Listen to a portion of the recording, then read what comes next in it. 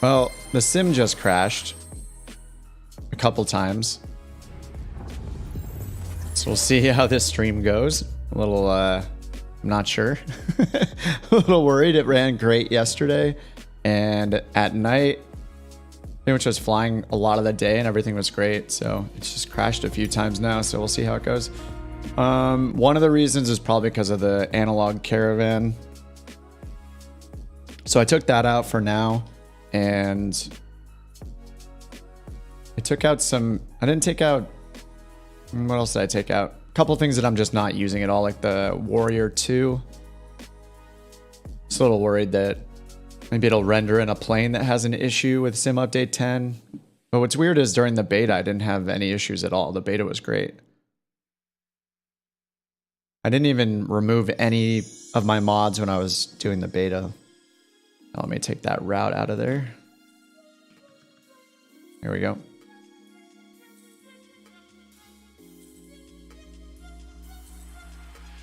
All right, so we'll see how it goes. So today I'm gonna fly around Teterboro. I know the last like several streams I was making my way up north, but now my pilot is at Teterboro because over the last few days we set up a virtual airline called the Couch Captains on the Thunder server. So yeah, we just need to, so I'm just gonna do a few flights there. Hey Derek and Mike, Chris. Hey Shaq, what's up? All right, let's see how this works. I grabbed a few add-ons for New York City because I actually like never fly around there. I don't even fly around the East Coast much. Generally, I'm usually always on the West Coast, so it's a change. We decided to do it in Teterboro because I botched a landing there like a couple weeks ago. So it's a running joke. So now I actually have to get good at landing at Teterboro, not mistake it for another airport. I forget, did I fly to JFK? Or it was nighttime and I was doing VOR navigation and I flew like right past Teterboro and got super turned around. It took me a while to turn around and land. All right, and I'm running the UPS livery for now just because it's fun. Teterboro parking. And the weather around there, so I haven't used Windy very much, but I know that this is a resource a lot of people use for real world flying. Schwartz, what's up? Hey Zato, or Zato, what's up? But this is really cool. You can, yeah, of course, the primary thing is to see winds. And then here on the left, it gives us like a decoded METAR and TAF, so it's really easy to read. Just makes it like plain English. But I loaded into Teterboro like 20 minutes ago or so, and there's a ton of clouds out. So, and maybe even some rain, it looked like.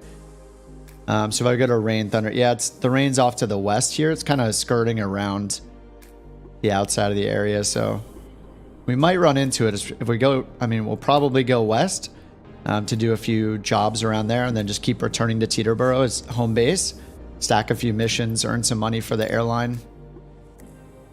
I know Chris and Mike are, I think both of them are out flying already. There's Mike right there. He's on the ground here as well. Let me fly over using the drone camera really quickly to, whoa, what just happened? Oh, did I hit Y by accident? Hold on. Y? Oh, huh. What did I just do? I turned on like T? Oh, I didn't even know you could do that. Oh, that's cool. I just learned something. So I guess the T key, pressing T changes the target of the drone camera. So it's actually targeting on this guy, Uniform Acorns. Let me increase the drone speed a bit so we can catch up to him. But I didn't realize that. You can press, I'll hit T a few more times. Maybe I can find. Yeah, if you hit T, it just cycles between targets, I guess. I don't know what it's targeting on there. Maybe nothing.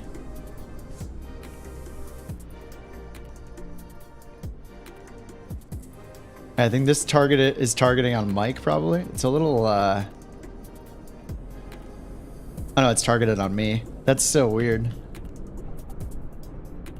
Anyway, I wanted to fly. How do I turn that mode off, though? Sorry, this is hopefully not making anybody sick. Let me just reset the camera mode completely. Turn the speed up. There we go. All right, let me fly over to New York City really quickly. I grabbed a few add-ons from the marketplace. One is for the bridges and the other is for the city itself, like just a bunch of buildings. There's even a third one I saw in the marketplace for nighttime enhancement. So to enhance the lighting and stuff at night. Because I know there's, you know, the two lights that shoot up. The Twin Tower lights, basically, that shoot up in New York City at nighttime are in that mod. But this improves a bunch of the buildings. I mean, photogrammetry in Microsoft Flight Sim is always a little weird. A lot of the buildings end up looking like partially destroyed, like this one right here. Like when you get close, that one's not too bad. Some of them just look like, well, these are pretty good too. Some of them just look kind of like messed up. Yeah, just like the way the colors are on the sides of the buildings and stuff. Anyway, this just replaces a bunch of them, like the more iconic buildings. So a bunch of these are done as part of that mod, part of that marketplace add-on. You can even see Times Square down there. So it looks pretty cool. It's like actually an animated ad here. Several ads.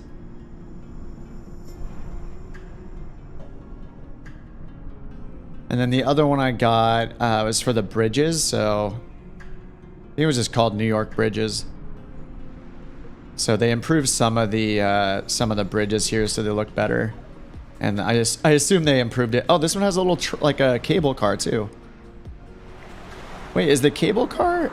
I don't know if this is part of the We Love VFR mod that I have, the free one, or it's part of the not sure if it's part of the paid one I just got from the marketplace. That's pretty cool though. And I never fly around New York. Like every now and then I would, but I almost like avoided the area just because I didn't want, you know, a million people flying around. But it's actually kind of nice with all the traffic. I got some like low level clouds here too. Some fog. Now is it considered fog only if it touches the ground? I'm not sure the difference. And yeah, here's some more of the bridges. I just picked this up in the marketplace. I didn't do any research other than just looking at what had good star reviews in the marketplace. Yeah, it looks like they redid a bunch of the bridges, and then yeah, obviously the New World Trade Center.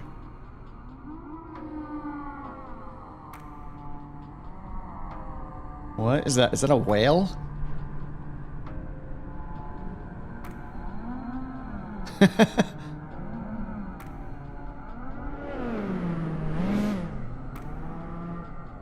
And I don't think they touched the Statue of Liberty or anything like that. I think this is just stock. Yeah, it looks the same as it normally does. But it's for the city and the buildings. Cool. All right, let's go back into the plane.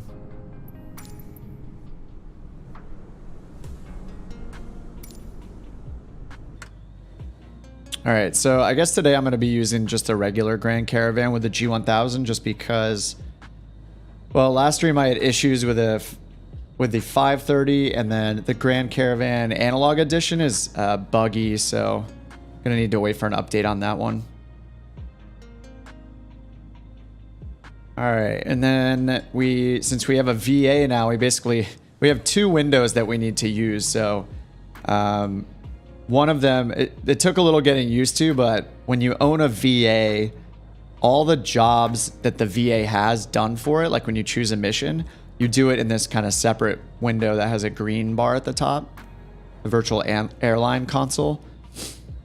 So here, this is where I'll go and find missions. So these are the planes that we've leased so far for the VA, and it shows like who has permissions to them. So this is not only to make sure like people are only flying the planes you trust them with, but also just helps you clean up the other windows. So like when I go here, this is, you know, pretty much my pilot window, the one I've used all along. I only have a few planes, so I don't have to look at the entire list. So it's kind of nice.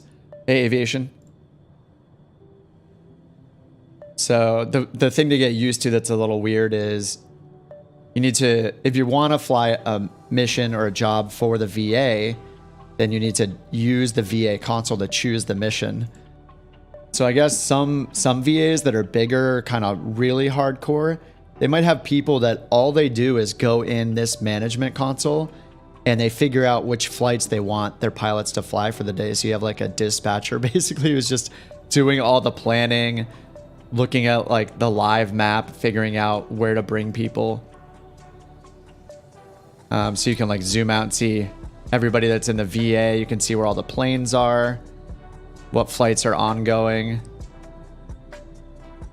And I think they're color coded just by the type of plane. So the red ones are single engine. And then the green ones we have are multi-engine. The red ones are specifically turboprops, I think. SETL, single engine turboprop land. Yeah, and then multi-engine piston land for the green ones. That's a 310 and a 414 Chancellor. So yeah, it's kind of cool. It just takes a little getting used to. But so to find jobs now, I need to use the VA console, this thing. It looks exactly the same for the most part. It's just got a couple more pages. So I need to find a plane that's at Teterboro. So I'll find a Grand Caravan here, 43 Golf. And then I can go and find jobs specifically for this plane, just so it sets up all the filters and stuff automatically. Hey, Ivan, what's up? Happy Sunday. I got on a little earlier than normal. I feel like normally I get on around 2, but it's noon, a little after noon right now. Get an earlier start.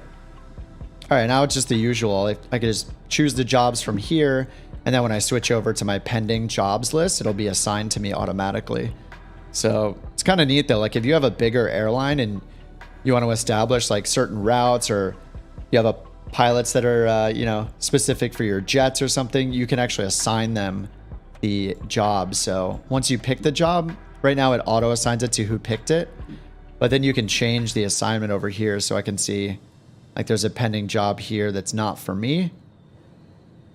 This one's for MH Logistics. So it goes by company name too. So you still have your own personal company. But you can like hit the assignment button and then choose who gets it, and it'll be in their pending jobs list. Just kind of crazy how advanced it is. And oh, it looks like I had a pending job already. Teterboro to Republic, size 3. It's only 30 miles away. Yeah, over here to the east. I guess this is on Long Island. Yeah, I could start with this one. Let's check this airport. I already had it assigned, so that makes it easy.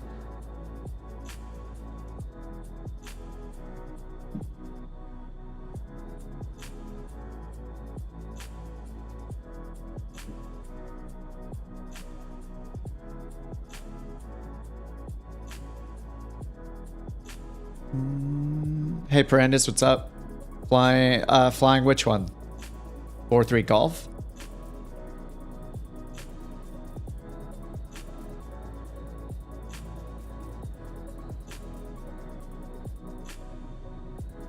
Oh, you're flying this one. Sorry, you're MH, right? This is you. Yeah, you're flying this mission.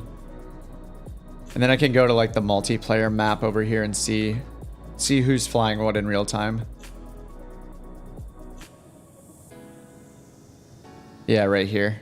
I wish it showed the name of the person. Oh, I guess, can I show crew or something? Yeah, it's weird. It shows cargo and stuff, but how do I wish it would show who's flying the plane at any time right here. It'd be cool if it had like their face, or at least their company name on here. It's kind of random. I can't click it to get more information either. Oh well.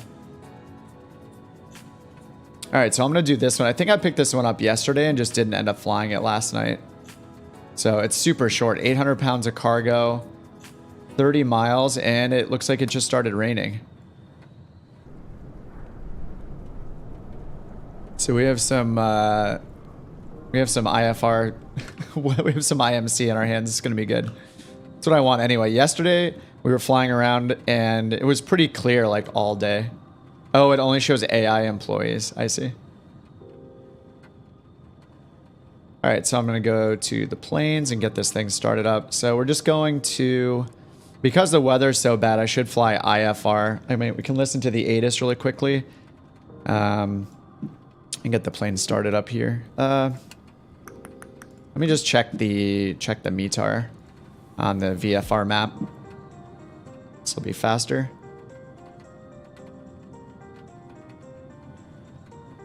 If it'll let me click the airport. It won't. When everything's like too close, there's a VOR there and a bunch of planes there. Like sometimes you can't click it. Okay, clouds are broken at, it says 11,000 feet. I don't know if I believe that. I mean, I guess it's hard to tell. 11,000 feet. Winds are 2305, gusting 15. So, yeah, we'll do, I think I'll do IFR. I mean, we could do VFR, but I'm a little worried that the clouds are lower than it says they are, and then we'll be in a pickle. All right, so 4-3 Golf. I'm gonna fly this guy.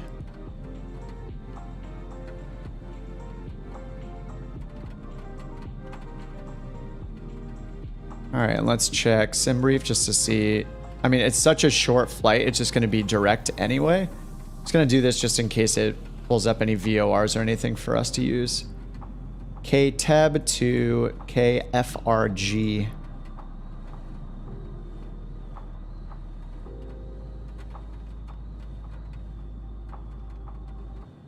Wow, okay.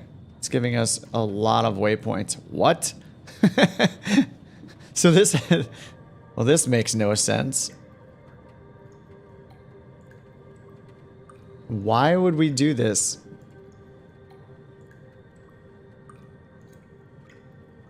Why would we do this? What are these recommended routes? Is it just to avoid the... It's to avoid this airspace? I'm not sure. This happened to... Was it Chris earlier or Mike that was posting in Discord a really strange route? Yeah, it was Chris. He had a SimBrief route that looked like this too today. Maybe this has something to do with the airspace. If most of the routes look like this. That's Chris's route. That's so weird. This is a real world route. I wonder where it was pulled from.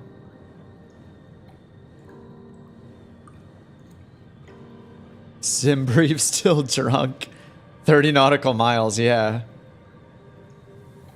I wonder if I can turn on... Yeah, I'm really curious why this is the route. Is it on a low airway? Okay. Yeah, it is. It's forcing it to follow airways, so... But why... Even here, why wouldn't it take the 483 down to here? It's all along airways all around this area, but yeah, that's so strange. Avoid airspaces, frequent TFRs. That makes sense. There's a lot to learn. Like, I was looking at SkyVector earlier, and there's a TFR today for the Bengals game right at Teterboro. Surface to 3000 AGL.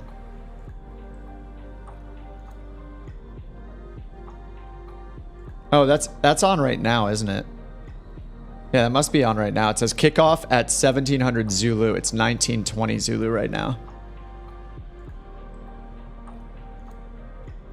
And then, yeah, there's another one here. Yankees game begins at 23 something Zulu, so that's in about 3 or 4 hours, 2.5, 3 hours from now. But as far as I know, when you fly IFR, if the route goes through a TFR, you're basically going to get cleared through it like any other airspace. Like, it's restrictive. I mean, it's 3000 AGL, so I mean, if you're on a longer route anyway, you're going to be higher than that. The MEAs for all, let's see, for a bunch of these Victor Airways is 3,000. This one's 3,000 here. The ones here, 2,000, 4,000, 2,000.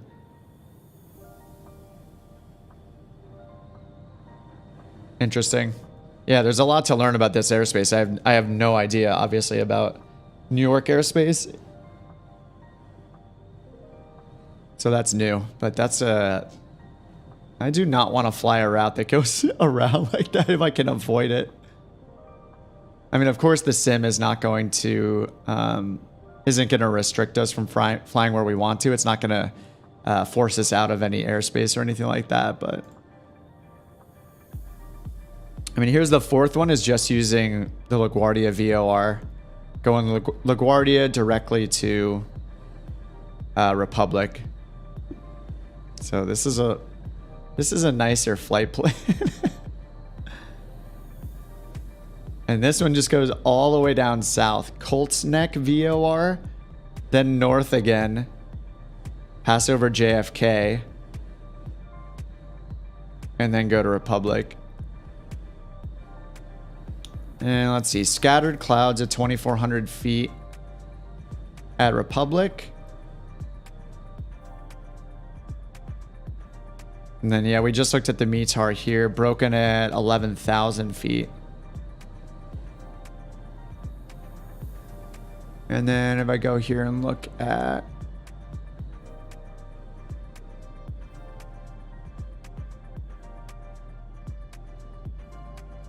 so clouds, low clouds.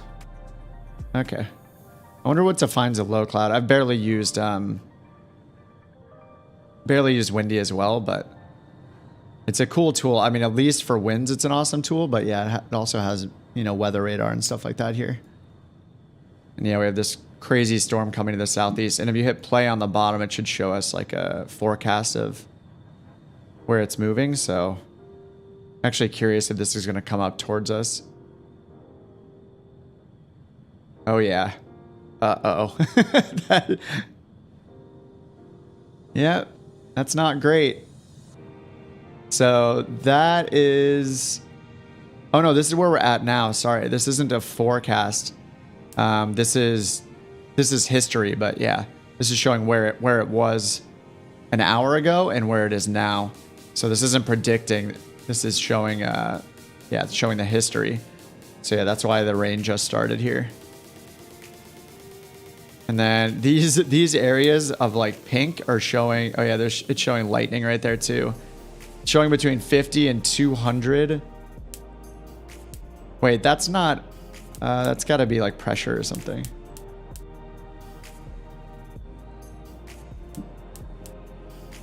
I don't think it's showing.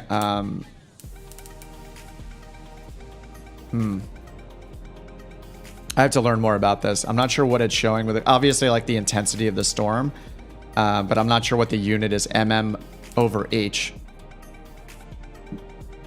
Is it millimeters of precipitation per hour? Oh yeah, that is what it is. It defaults to millimeters, so inches per hour. Okay. All right, today I learned. Hey, Belle, what's up? All right, so let's do, let's just do that simple one that goes over LaGuardia, just to keep the flight plan simple. So just use LGA as the VOR. All right, so I'm gonna go back to OnAir Company and get this set up. And we have a ton of fuel. The estimated range for the fuel we have loaded already in this plane is 650 miles, so 550 miles with our reserves. So I'm not going to add any more fuel. I'm just going to grab our 800 pounds of cargo. That still gives us 1,600 pounds available.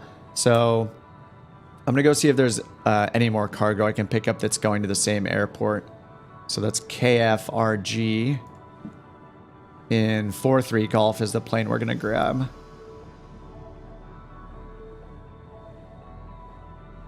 So finding some more similar jobs here. See if we can stack a couple and make some more money.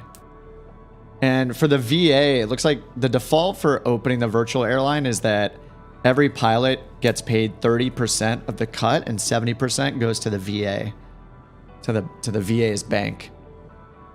Those can be changed, but just pretty much left it at the defaults for now.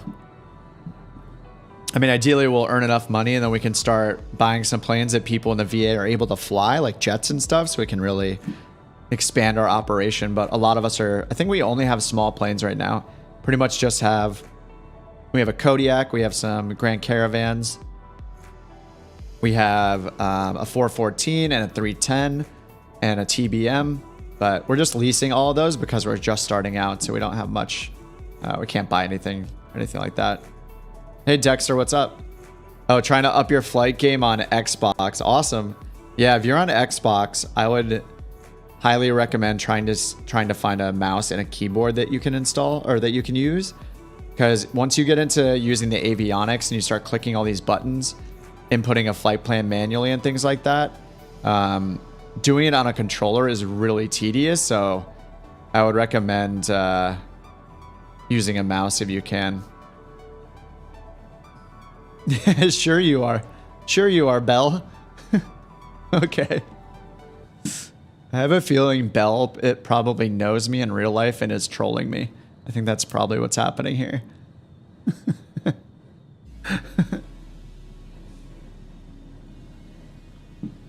All right, let's turn on the beacon.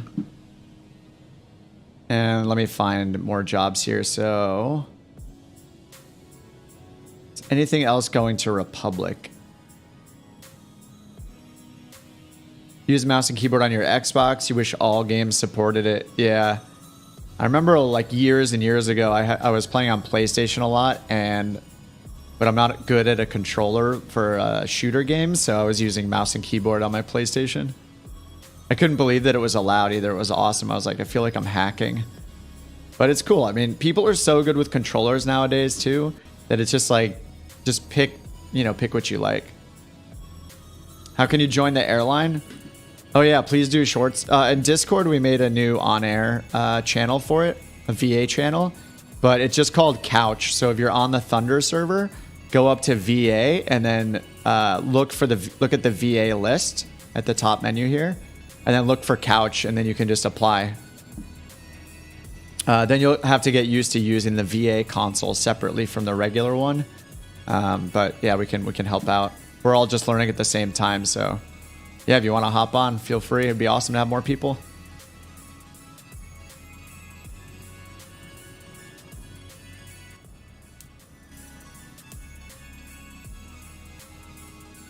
Assuming you can't do it on Xbox. Yeah, unfortunately not, just because, yeah, these are separate programs that interact with the sim. It's not part of the marketplace or part of the sim itself yet. I mean, hopefully it becomes part of the marketplace built into the sim. That would be amazing, but yeah, unfortunately that's not the case yet.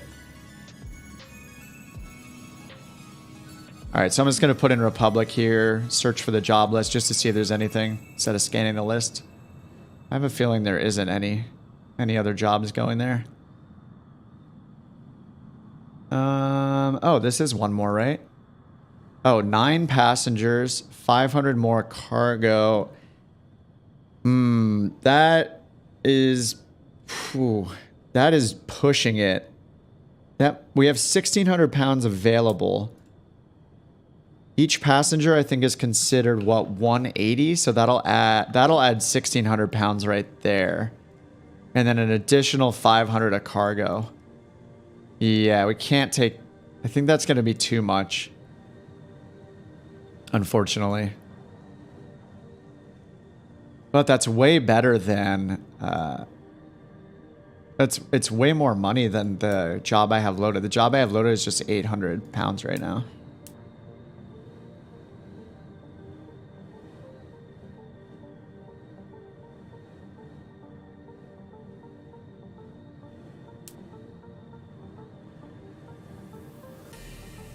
Hey, Chris. Oh, check the pending tab.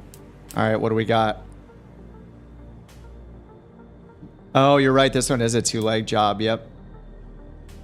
What does this F button do? Oh, check FBO sources. That's cool. 2-leg job could be cool, though. Maybe I'll do this one. Fly this out to Republic over here. Only 30 miles, and then fly back. And then grab another one. The legend is alive. What is that clicking sound? I'm not sure what's going on here. I keep hearing this like clicking sound, and I think something is somehow interacting with the plane. Not sure what's going on. All right, let's get this started. So we're gonna go. We have plenty of fuel. I'm not even gonna do the sim brief test just because we have a ton of fuel. What is this? Scoot?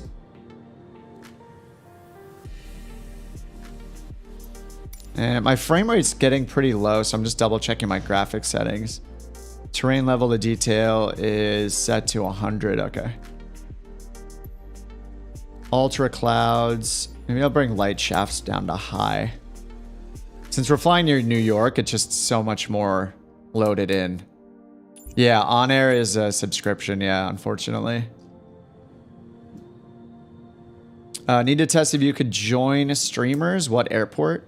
We're at Teterboro, so KTEB is the airport. I'll type it in the chat. This is going to be our home base for our virtual airline for now.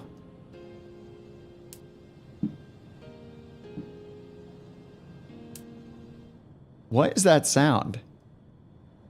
This is driving me crazy. That wasn't rain, was it?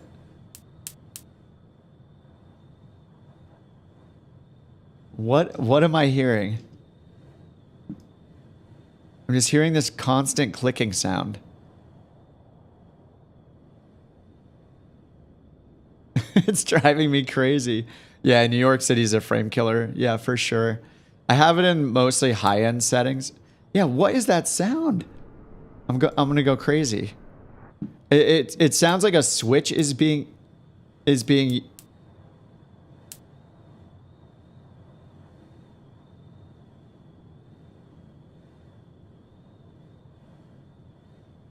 Is it the fuel boost switch?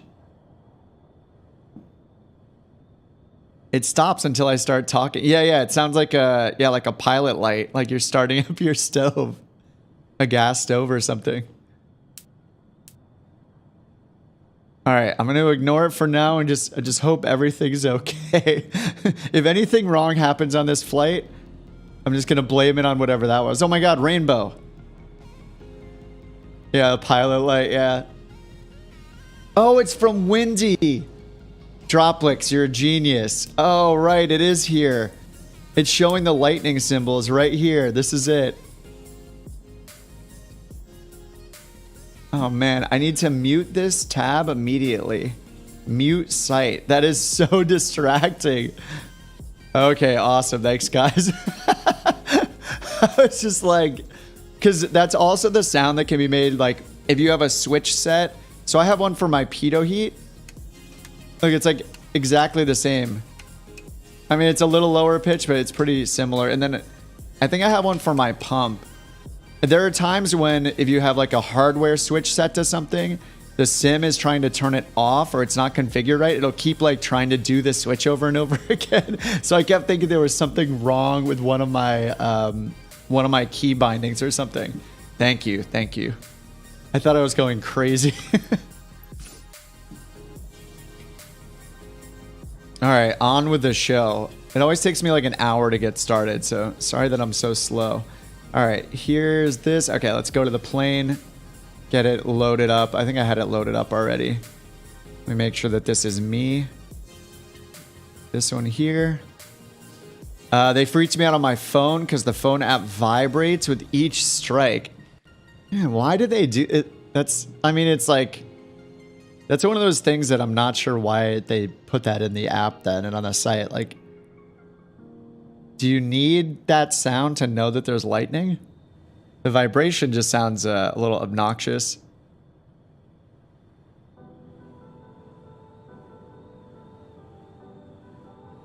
Oh, Schwartz, you have to start. So how OnAir company works is that every person has their own company. That'll be a 4-letter one. So you can see mine's just called Kip on the Ground, KOTG. So you start your own company first. You can choose small company or airliner. I would just choose airliner because you get more money and it gives you a jet endorsement right away. It also gives you like a flight attendant employee, but you don't even need that because the Thunder world that we play on, the rule set is specifically human only. So only humans can do the flights. Anyway, just start your company first. And then how it works is your company joins the airline. It's a little weird, but yeah, that's how it works. So yeah, start your company, and then after that you go to VA at the top, and then you can join a VA. And ours is just called Couch for Couch Captains. Oh, I know, Jimmy. Dude, I wish everybody on Xbox could join as well. And then, so here on the interface, you can see down here in the bottom right, it says like start AI flight. Part of OnAir is you can be in the worlds where you run a whole like AI driven airline. You could fly, but you can also tell your employees, your virtual employees, to fly. How long until I leave? I don't know. I'd say like 10 or 15 minutes probably. But I'm going just around this area, so it'll be easy. I'm not going to take a really long flight today. I'm just going to fly around the Teterboro area, ferry some cargo around, some passengers around like the New York area, and just earn a little bit of money for the virtual airline. So nothing too crazy today. Probably some simple flight plans. Like the one we're going to use right now just goes to one VOR and then direct to the destination. And yeah, it'll be easy just to fly around New York if you want to join. And yeah, and if you use OnAir and you want to join, hit us up. We literally just started it yesterday, or it was actually 2 days ago, right? But then we realized we had to redo it on the Thunder World because there's a limit of 10 players on the other worlds. Thunder World, you can have a lot because it's all human only. You can't use AI at all. Which gate? I'm just at a random parking spot. As far as I know, there are no actual gates at Teterboro. Didn't pick myself. So for this one, actually, you can't. This is the confusing part about making your company an airline instead of a small company. When you first start it still shows all the UI for the AI stuff. So it's trying to like, this is where in another world, like another game mode, not Thunder, and ones that let you use AI, this is where you would choose an AI pilot. And this is where you can transport the employees as passengers, but none of this actually applies to this world. So hopefully they'll improve this, but it's a little confusing because it's showing the AI stuff when you can't actually use it. See down here how it's start AI flight says all AI flights are not allowed in this world because this is a human only world. Every single flight has to be done by a real human. But anyway, yeah, it confused me yesterday when I did this, but yeah, this is, if you choose the small company option when you start it, you get way less money. So we wanted the like 1.25 million it gave us or whatever, or 1.5 million. Anyway, yeah, all I have to do is hit fly in sim now and it'll work. So it'll weigh the play down and all that stuff. And then I'll get it started in a second. The reason why I wait to get it started is that you're supposed to start cold and dark when you do OnAir company. So if I even have the battery on or different lights on or the engine started, it'll penalize me. So when you hit this start tracking button, you need it to be cold and dark. The only thing you can do is have the beacon switch on. But other than that, yeah, that's why the order you have to do things is a little weird because of that. That's why I don't have this started up yet. But now I can start it up. So beacon is on, battery is on, and avionics 1 on. Prop is full forward. Oh, you fired the staff it gave you? Yeah, it's weird. I tried to do that yesterday and it wouldn't let me. I'll try again later. But yeah, it just gives you staff that you can't use, so it's a little weird. All right, I'm going to turn nav light on as well. All right. And if we go over to system. Oh, actually, I can't change to system, right? Until... Yeah, okay, I can't change to system until it's out of reversionary mode. All right, so starter is on and fuel boost is on. Oops, I forgot. I always forget to do this first. All right, PSI NG is 12. We can introduce fuel. Now I think we want NG to go up to like 50 or something like that before we turn the starter off. I was reading through some of the checklists today. All right, NG's at 35.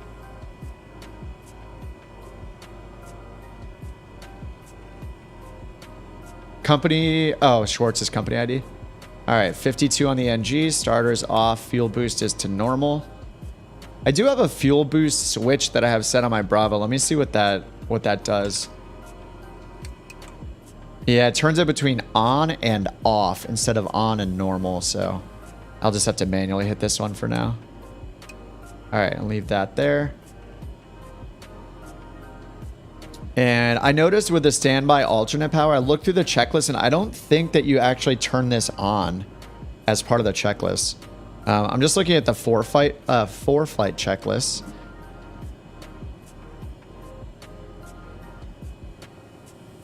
So beacon, yeah, avionics on. No red X's, 24 volts minimum. Emergency power lever is aft. We can't touch that anyway. Prop clear, fuel boost on. Yeah, and then it says wait for NG to stabilize at 12% a minimum, and then introduce fuel with fuel condition lever and low idle. So I did that. Fuel flow pounds per hour should be 90 to 140. It's at 93, so that checks. And then ITT 1090 max, it's already down and stabilized. It usually doesn't get over like 300 on this plane, 350 or so. The analog caravan, though, goes really high when it starts up. And then NG, yeah, so starter switch doesn't go off until the NG is at a minimum of 55%. So I think I turned it off when it was about 50. Then it says to check the generator amp load. So we can do that. Actually, I can't do it until I turn on avionics 2 and then go to system. So here the generator amps are 45. And it says amber generator off, annunciator check. So that's over here, right? Oh no, the annunciation would be on here, but it's not. Battery amps check. Verify charge is shown positive for the battery amps, and it is, so it's negative. So that means it's charging. Fuel boost switch to normal. Fuel boost on. Avionics switch on. Yeah, and that's all it says. So actually, in this one, you don't do anything with the standby alternator power. I noticed if I turn this on, the amps drop in half over here. They drop from 40 something down to 23. So I think I was turning that on for no reason. All right, I'm going to switch the CDI to GPS, and let's put in our flight plan, which is going to be from Teterboro over to Republic, and our only en route waypoint is LaGuardia. So KTEB, that's Teterboro. That's our new home base here. Don't know the runway yet. Destination's Republic. Keyboard entry mode is the best thing of all time. What is the Republic code again? KF something. KFRG.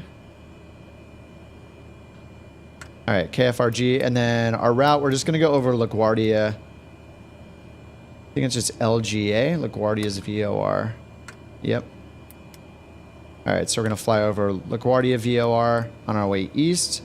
All right, the storm has mostly moved to the north already, so at least for now we're good. But we have a little bit of rain, which is nice. And then the last time I checked the METAR, the clouds were at 23. Okay, they're scattered at 2400 AGL, so that'll be fine too. Double rainbow. All right, let's listen to the ATIS. Teterboro Airport information, whiskey 1900 Zulu. Wind 2 Hey Gabe, what's up? Visibility 10. Sky condition, few clouds at 2,200 feet. Yeah, we have rain over there. Clouds at 22 and 61. Temperature 22. 2.10. Altimeter 29.64. ILS runway 19. All right, 2964. Landing and departing runway 24. 24. VFR aircraft say direction of flight. All aircraft read back hold short instructions. Advise controller on initial contact you have whiskey.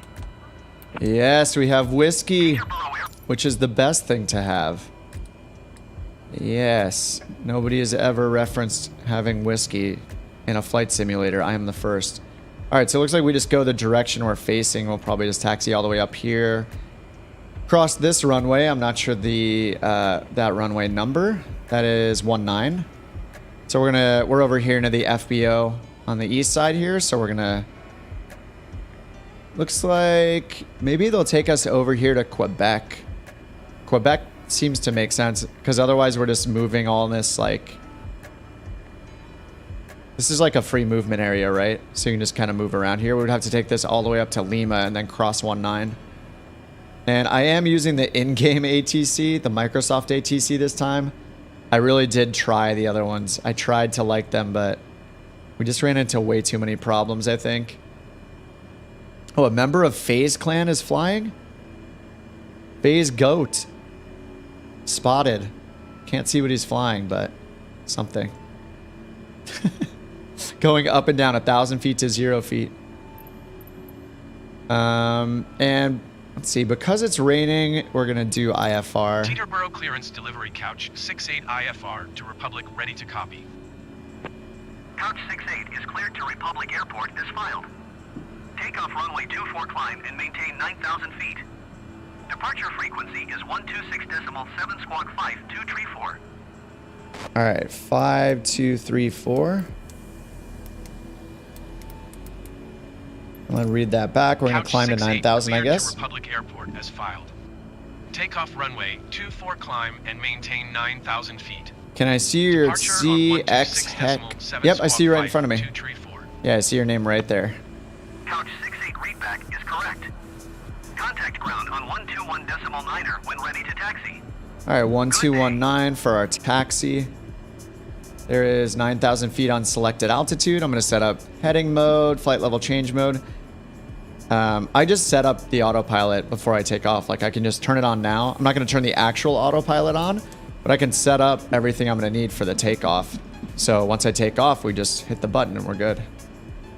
Let's go 115 knots, and then runway 24 is exactly 240 on the heading. So I'm just going to put in 240 on our heading bug.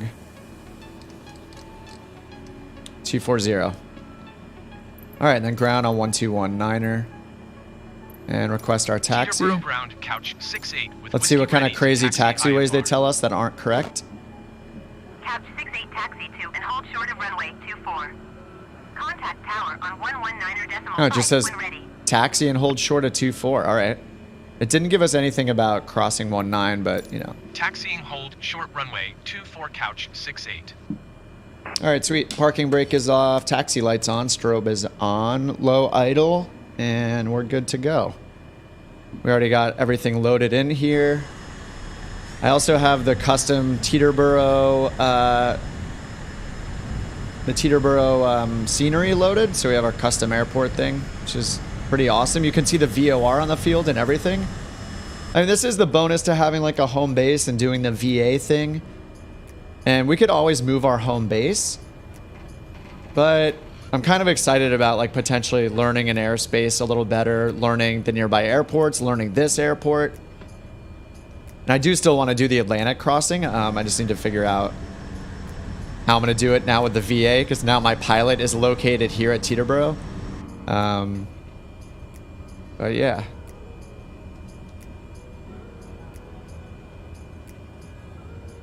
I did see you, Oliver, but you disappeared now. But I saw you momentarily. I don't know, maybe you took off or something. There's just a lot of people on around here. I see Paranta's in front of me. We got some live traffic, it looks like, landing right now. Yeah, this is pretty cool though. I mean, I like the idea of learning an airport, having a home base. And when you have a home base, it's definitely a bigger incentive to get like the custom airport scenery. So there was one for Teterboro, so I picked that one up. It's so dark too. It's kind of awesome right now. I should turn on a little bit of the lighting here.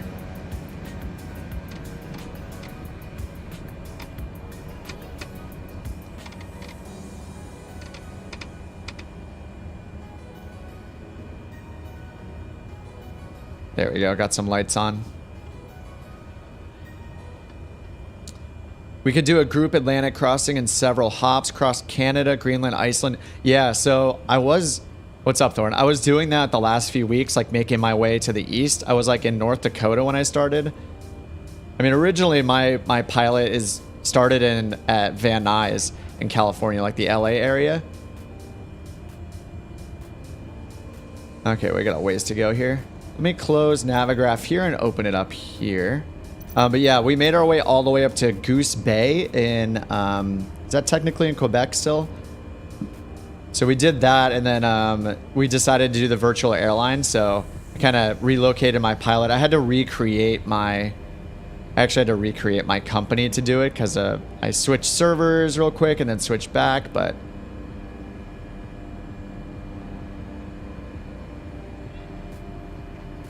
yeah, I think that would be awesome. The on-air part is not a requirement, of course, but it's kind of fun to like find jobs to do on the way, so you're not just taking 0 passengers. I like the variety and like, yeah, loading the cargo, different fuel requirements, having the plane weighted down differently is kind of fun. So yeah, I dig that variety. All right, let me put my flaps down 1 notch. What's up, guys? All right, so they didn't tell us we could cross 19, but they're not going to, so just turn my landing light on and cross 19. Not here, but at the next entrance right up here.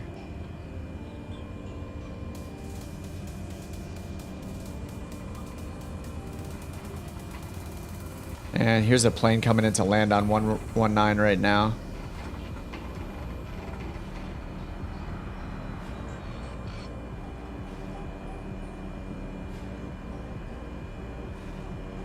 And all these duplicate taxiways are happening because I got a taxiway.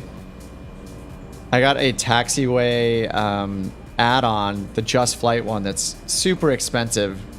But it looks like the Teterboro scenery gives you the taxiways, and so does that. So now I have duplicate taxi signage everywhere. This is the Teterboro one, I assume. This big lit one, this is the one from the mod as well. Oh my god, just happened to find you at Teterboro. Hey Seth, what's up? Hey Daniel, how's it going? Hey from Ukraine, nice stream, keep going. Oh my god. Dude, I hope everything is going okay there for you, Daniel. I hope you're safe and everything, man. Thanks for hopping on the stream. Alright, let's just cross this runway. Let's cross 19. We're going for 24 over here. We're going to make our way, once we take off, we're going to make our way to LaGuardia VOR. It's our first waypoint, and then to the destination. It's pretty close. The overall flight distance is only like 40 miles or something like that. And I have a ton of fuel. All right, here is 19. Oh, whoops, this is, what am I doing? This is the hold short for 19 when we cross on the far side. Definitely have to clear these. All right, I'm just leaving my landing lights on because we're about to take off over here from 24. 6,000 foot runway, I think we'll be okay.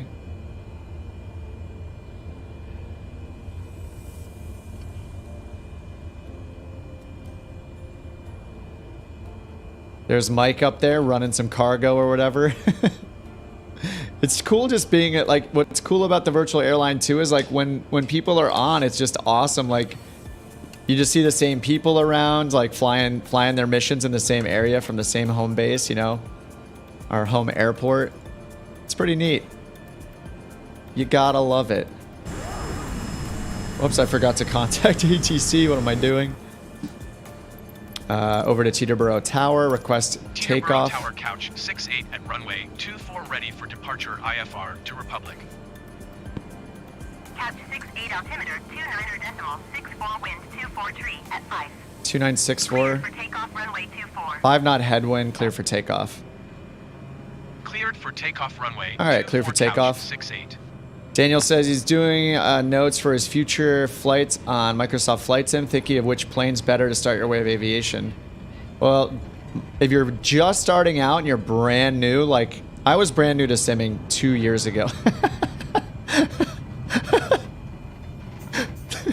I was brand new 2 years ago. I didn't know anything about aviation really at all, other than like hit the throttle and pull back on the stick.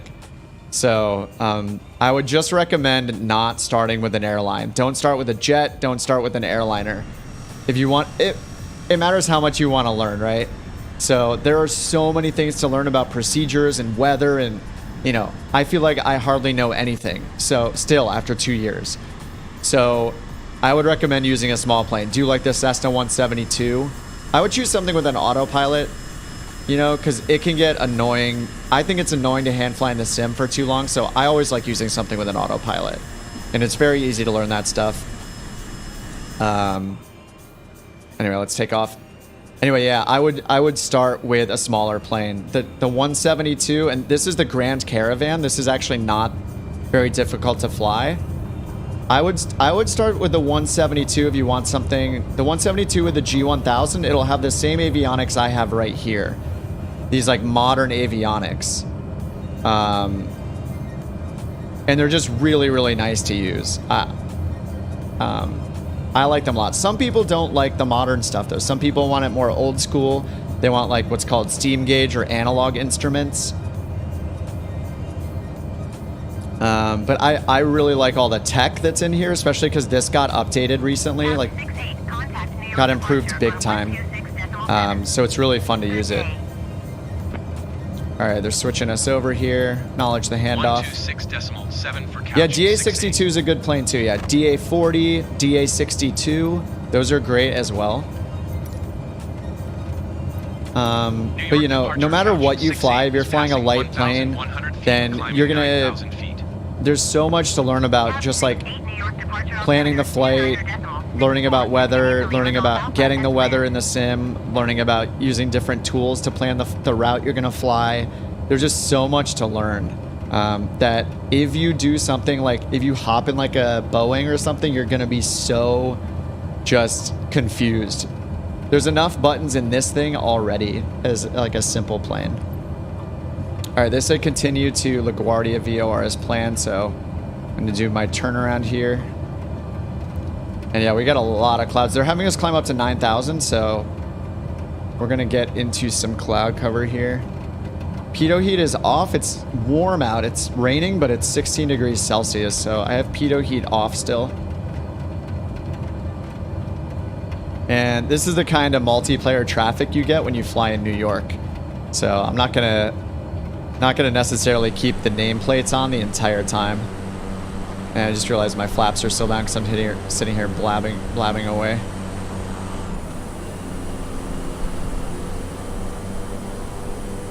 Virtual airline is like a career.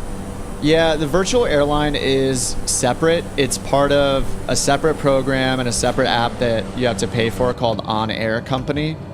And it's for PC only. So if you're on Xbox, you unfortunately don't have the same capabilities like for third-party programs. You know, things like these maps and diagrams I'm pulling up in the sim. These are just a PC only thing, at least right now. But you know, a lot of this stuff, like you can do a lot within the sim itself. Like you still have the avionics here. And you can look up a lot of information especially using the G1000, which is what this is. Garmin G1000. You see mostly YouTube videos using SimBrief. SimBrief is free. I think the only reason that you need to pay for it is if you want the navigation database to be updated. But you can use it for free. It'll do flight planning, fuel planning, and all of that for you. It's super, super useful. I use SimBrief pretty much all the time. And yeah, I was just using it here. You can use that even if you're on Xbox to plan your flight, and then it gives you a recommended route to fly. So yeah. What's up, LA kids? All right, it's 11 degrees out now. I'm gonna turn the pitot heat on now to make sure our airspeed indicator doesn't break because it's cold. And we can't even see New York now. We can barely see it. But on our, you know, I think within an hour, this, we can check the forecast again, but I think this will eventually, hopefully these clouds will eventually pass so we can see some of the scenery here.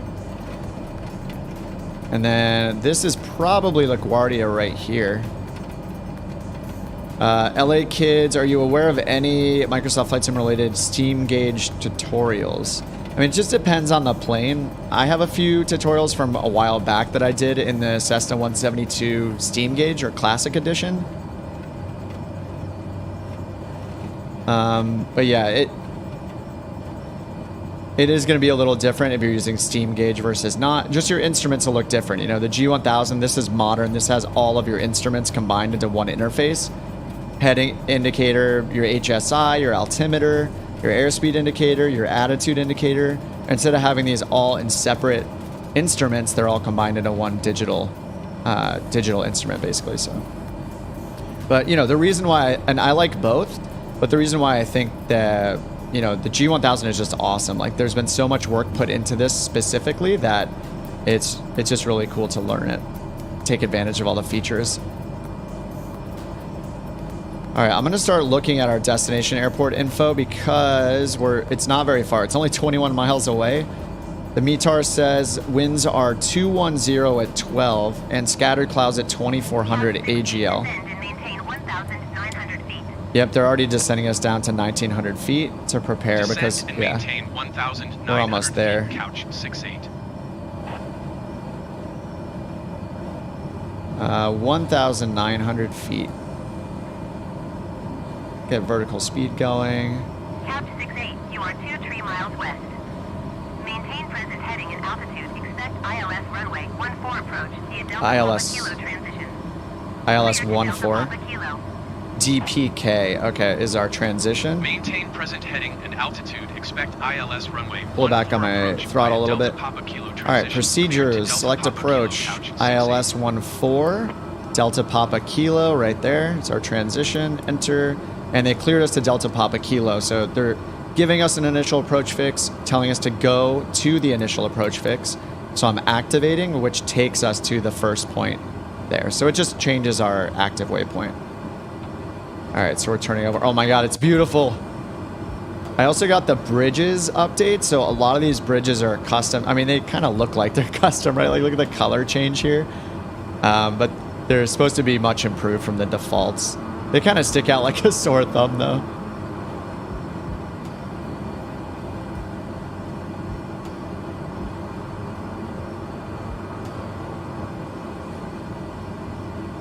All right, so we are descending down to 1900 feet. And if we look at the ILS, the initial approach fix, altitude constraint, 1900 feet. So we're doing that. 1900 feet there. And then there's a hold. So we'll see if that's a procedure turn or not. You can take a look at the rest of the plan. Yeah, so it shows a hold here. That's probably a reversal. And then we have a fix that's generated. And then finally, the final approach fix, 1376 feet. So eventually be down to 1300 feet. And what I can do is, let's see, pitot heat's still on. As I scroll through, it'll go to those waypoints. So let me go to the hold. I actually can't see it too well. Wow, what is going on here? Okay, so it's going this way. What? This is some spaghetti. So I think I see what's happening. Basically, so they cleared us to this VOR right here as our initial approach fix. And then Frick, right? It's called Frick. Frick is one of the waypoints on our way in. Is that our final approach fix? This is our final approach fix, is Frick. So once we fly over the transition waypoint, we're turning around to come back inbound towards the airport. But then the final approach course is this way, from the top left to the bottom right. We're going to be going southeast. So then it's having us fly this reversal to get back on course. This is super weird. This is the case where, you know, it would probably be better if ATC would just vector us onto this final approach course. They could have had us slow down, turn right, but we do have quite a bit of altitude to lose. So at least we have time to descend. All right, they're switching us over. Wait, what? Oh, no, that was the old thing. Okay. Contact New York approach, 128, 28, 125. Can do that manually here. Little comm knob practice. Contact New York approach. So we're 4,000 descending 1,900. Descending 1,900 feet. All right, nice. New York approach altimeter 29.66. Yeah, Ivan, I'll do the Atlantic. I think I'll probably take like the TBM across to Greenland just so it's faster. Yeah, probably the TBM. So right now, though, because we started the virtual airline the other day, since the last stream, my pilot is relocated to Teterboro. So I need to either manually fly up there again. Maybe I could like rent a jet and fly myself up to Goose Bay again, up in Newfoundland. The other thing I could do is just manually... Is that a paraglider? I don't know, it's just a little... It's like a little glider or something. What I could do is do that or just overnight set the pilot to travel. Yeah, I do have the Honda jet. I flew it a couple times, but you know me, I'm not as experienced in flying the jets. This is the craziest like spaghetti triple turnaround thing ever. So what it's gonna do is fly over DPK, do a reversal, fly over the initial approach fix basically. It's gonna turn here. Where is it gonna go after here? It's going to go outbound over the initial approach fix. Then it's going to do another reversal to come back in for, what's the runway here? Was it 26? 14, sorry. For 14. Anyway, it's a little crazy. Yeah, the gliders are funny. I meant to actually turn that off. Turn that mod off. It's just a little bit weird. That's the traffic in sight mod.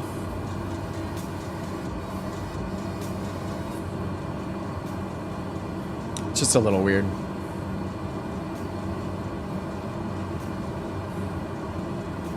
Delta 6329er, you are 13 miles east. All right, let's look up the ATIS for... Look up the ATIS for our arrival here. Clear to Delta Papa Kilo. FRG, hit enter. And I'm going to switch to COM 2 and put the ATIS frequency in COM 2 by hitting enter. And then swap over to it. And then hit COM 2 to listen.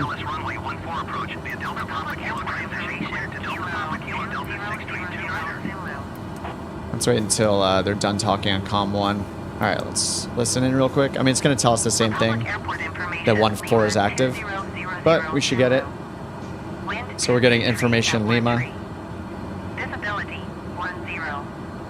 Spec condition, cube clouds at 4,500 feet, ceiling 13,600 feet overcast.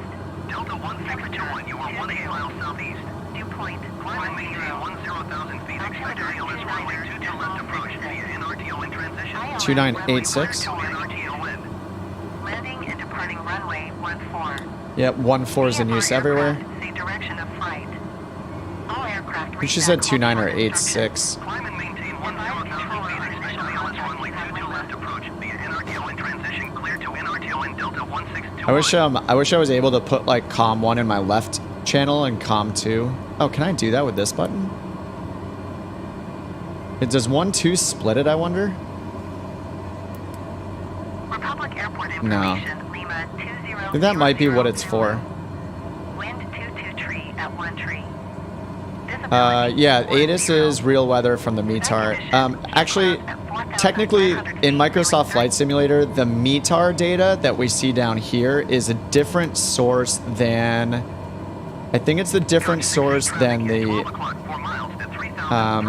than everything else.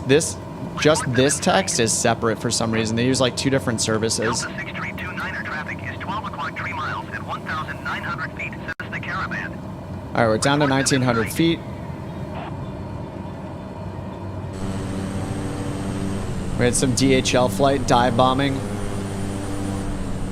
That's Gabe. Gabe acting crazy. Time for some pasta? Yeah, this looks like what's happening. I'm just interested to see what it does here. I mean, it's going to do this reversal and then go to the final approach fix and then fly outbound and then do another reversal. So let's bring up the actual chart here for this one. I'll pin the taxi chart as well because we'll want that when we land, potentially. See, sometimes I just go park wherever. So here's the ILS for runway 14. Yeah, this is the procedure actually, yep. Yeah, so when DPK or the Deer Park VOR is our initial approach fix, we do a reversal here. So it's showing our reversal here, 020 and 200 inbound. Tower on 118. Once we come inbound, we do fly over the final approach fix. Or, yeah, we fly over the final approach fix outbound and then do a turn on the west side, the south. So it's a little weird. This looks like it's having us... This is having us do the turn on the northeast side instead. And here it looks like we should be turning on the opposite side. So that might be a bug. But yeah, this double turnaround thing looks like it is part of the approach. Yes, it would be better if we were getting final approach vectors, but Microsoft Flight Sim ATC just sucks at that. But yeah, that would have been better if it chose to vector us instead. So what I can do, I can ask for a vector to the next waypoint, but that's different than ATC saying we are going to vector you for final approach. And I can't actually ask it to do that. I guess I could do a visual runway. That's still a little different though. Like, ideally, ATC would have vectored us. They would have given us the ILS for 1-4, but then vectored us onto the final approach course and then cleared us to complete the ILS approach ourselves. But Microsoft ATC just doesn't do that, unfortunately. That would be nice if it did. We don't have planes at KFRG. Yeah, I'll have one there soon when I land. Hey, actually, I think I could technically transport you. So, Thorn, if you want, well, if your pilot is at KFRG, I could land there and add you. I'm pretty sure I could add you as a passenger. Wait, could I? I might be able to. That would be so cool if I could add you as a passenger and move your pilot back to Teterboro on my plane. That might be possible. Like, you can do it with AI employees. Oh, I don't know if you can do it with actual other humans, though. That would be so cool. Oh, I forgot. I'm gonna say traffic not in sight. They were waiting for us. Look, they have us just like skirting right under these clouds. This is awesome. All right, so we're still inbound now on this first reversal for the initial approach fix. So then we're gonna fly over the final approach fix called Frick, and then we're gonna go out and back inbound again. OnAir Company is expensive if you only pay for a month, but if you pay for more than a month, it's cheaper. So month by month, it's $10 a month. But I paid for a 2-year plan, and I think I paid like $30 or $40 for 2 years. It turns out to something like $2 a month. But I would, if you like it, I think they have a 7-day trial, but if you try it and you like it, like, I would definitely pay for like multiple months. Yeah, if you just don't do the 1 month one, or you're gonna feel like it's expensive. If you do 6 months or a year, it ends up being like $2 or $3 a month equivalent. It's nothing. And I understand why it's a subscription. Like, nobody wants another subscription. A lot of us use Navigraph. That's an annual subscription for $70 a year. But OnAir Company really is thorough. I mean, everything's backed up online. You're not going to lose any of your data, like if you reformat your computer, anything like that. It has the virtual airline stuff. I don't know. I think it's incredible. Man, that glider came so close to us just then. If that hits me, it actually counts as a collision. So that's it's a little terrifying. It kind of adds too many planes, or too many gliders, that mod that I have. You live half a mile from here? Step out and wave hi. Awesome. Yeah, where's your house, Robert? We'll just look in your general neighborhood. Maybe we can see it. I'm sure you've flown over it before yourself.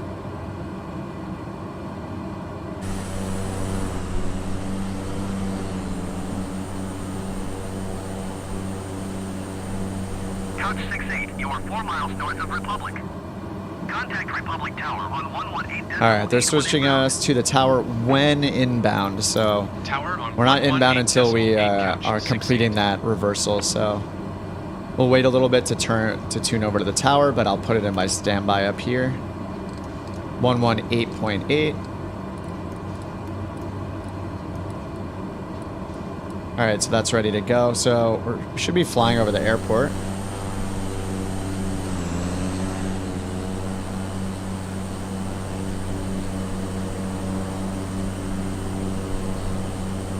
Where's the airport? It's behind us, all the way back this way. Oh, there's the, I can see like the beacon right there. It's right over there. Or it's that one. Well, there's one airport there, and there's another one there. It might be this one. Yeah, it's probably right here. Exigent 775, you are 2 miles northeast of Republic. Alright, so it's doing this reversal on the wrong side, it looks like, but I also don't know what this other figure 8 thing is. Actually, sorry, it's doing it on the correct side. Yeah, so here, it's doing it on the protected side. This is right. Alright, they still haven't cleared us for the approach, but we need to get down to 1,400 feet. And yeah, down to 1,400 feet to get the glide slope. The frequency is 110.9. Let's double check that that's in. It is right there on nav 1 and nav 2. Now we're starting the turnaround here. So I'm going to switch over to the tower in just a minute because we're about to be inbound. And we're not... Let's see, how many miles is it going to be after the turnaround? Looks like we have about... We have about 8 miles once we fully complete this.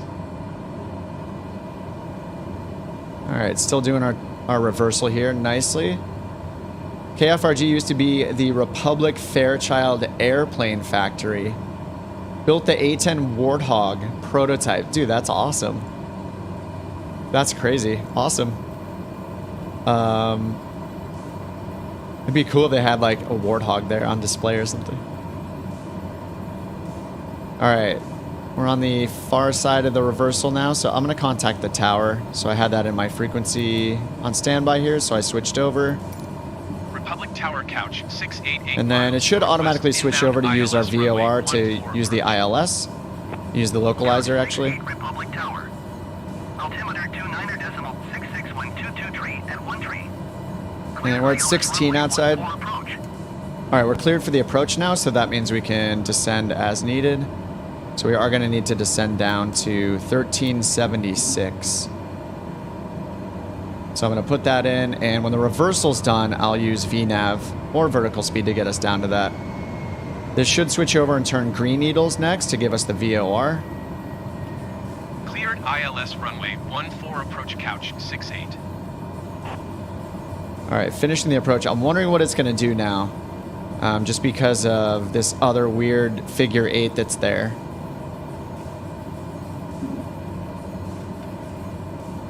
I'm going to do vertical speed mode because we're headed to the IAF, or the final approach fix already.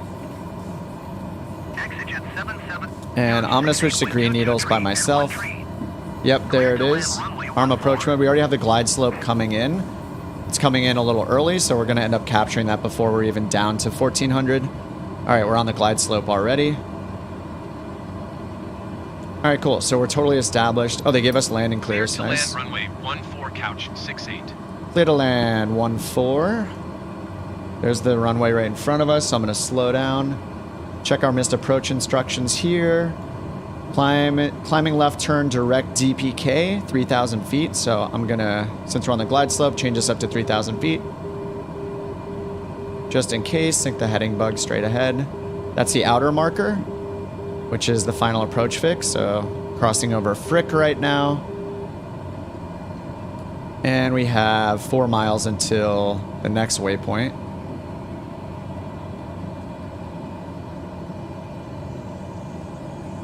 Alright, and we have a 13 knot wind kind of coming from the side too. I'm going to do 1 notch of flaps, maybe not use 2.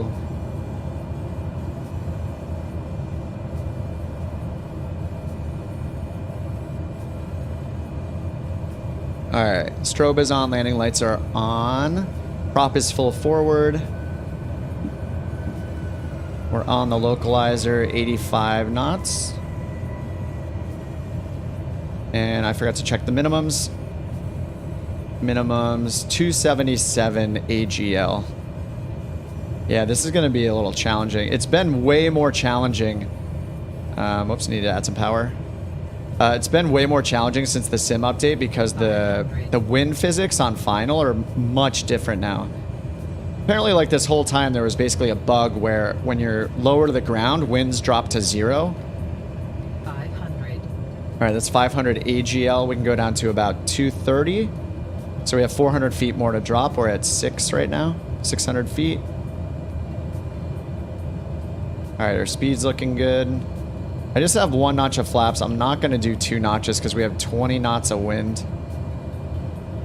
I don't need even more drag.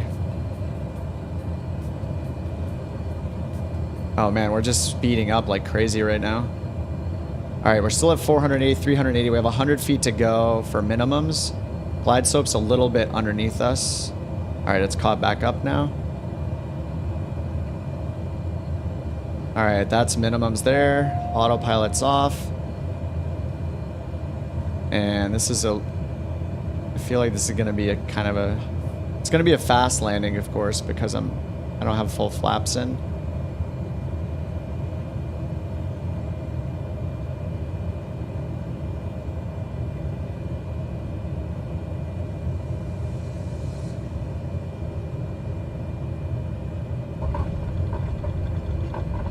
Whoa, whoa, whoa, what's happening? No! Oh my god, it's... Oh! Holy crap! Wow. Okay. That was not fun. Who just landed perfectly on the center line next to me? You don't have to do that right in front of me. The winds are just so crazy now. Like, it's taking a lot of getting used to, but all of the physics they change... Butter. Yeah, right. All the physics changes and everything they made with the winds, it's so challenging now when there's any decent amount of wind. It's crazy. 121.6 for that was sketchy. That was horrible. All right, request taxi to parking. 68 taxi to parking. Walk away from it. Couch 68 taxi to general Ugh, aviation parking. feels bad. Taxiway Alpha for Alpha Alpha 6 cross runway tree 2 Delta 1 Delta. Delta 1 Delta. Taxiing to general aviation parking using taxiway Alpha 4 Alpha Alpha 6 cross runway tree 2 Delta 1 Delta couch 68. Cross runway 32. So I think they wanted to go up here. I'm just going to turn on the in-sim one because it never matches the real world. All right, flaps coming up. Low idle on the fuel condition. Taxi lights on, landing lights off. Strobe off. Does anybody know if you turn strobes on or off? The last time we talked about strobe lighting, I think was there was a difference between like the US and Canada. Whether you have your strobes on while taxiing or not.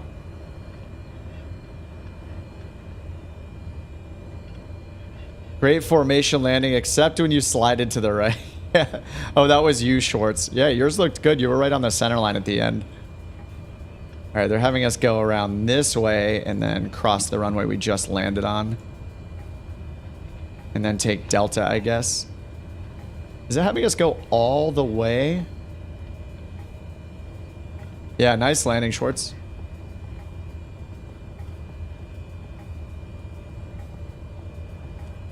Yeah, that was like 23 knots coming from the front right.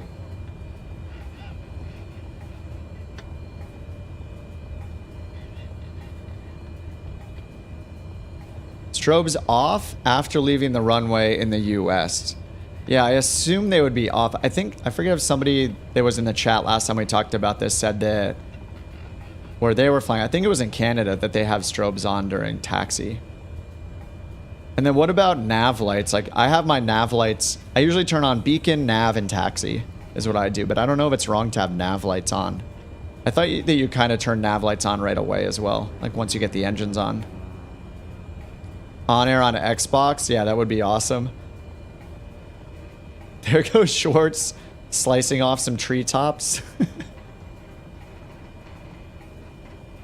All right, let's cross 3-2.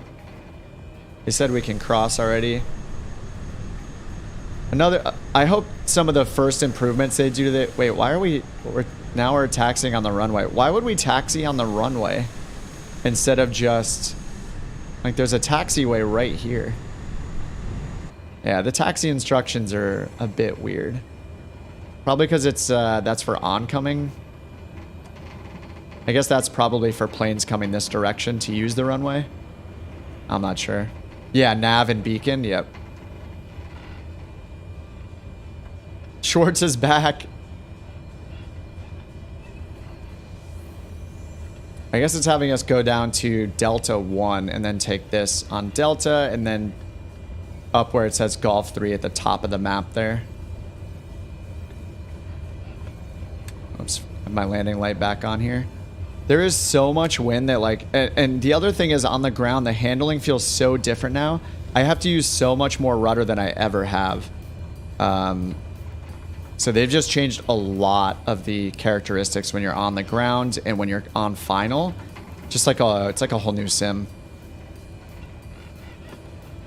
So I just feel like all this time I've just had, it's just been on easy mode basically, even though, you know, it wasn't set to easy mode, literally set to easy mode. Yeah, it feels like with all these improvements, it's just gotten exponentially more difficult to land in winds.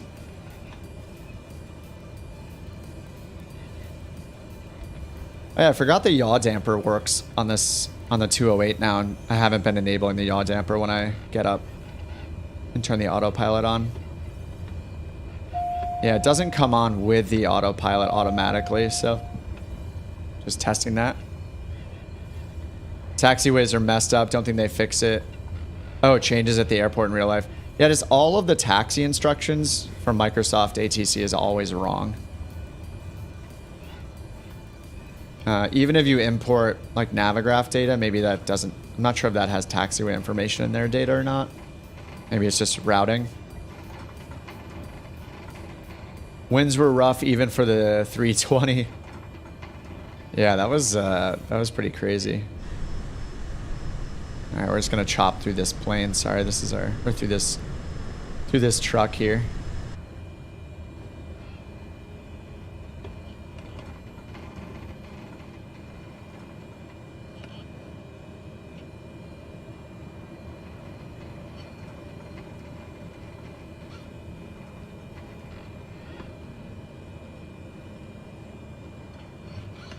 All right, there we go. All right. Yeah, this is the default 208. The analog version's having issues.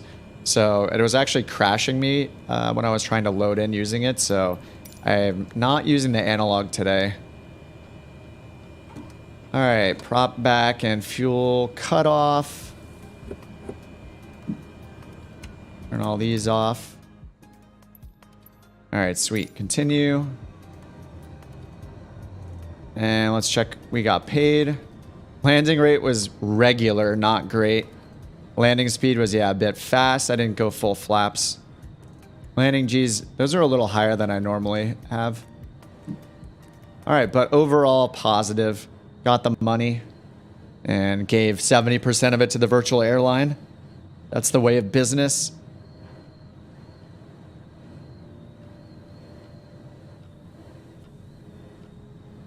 All right, sweet. Let me find one on the way back now. Let's go from here to, I don't know, wherever else. We can go somewhere else. What plane are we in? 2-5. Wait, why does this say... Wait, am I in 8 uniform Papa? I think I took a different plane than I meant to. Wait, do we have an 8 uniform Papa? I think this is hard-coded into this livery. It must be. Yeah, I think this is hard-coded.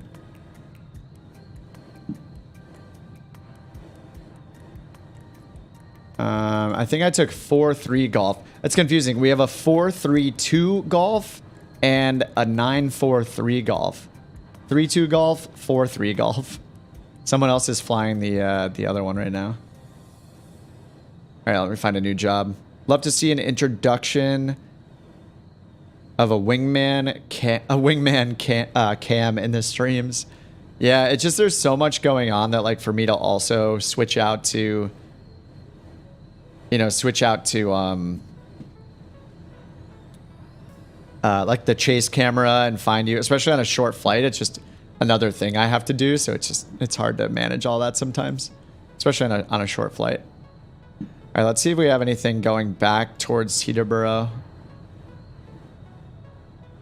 Oh yeah, there's a bunch of stuff going back. 7. This is 9 passengers. Oh, I should take this one. You can take 9 passengers and 368 pounds of cargo for 9 grand. Oh, this is a 2-leg one. Oh, okay, so some of the passengers want to go here to the east, to this airport, Brookhaven. And that's dropping off, it looks like, dropping off a student at Brookhaven, and then the other 8 people want to go to Teterboro. I kind of want to do this. It's a 2-leg mission. That'll be fun. That's the in-game call sign. Doesn't sync with OnAir. I'm just wondering, I think that... See how this one's like this weird black sticker pasted on top? I'm pretty sure this is part of the livery I'm using. Let me switch to the non-UPS livery, and I bet it'll work. OnAir should change your tail number automatically when you start the flight. I don't know if UPS uses Grand Caravans or not. I have no idea. I mean, it's possible. It's a cargo hauling plane, so yeah, I think it's possible, but yeah, I'm not sure. I'm not sure exactly. All right, let's start at Republic here. Again, start at one of the ramps. I'll change. Yeah, it is. So see here, it says November 208 Uniform Papa. So yeah, that is. It's forcing that tail number when you use that livery. But if you use one of the stock liveries, it's going to. I guess I'll use Global Freightways. It's going to put the tail number automatically. So it's just a thing with that livery. Oh, only FedEx? Yeah, it could be. And there's going to be a livery for everything, whether it's realistic or not. So there's probably a UPS livery for the Halo Pelican. I noticed last night the Halo Pelican is a plane you can use in OnAir Company. You can use the Pelican, which... I don't know. That's a little silly. It says it holds like 33,000 pounds of cargo. It's pretty funny.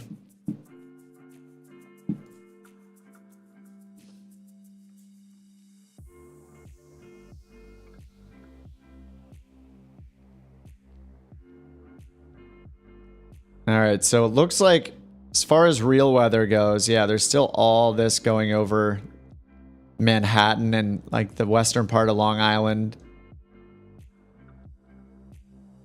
But we're heading over here to the... Oh, we're going to Brookhaven right here. So we're kind of in between right now. And then we're going to go to the east, drop a student off over here, and then we're going to fly to the west and bring the other 8 people back to Teterboro. UPS and FedEx both used to fly caravans at your old work. Contracted with another company. They flew Beech 99s and Embraer Bandits. Yeah, I have no idea who actually flies what, but yeah, it wouldn't surprise me if they... Oh man, there's the clicking sound again. Didn't I mute Windy?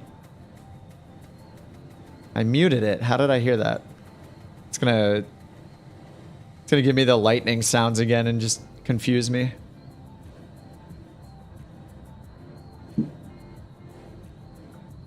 All right, so I accepted that job, so I'll go back to the other one and find the job assigned to me. All right, so it's this 2-leg job right here, $9,300. All right, so we're gonna prepare for this using, I forget the tail number now, 4-3 Golf.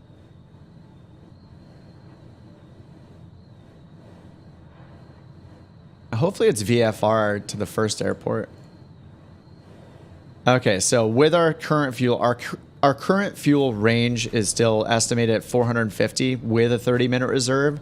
So I'm not worried at all about that. We're only, the first leg it's only 30 miles. And then after that, it's going to be like 50 to 60 miles back to Teterboro. So we have plenty of fuel. So I'm not even going to worry about the fuel planning this time. We're just kind of overloaded, way more fuel than we need.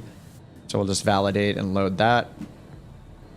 So we're loading up 9 passengers and 368 pounds of their cargo, their luggage and stuff.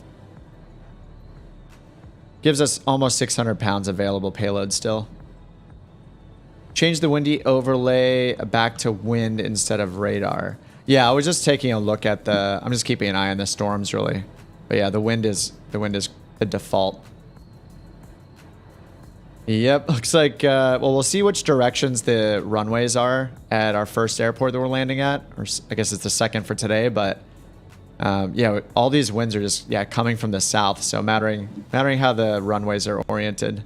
We had a pretty gross crosswind. And then, yeah, it's showing in the green is around 20 knots for the wind. So, yeah, it looks like over at Brookhaven. Let's see, the winds.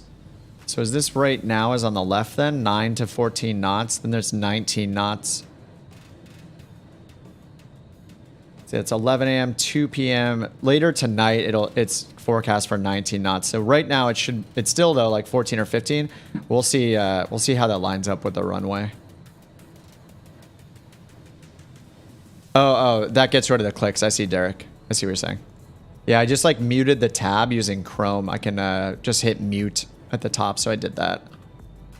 All right, so that's all loaded. Okay, we can just fly, and I didn't do the planning yet, but let's take a look.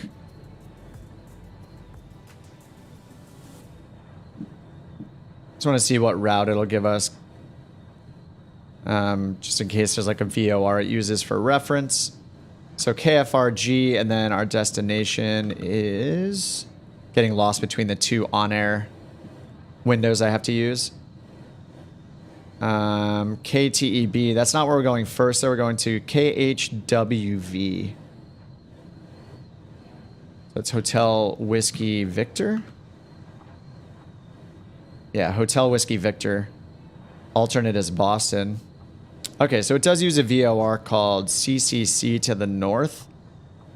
Calverton VOR. All right, so we can put that in. And then...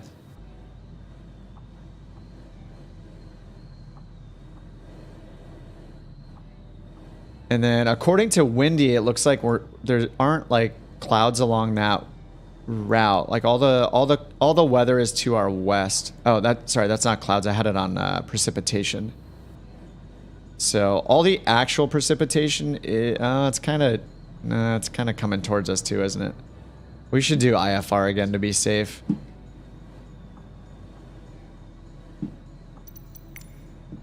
All right, let me get this thing started up. Battery, avionics 1, beacon, prop full forward. Nav light on, and oil PSI is rising. Oops, I have this to do still. Always forget that. That should be the first thing I do. Okay, starter's on and fuel boost is on. So we need to wait for NG to get to about 12, then introduce fuel, then wait for NG to get 50, and then turn the starter off. All right, there's 12. There's fuel. ITT's coming up. NG's coming up. Oil's coming up.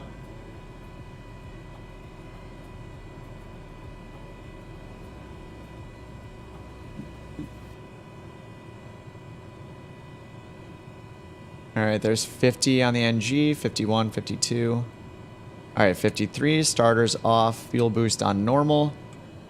All right, now we can get avionics 2 on, nav light is on, leaving the strobe off for now.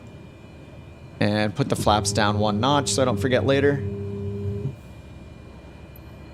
All right, and then let's program this in. KFRG to triple C.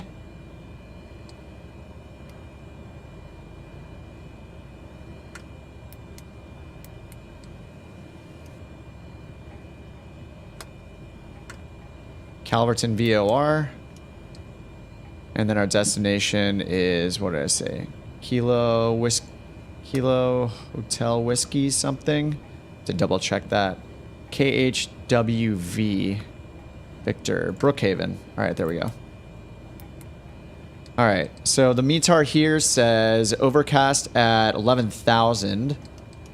And the METAR at Brookhaven says Few clouds at 2,400 feet. All right, it's only... So it's 30 miles to the VOR. So it's going to be fewer than 30 miles to get direct to Hotel Whiskey Victor, directly to Brookhaven. I mean, we could fly VFR if we just stay low. If that's even legal.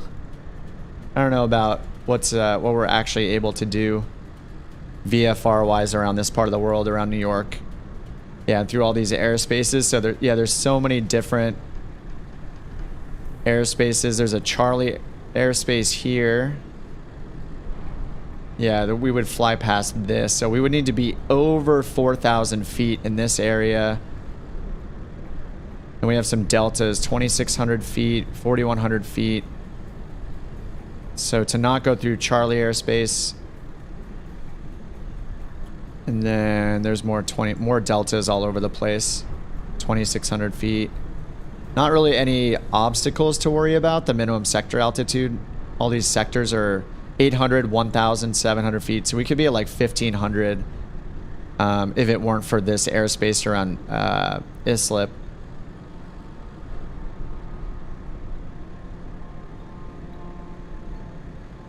So in that case, like if we're at 4,000 feet and the clouds around our destination airport are at 2,500 feet, it just doesn't seem like a good idea. I mean, just looking up to like, yeah, this doesn't look like a good idea to fly through VFR.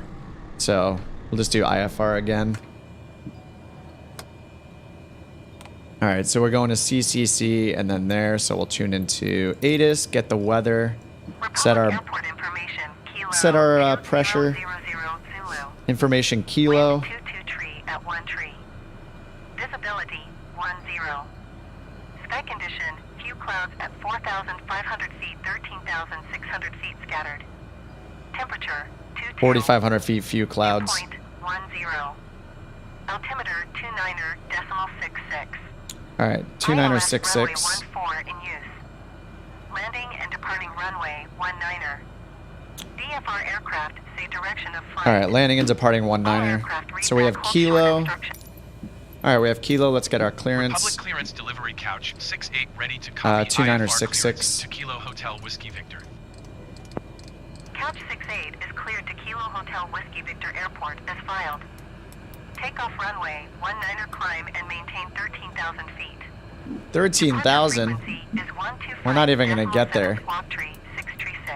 All right, 3-6 altitude reporting mode. We are not going to get to 13,000 feet on a 30-mile flight, but all right. Hotel Whiskey Victor Airport as filed. Microsoft Flight Sim ATC, you're crazy. And maintain 13,000 feet. I'm excited to to see what happens like a year from now. We're only 2 years into Microsoft Flight Simulator. I can't imagine how good this ATC could be if they put the kind of effort that was put into the NXI on the ATC. Like, it could be incredible. Yeah, we're at 13,000 feet. What do they think? We're in a citation or something? Just rocket ship? All right, tune into ground when ready to taxi. Max climb. Yeah, the max climb in this, like, we'll probably get, like, what is even our VX? I'm not even sure what the VX speed is, because I don't think I've used it. It's got to be like 80 to 85 knots, something like that. But I doubt it'll give us anything more than like 1,500 feet per minute. Maybe a little more than that. All right, heading mode. It said we're going to take off on runway 19er. So let's just look at the runway heading. I always like to just find the actual runway heading and load that in, just so I don't have to even sync my heading bug when we get to the runway, nothing like that.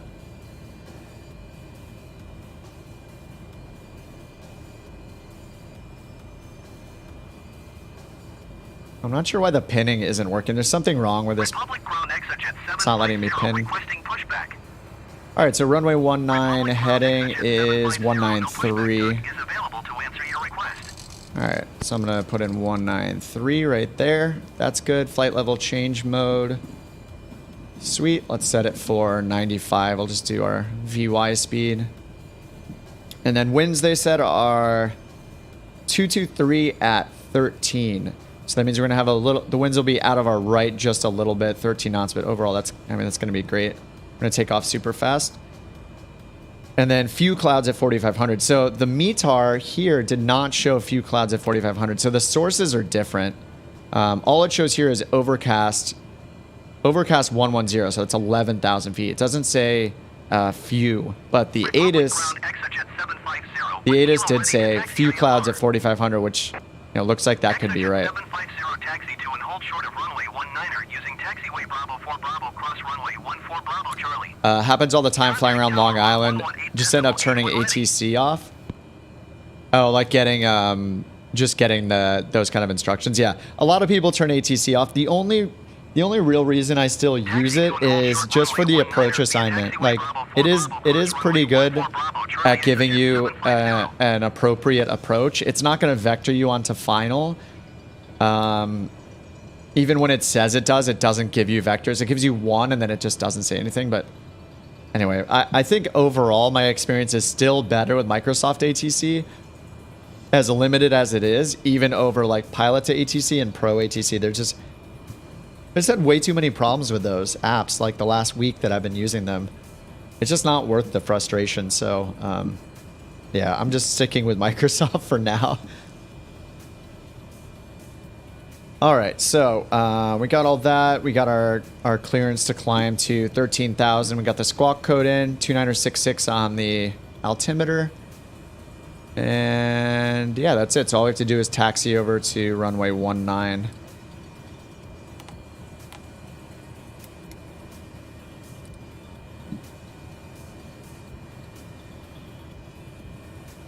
All right, so let's get our crazy taxi instructions. I'm sure they'll be insane. Taxi and strobe lights are on. Oh, the altitude assignments? Yeah. Yeah, they can be weird. Like, it doesn't look at your flight plan. All right, I'm just going to acknowledge and use the taxi ribbon. So this one doesn't seem too bad, right? Bravo 4, Bravo. Bravo 4 is up here. And then cross runway 14. Right, so we'll cross runway for 14 and then go to Bravo 4. So I think they want us to enter the runway at Bravo 4 here, not all the way at the threshold. And it's a 5,000 foot runway, so that'll still give us like 3,000 feet or so. But it's, yeah, it sounds like it's taking us to specifically to Bravo 4, that intersection there.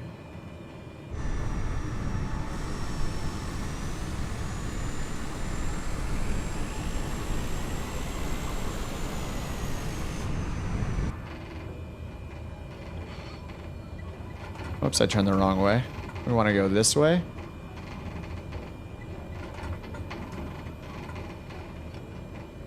Creek, creek.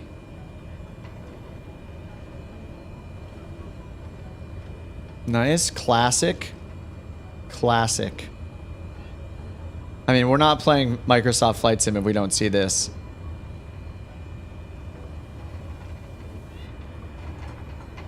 All right, looks like we're behind this. Is that Exejet? Oops, I'm all turned around here.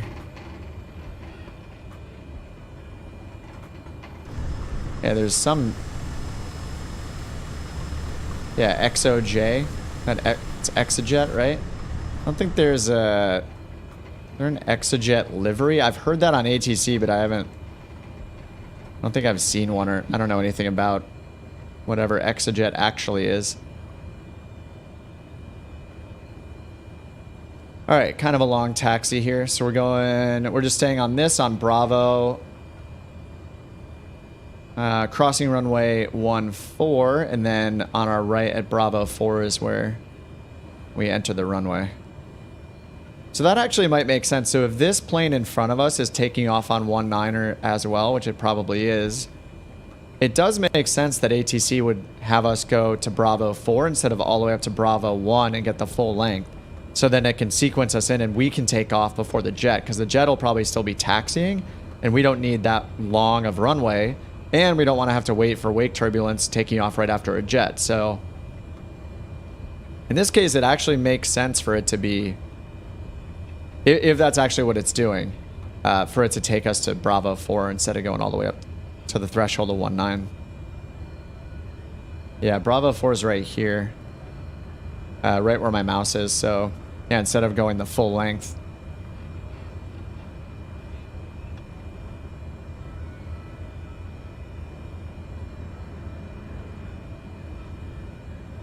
All right, we got 2 legs for this job, so we're flying east, dropping off 1 person, then we're gonna come back and drop off the rest of the passengers at Teterboro, which is our home base. There's a little bit of a traffic hold up here, though. Couch 68, hold position, caution, other traffic. Are you sure? 68, continue taxi. Continue taxi. All right. Hey, Couch Darren. 68, hold position, caution, other traffic. Come on, let's get a move on. Oh, man. Somebody landing right now? Is that what's happening? Nope. Why are you just chilling there? Oh, there we go. There we go. We have progress. Use Google Maps. Use Waze. Come on. Get with it. Let's go. Couch 68, please acknowledge. Hold position, couch 68. This is it's just not gonna. We're just gonna go past them. I wish there was a horn. They're not moving, so we're just gonna continue here. They already told us we could cross runway 14, so we're gonna do that. Couch 68, continue taxi. Landing lights on. Didn't see anybody on final. He already told us to cross.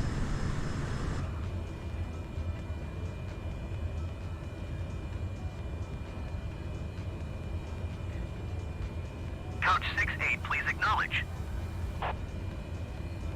Roger, couch 68. Oh, Biden's in town? That's why all those people are going to take pictures or something? Transform the taxiway to an interstate highway. Yeah, I don't know what's up with all the... I have a third-party thing to change the... Wait, is this Bravo 4? Where are we at here? Oh, man, I just can't see it. Wait, I'm at Bravo 2? Whoops.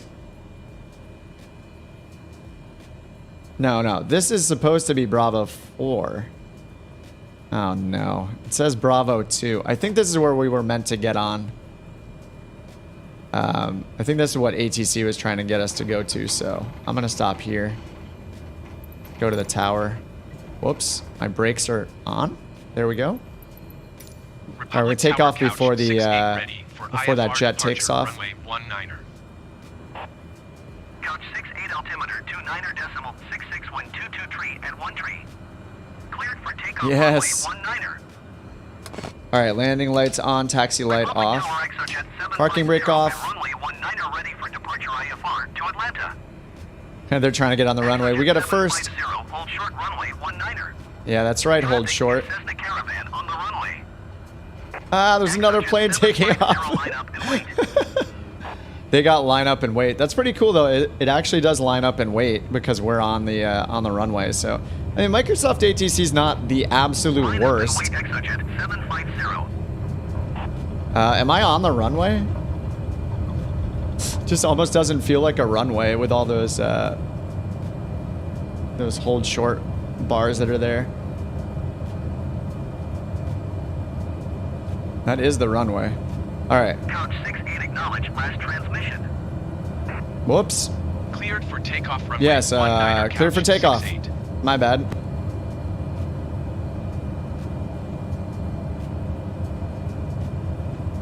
All right, we're up. Couch I'm making our 68, turn contact here. New York departure on 125.7. Good day. Pull back my throttle a little bit. Flaps up. All right, New York departure. 1257. I'll just do it with the ATC couch menu. 68. Oh, that was you? They gave you takeoff clearance on runway 1, while they also gave us takeoff clearance on runway 19er. Of course they did. New York departure couch 68 is at 1,200 feet, climbing 13,000 feet. All right, they're starting their takeoff right now. 47 tree 9er, 10,000 They're about to. They're lining up. Couch 68, New York departure altimeter 29er decimal 66. Continue to Charlie, Charlie, Charlie as planned. Charlie, Charlie, Charlie. All right, 29er 66. We're good. 47 tree 9er, New York approach altimeter 29er decimal 66. Continue Couch 68, you are 25 miles west. Maintain present heading and altitude. Expect vectors, visual runway 24 approach. All right, expect vectors for visual 24 approach. Maintain present So heading and we will altitude. see how the Expect vectors are, visual but runway they're not going to be 24 good. approach, I'm not couch going to put 68. in vectors here because I have no advantage by putting in vectors. So I'm going to put in straight for now and then just load the New approach. York departure exit. So if we want to use that, descending 800 feet, use the landing Garmin's 1,000 feet. waypoints for the visual approach, we can. Europa 901, you are 14 miles northeast of Kennedy. Contact Kennedy Tower on 119.11 inbound on the approach. All right, now we're on our course New here. York departure altimeter 29.66. Continue as planned. Yeah, hour and 55 minutes so far there, Parker. Contact New York Center on 121.125. All right, cool. Dude, Kill Switch? Do you think he's referencing the death metal band Kill Switch Engage? 119.1 Europa 901. Probably not. 121.125. All right, temperature 14, so it's warm enough outside to keep pitot heat off. It's said to climb to 13,000 feet. There's no way we're making it up that high, but yeah, we'll just keep climbing until they tell us to stop. I guess they just want us to fly through these clouds for our entertainment, so that'll be fun. What's up, Mike? Endeavor 4739er New York approach altimeter 29.66. Continue to TFEPR as planned. And look at all the I assume that, yeah, that looks like rain right there. It's awesome. New York Center on 121.125. Rain over there. We got some rain here, it looks like. Let's turn on our... Good time to use our weather radar, I guess. 121.125 Endeavor 4739er. Not showing anything in front of us, but I don't believe it. This looks nasty. Gonna grab some food. Yeah, don't click on the links. New York approach Endeavor 4739er. It's a legit warning. 10,000 feet. Endeavor 4739er New York approach altimeter. There's Kill Switch taking off in some kind of airliner. I can't tell from this. I can't even tell from a close distance whether it's an Airbus or a Boeing. What are the telltale signs? How do I know if this is one or the other? JetBlue 1963, you are 14 miles northeast of Kennedy. Contact Kennedy Tower on I see Perandus catching up to us. Are you doing another job that's coming out this way? Perandus is on the VA as well, so maybe he's doing another job, dropping some passengers off out here or something. All right, we're gonna get into some nasty stuff here. All right, 9 degrees, so I'm gonna flip the pitot heat on. And then we'll get ready with the anti-icing if we need it. It doesn't show anything on the weather radar. So supposedly there's not any precipitation right here in front of us, but I don't know. This looks pretty up. All right. Well, that just changed. That was an abrupt change.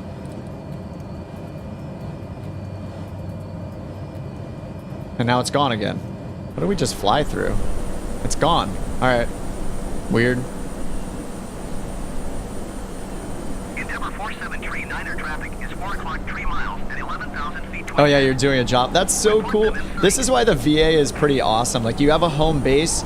Perandus is right here. He happens to be crossing right underneath us, and he's doing another job for the VA as well. So mine's taking me this direction. He's crossing behind us. Go on do something else over this way. Yeah, it's just cool. I like how it makes it feel more real. Like we're not just flying around each other in a group, but we're doing jobs together for a VA. So yeah, it's cool. I haven't done the VA until 48 hours ago. We started it, so it's been great.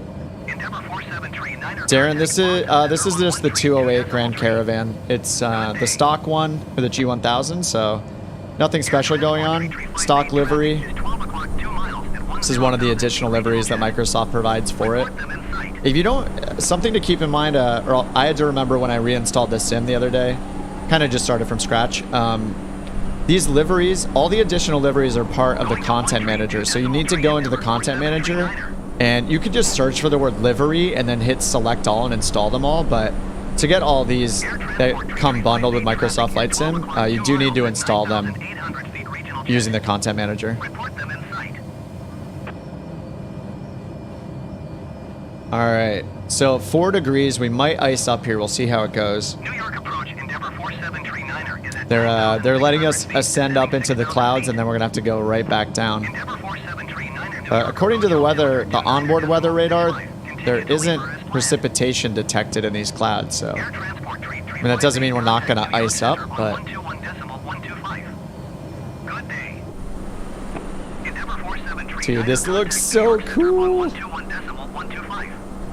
Good day. Oh, there's a plane right below us too. 121.125. Somebody named Juan is right below us down here. Couch 68 Dude, these descend, clouds look maintain so 1,000 horrible. feet. Oh, they just told us to descend. 125 Endeavor 4739er. Descend and maintain 5,000 feet. All right, I'm gonna hit altitude hold mode. First, you can see our VNAV right there. Estimate the path for our VNAV is, okay, it's updating now. All right, Couch so 68 acknowledge last transmission. let's acknowledge that. Descend and maintain 5,000 feet, couch 68. All right, 5,000 feet. Our ground speed is almost 200, so we're gonna go, we'll go 900 feet per minute. 5 times your ground speed gives you 3 degrees down. I need to read up more on vertical speeds. I thought I read that generally 1,000 feet per minute, anything more than that is not, doesn't make humans happy. Maybe that could be wrong. Descend and maintain 2,100 feet. All right, 2,100 feet. So 68. supposedly Microsoft ATC is going to vector us. New York approach on 120.05. We'll see if they do, but Good day. all right, they're switching us 120.05 for couch over to another 68. controller here. American 485, you are All right, let's switch off so we can stop listening to all these flights. All right, New York approach. Couch 68 is at 8,400 All right, feet, Gabe, take it easy. descending Good to see you. 2,100 feet. All right, pulling back on the throttle. Approach altimeter 29.65. Continue as planned. All right, 2965 updated. Continue as planned.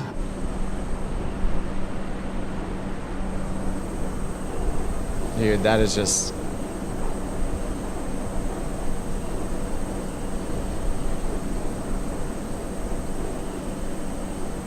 those clouds. It's gorgeous. All right, so we're supposed to land over here, runway, what is our runway actually? Runway 24. So let's tune in to the ATIS here, COM 2. I don't know why it does that when I click a button. So they have just ASOS, so that's a surface observation system, or observation system, I think. So this is an automated one, it's not, wouldn't be human recorded in this case. All right, and let's listen and see that runway 24 is still favorable here. 2100 Zulu. Wind 20 tree at 12. Visibility 10. Sky condition, few clouds at 1,500 feet, few clouds at 9,700 feet, ceiling 13,600 feet overcast. Temperature 22C, dew point 10C, altimeter 2967. All right, so because it's not ATIS, it's a ASOS, like an AWOS, it's automated, it's not going to give us runway or airport information. But the winds are at a 203 at 12 knots, so that's going to mean 24 is still good, so it'll just be a little wind from our left. They nailed the volumetric crowds. Did Sim Update 10 update improve things with clouds closer to the ground? I don't know. I'm not sure about clouds closer to the ground, but it improved wind closer to the ground.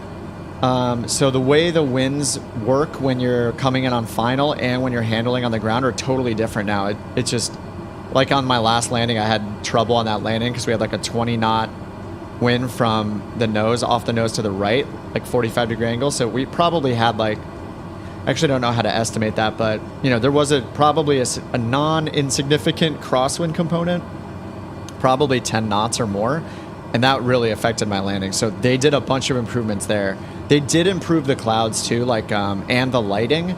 So they fixed some bugs where like where the lighting was getting too red. I'm gonna increase I'm gonna slow down here, and I'm gonna increase our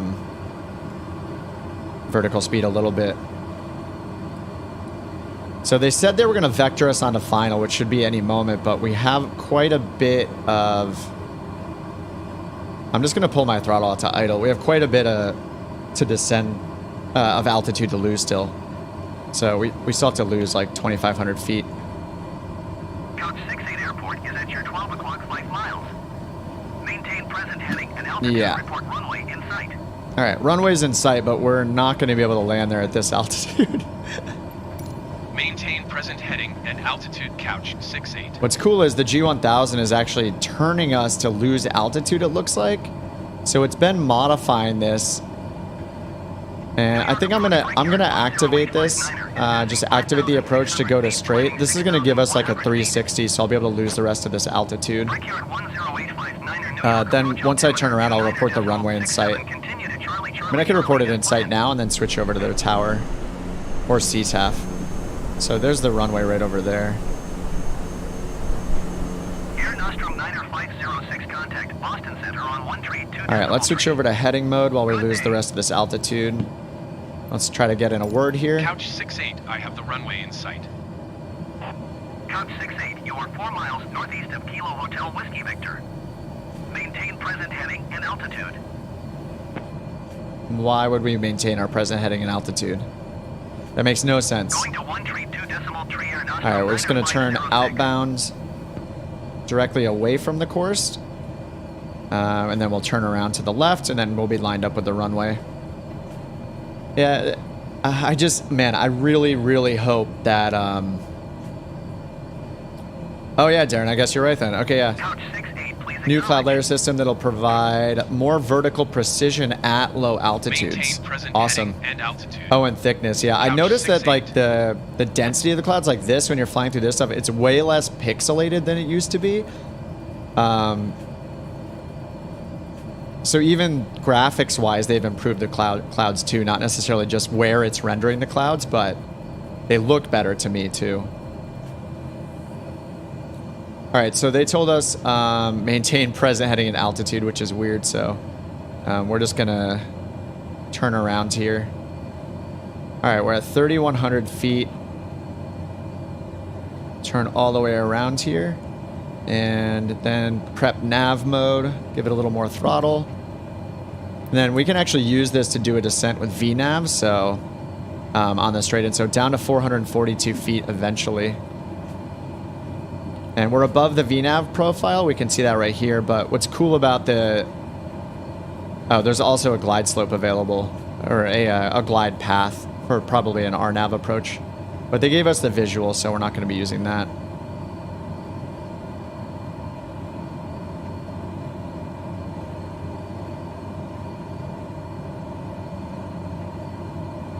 So it will, there's a top of descent right there that's calculated, so we can use VNAV.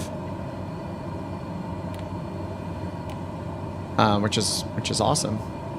So I can turn this down to 442 and then hit VNAV. Oh, whoops, I forgot yaw damper again. I just forget the yaw damper works on the 208 now.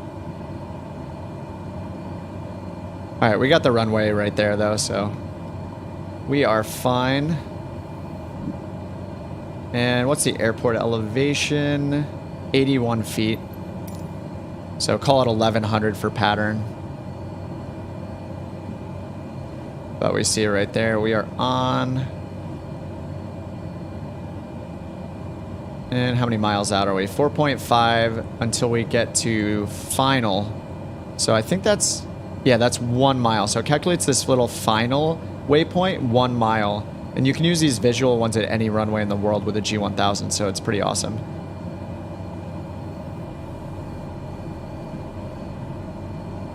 And it looks like, okay, yeah, it does have our vertical, our V path profile is set here, so looks like I'm already descending, kind of. Wait, this is weird. It says we're in altitude selected mode, but we are descending. I'm just going to turn that off. We're just going to hand fly it in. Yeah, the yaw damper doesn't come on automatically, unfortunately. Hey, Somewhere, what's up? Long-time VOD watcher, call a live stream. Awesome, welcome, thanks for hopping on. All right, we're just going to fly this in normally. Fly this in by hand because I don't know what's going on with it. It says we're in altitude selected mode. It doesn't show. It doesn't show an active. There's no active vertical mode, but it was descending us, so it's a little weird. All right, landing light is on. Pitot heat's on. Do we still need pitot heat? 17 degrees. It's coming off. All right, and so, yeah, our heading is 238, so yeah, that should be correct for runway 24. And let me check the altimeter again. 2967 is what it said on the ASOS, so that's updated now. I can still use the guidance here, right here for this kind of fake glide path that it's made for us. So it says we're a little bit lower than we should be based on that. So if I just watch that little triangle right there, this little triangle right here, this is our V path profile. So that's what it's estimating for us. And I'm a little off too, to the right. 19 knot headwind.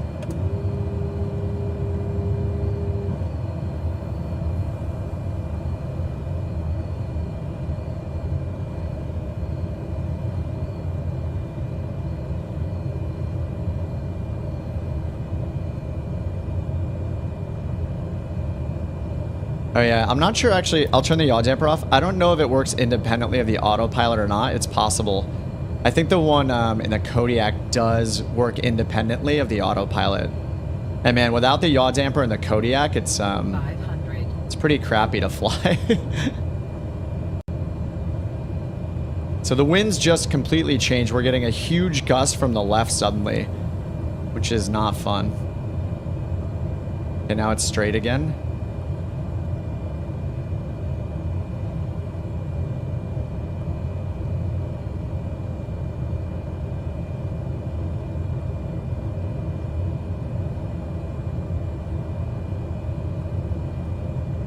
Brickyard 10859er, you are 13 miles northeast of Long Island. Contact Long Island Tower on 119er decimal tree when inbound. New York approach, generic November 182 Alpha Mike is passing 5,700 feet, descending 2,000 feet. Generic November 182 Alpha Mike, New York approach altimeter 29er decimal 67, continue to Charlie Charlie Charlie as planned. Tower on 119er decimal tree, Brickyard 10859er.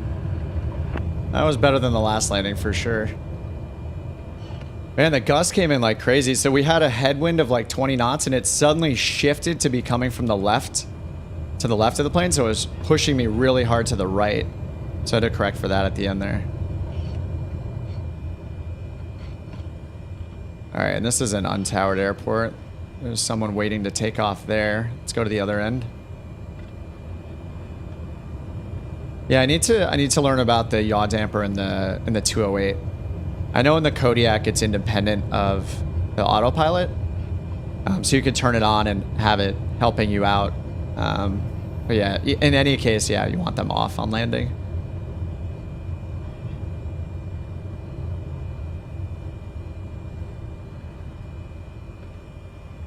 All right, so we're dropping one passenger off here, and then we're taking the rest of them to Teterboro.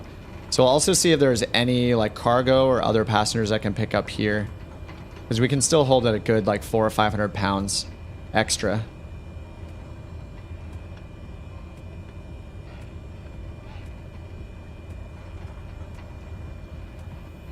We landed with somebody named Rat Man, who was right in front of us. There's just so many people that fly around here too. I actually don't know who's in the who's on the stream and who's not. Could just be someone randomly landing here.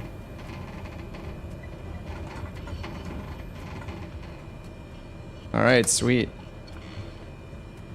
Oh, Parandis is here too. Dude, when we get I might have to try my hand at the liveries too, but we'll make a couch captain livery and then we'll be able to see the liveries on each other's plane. It'll be awesome. We'll have the little couch captain emote on the back. Maybe cover the whole tail with it. Maybe I'll... oh, that's you, Robert? Awesome. Maybe I'll Look at this plane's just doing a wheelie. Oh, you're in the Junkers?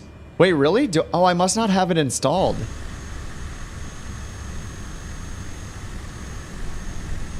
Oh, right here you are. Oh, I should install that. I'll install it really quickly while we prep for the next flight back. All right, let me shut this all off. Lights off. Parking is on. These guys off. All right, great. I'm going to go back to the main menu. Actually, let me make sure we got credit. We did. All right, back to the main menu. Beach 18. Yeah, I don't own the Beach 18, unfortunately. Is that the twin? Yeah, I don't own that one, but I do own the Junkers. Junkers? I think it's Junkers. I have that, so I'll just install that. Oh no, it says it's installed. Oh, is it not the 52? There's another Junkers they released, right? I have the JU-52, which I think was the first one. I'm pretty sure they released another one. Yeah, they did, the F-13. So you must have this one. I don't own that one. I just have the big boy with the 3 engines.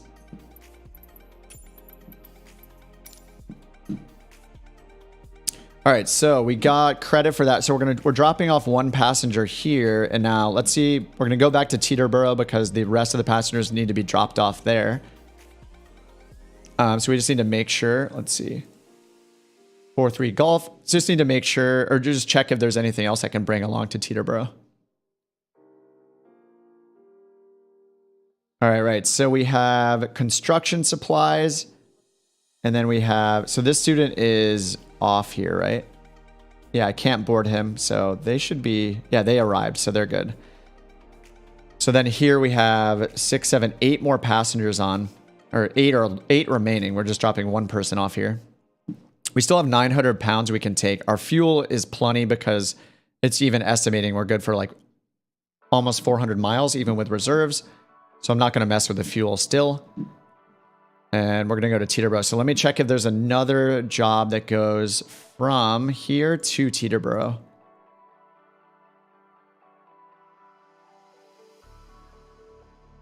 All right. And then if we can take, yeah, another 500, maybe up to like 700 or 800 pounds. All right. We can't do either of these.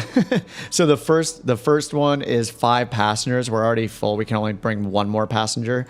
And then the other one is 1,200 pounds of cargo, and it's a 2-leg one anyway. So yeah, we can't bring 5 extra people. We don't have the room. So we're just going to continue this flight. So let me load back in. And we're going to go to Teterboro from here, Shirley, KHWV. Make our way back.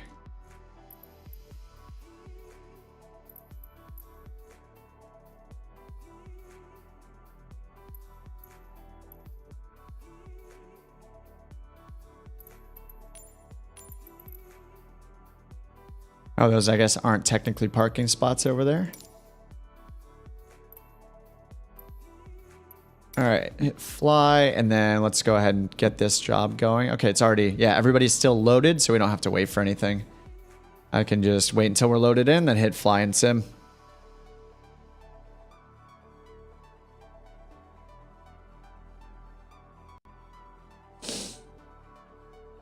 Looking at the wrong airport. I don't think so. Wait, we're at KHWV. Oh, in the search, you mean? Oh, you're right. Yeah, you're right. KHWV. Yeah, Brookhaven. Yeah, sorry. You're right. Gotcha. Maybe we can load some more stuff. Yeah, this was set for our last flight. Ah, rip. There's nothing. Hide. Yeah, I have unavailable jobs and time constrained jobs hidden. Those are ones you have to like wait to accept them. They have a faster expiration, so. Starting airport is Brookhaven, KHWV. And we're going to Teterboro.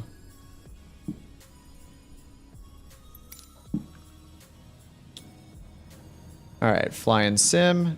And I'm going to check sim brief again, just out of habit. See if there's a nav aid that it recommends. To Teterboro. Oh, here we go. This is a little... Hey, Deuce, what's up? How dare you? Yeah, hop in if you can. It'll take me 10 minutes to get ready to program this in as well. This has a Victor Airway it's using, so just for the exercise of programming in a more complicated flight plan than one thing, let's go ahead and use this one. The fuel I'm not going to worry about. That'll be fine because we have just a ton of fuel on the plane right now. So we'll leave that alone, but we'll use this Jaffe to Victor 16 to Trans, T-R-A-N-Z. All right, so let me get this guy tracking. Okay, I just saw it weigh the plane down. Battery on. Fuel selectors on. Battery on. Avionics 1 on. Beacon on. Nav on. Prop full forward. Cut off and idle. All right, fuel boost on and starter on. Getting used to doing this.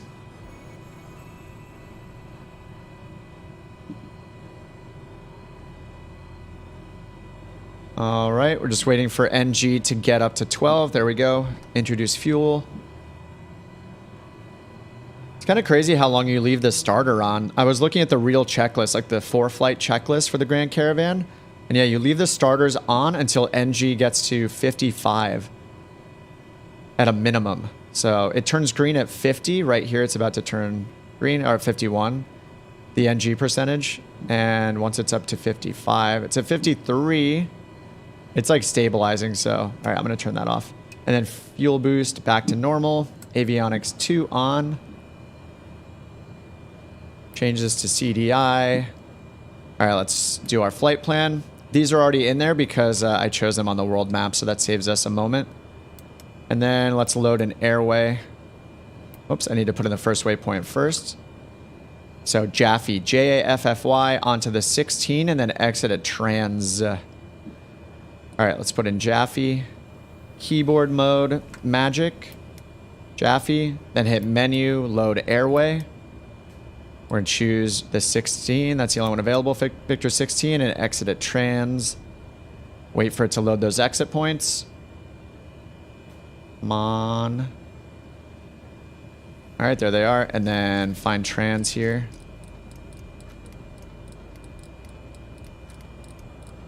Oh man, this is such a long list because this airway, it must be super long.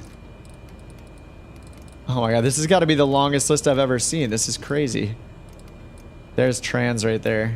All right, Trans, Jaffe, Trans, load. All right, sweet, that's it. Let's check our METAR here. Says altimeter is 2967. And if I hit B, that's exactly what it puts in. So that's all synced up. And this isn't towered or anything. Can we tune clearance? We can't. So when we take off, we can tune clearance and get the IFR flight plan. And then Teterboro, few clouds at 5,000. That might differ from the ATIS, but in advance, I'm going to go ahead and put the ATIS on COM 2. Get us all set up for Teterboro right there. ATIS. So that's tuned in for COM 2. So I can just hit the COM 2 button when I want to listen to it. Great. Okay, and then let's check the winds here again. We could look at the windsock as well. Winds are 200 at 11.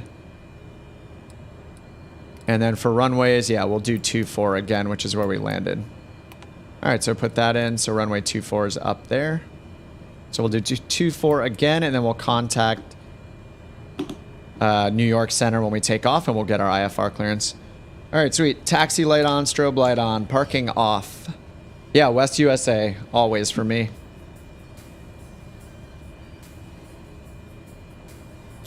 All right, that was pretty fast, right? That was pretty fast setup. Usually it takes me forever.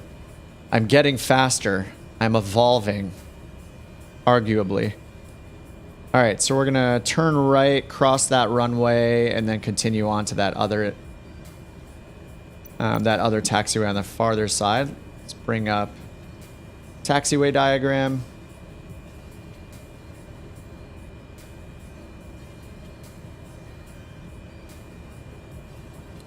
All right, let's go to the right. Parking brake is off.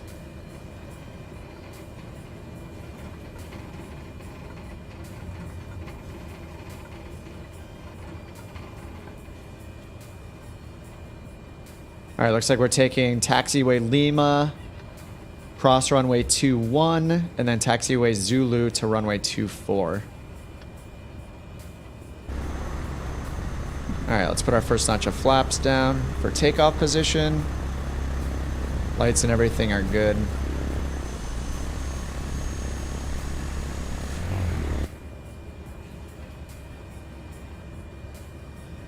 How to stream and work?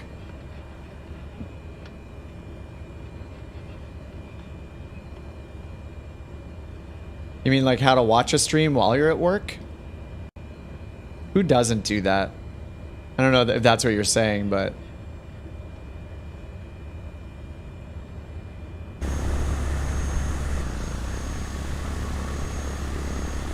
Yeah, that windsock is pointing to the right. It's pointing all the way down towards runway 24, so... Because the METAR is different... what are we even tuned into here? It's tuned into the traffic frequency. Kilo Hotel Whiskey Victor Traffic Couch 68 is taxiing to runway 24. Alright, landing lights coming on. We're going to cross the runway. Looks clear.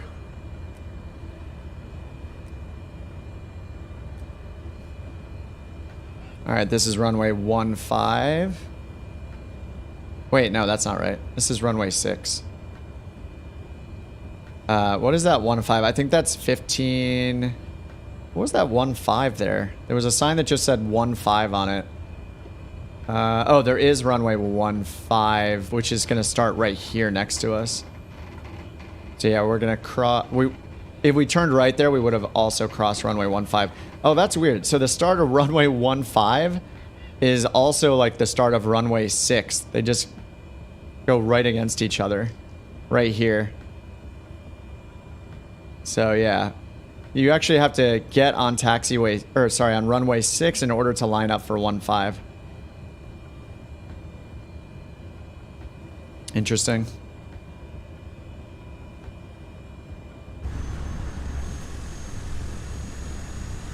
Yeah, there's 15 right there. Oh, I guess you could get on 15 right here.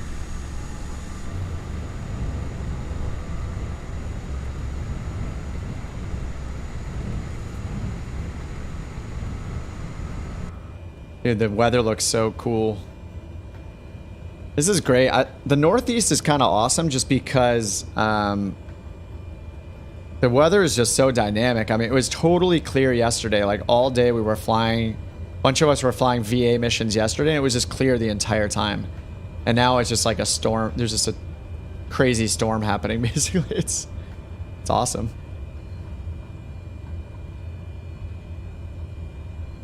Like flying on the West Coast, especially like in California, Southern California is decent. Like there's generally enough clouds for it to not be boring, but you rarely are getting rain there. So it's nice to switch it up and have some rain.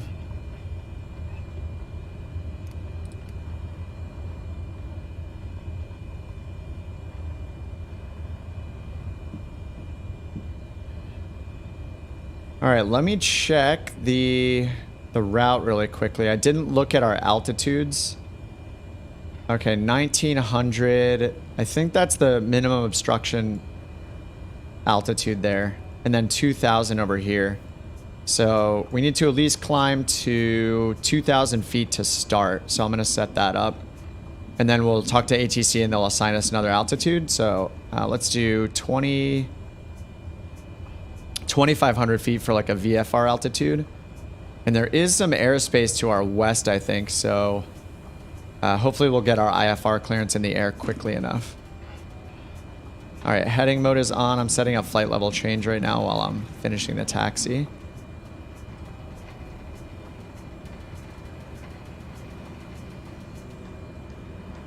All right. Just go 100 knots. All right, we'll do 95 knots. And then the runway, we'll sync the heading up once we get on, but runway 24. What was it? 243, I think? I forget. We'll find out. All right, landing lights on, taxi light off, high idle.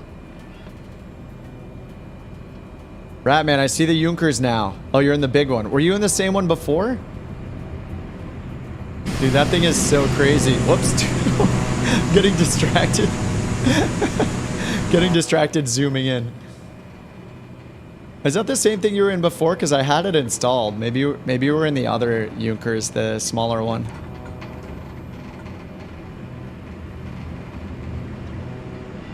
All right, let's go. It's okay if we run into each other, whatever. Announce takeoff. Straight out. Kilo Hotel Whiskey Victor traffic couch 68 taking off runway 24 departing straight out.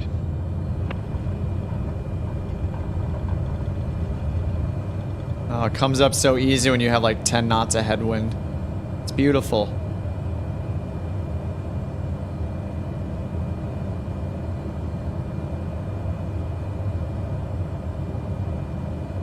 All right, 105 knots, putting the flaps up. Birds!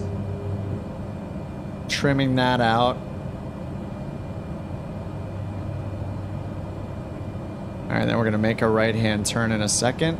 Are we up 400 feet yet? We're up 500 feet. All right, right-hand turn.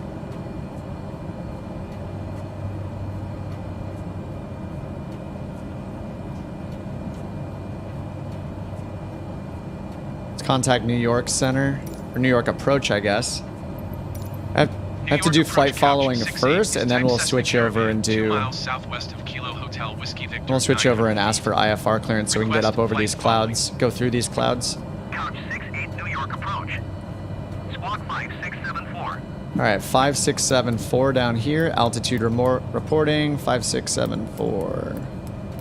Okay, that's done. Radar contact 2 miles west of Kilo Hotel Whiskey Victor 1800. No hot air balloons. I saw one near Manhattan when I was flying around with a drone camera earlier. Roger, couch 68. All right, so we're gonna level off at 2500 for a moment. All right, and now IFR clearance. There we go. Otherwise, we'd have to get clearance through the Charlie or climb above it. I think the Charlie airspace I was looking at said it's 4,000 feet, surface to 4,000. Is cleared to Teterboro Airport as filed. We should probably climb up higher anyway. 5674. Squawk 5674. We're already doing that. To Teterboro Airport as filed. Yeah, I'm gonna start our climb up higher. 5674. 4,500 just to make sure we don't bust the airspace. Couch 68 readback correct. Radar contact 2600. They're gonna give us an altitude now though. Altimeter 29.67. Continue to trans-turning and following heading tree 00. Proceed on course climb and maintain 10,000 feet. 10,000. All right, climb and proceed on course climb at 10,000 feet. Once again, we're not gonna get that high, but whatever. We're gonna follow their weird instructions anyway. Couch 68 contact New York departure on 120.05. Wow. Good day. All right, he wants to get rid of us immediately. 120.05 couch 68. All right, 120.05. There we go. It's in. Contact them. New York departure couch 68 is passing 3,800 feet, climbing 10,000 feet. Couch 68 New York departure altimeter 29.67. Continue to trans as planned. All right, continue as planned. Dude, that lighting coming in right there looks so cool. We got like God rays going on. It's beautiful.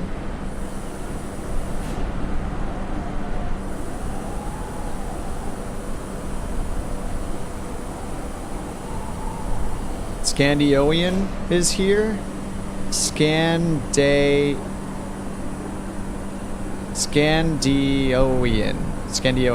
Is that right? It looks like I have whatever plane you're flying. Is that the V-tail? Oh no, I don't. It's a stock plane. And I wish you could see everybody's plane regardless of owning it or not.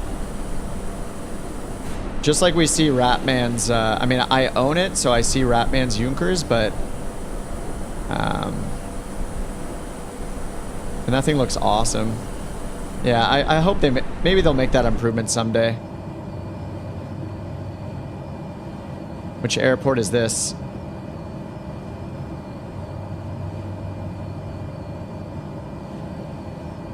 Oh, that's Long Island.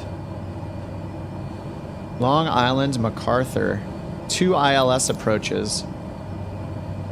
Oh, that's you, Parker? You're in the Beach 18. Oh, yeah. Sorry that I don't have that one. Someday. Come on, Microsoft. They have to basically make it so... I mean, so it's like a comparison I can think of that's kind of silly is Fortnite. So, like... And this, I think this would be to their benefit if they did it business-wise, right? Because Fortnite, if you play Fortnite, or your kids play Fortnite, whenever they're playing the game, they see everyone else's skins, regardless of if they own that skin or not. So when you see a skin, or you're fighting a player, or a player kills you, or you kill a player that has that skin, you're like, oh man, that skin is awesome, or whatever. You want it, right? So it incentivizes you to buy it, because you see it. So yeah, it's set up in a way that regardless of you owning it or not, you see the skin. If they did that with Microsoft Flight Simulator, you know, they'd probably need an option like, or they already have an option for that where it shows generic models instead, but I have that turned off. So, I want to see what people are flying. So it would be a benefit to them because every time you see a plane that's in the marketplace that you don't own, you may just see it and be like, oh, that's awesome. If you could figure out what it is and buy it, you know, they could end up making money because of that. Just how Fortnite makes money on skins because of the same reason. Like jealousy that someone else has it, basically. But yeah, that would be awesome if we could all see the planes regardless. I assume it would have to be in the marketplace for that to work, right? Because a third-party plane, it's just not going to work. Like, I'm installing something random on my computer. All right, pitot heat's coming on. Should have been on a little bit ago. And we'll see if we get up to these clouds or not. Let me turn... Oh, next rad is on. It's not really showing any... Okay, right... Near Teterboro, there's some stuff going on, though. We have some weather on the way in. Let's see if we can hear the ATIS yet. Teterboro Airport We can.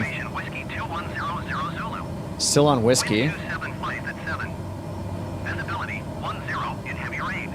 Heavy Sky rain. condition, few clouds at 3,000 feet, ceiling 4,500 feet overcast. Temperature 21. 2.10. Altimeter 29.65. Visual runway 24 in use. Landing and departing runway 19. VFR aircraft say direction of flight. All aircraft read back hold short instructions. Advise controller on initial contact. You have whiskey. All right, so we have whiskey at Teterboro. So it's in heavy rain, and there are clouds at 3,000 and overcast at 4,500 feet AGL. So, and it says runway 19 is in use. So for us, we take a look at the approaches for 19. We have an ILS, an LPV. So yeah, we have a few instrument approaches we could use, and they're probably going to use. We'll see what they use. We could potentially get under the clouds and then land visually. But because we're going to be in the clouds, maybe they'll set us up for an ILS or an RNAV approach. All right, we have 8 passengers in here, even though they're invisible. Supposedly there's 8 people in here. All right, over to Boston Center. Boston Center, couch 6. And we did get up to our cruise altitude at 10,000, so. Top of descent calculation is right here past our next waypoint, though, so we barely got up to 10,000. No icing yet. Couch 68 Boston Center altimeter 29.66. Continue to trans as planned. Moonflower 789er contact Boston Center on 124.5. Looks like Perandis is flying VFR, maybe. Or just lower altitude. He's at 6,000 feet he's got. Contact New York departure on 120.05. Good day. They're passing us off again. Okay. Hey Perandis, if you're still in the chat, so Perandis is flying in the VA as well. We just started a VA like 2 days ago called Couch Captains. We'll see liveries soon. I might work on one tonight. Are you running another job? I think he ran a different job from a different airport to our airport that we were going to at Brookhaven, and now it looks like he's going back to Teterboro as well, which is our home base. It's just cool. It just adds something more to the sim. I love it.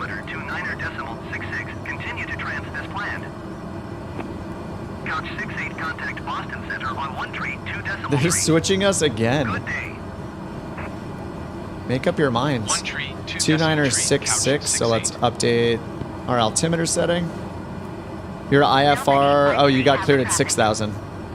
Dude, that's awesome. Yeah, they put us up to 10. Another job to Teterboro. Sweet. We're bringing in that money so we can eventually afford some nicer planes. I mean, I fly the Grand Caravan anyway, but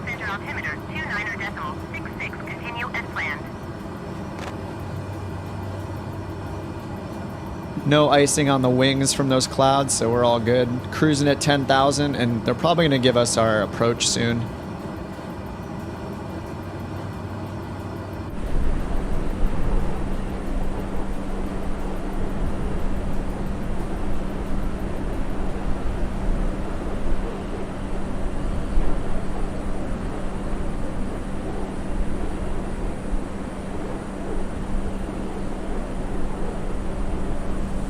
Man, this is great. Flying over Long Island is awesome. I think Rat's trying to catch up to me. I'm going to slow down a little bit, Rat. I'll pull it back a bit so you can catch up and maybe we can fly a little closer and get some cool screenshots or something.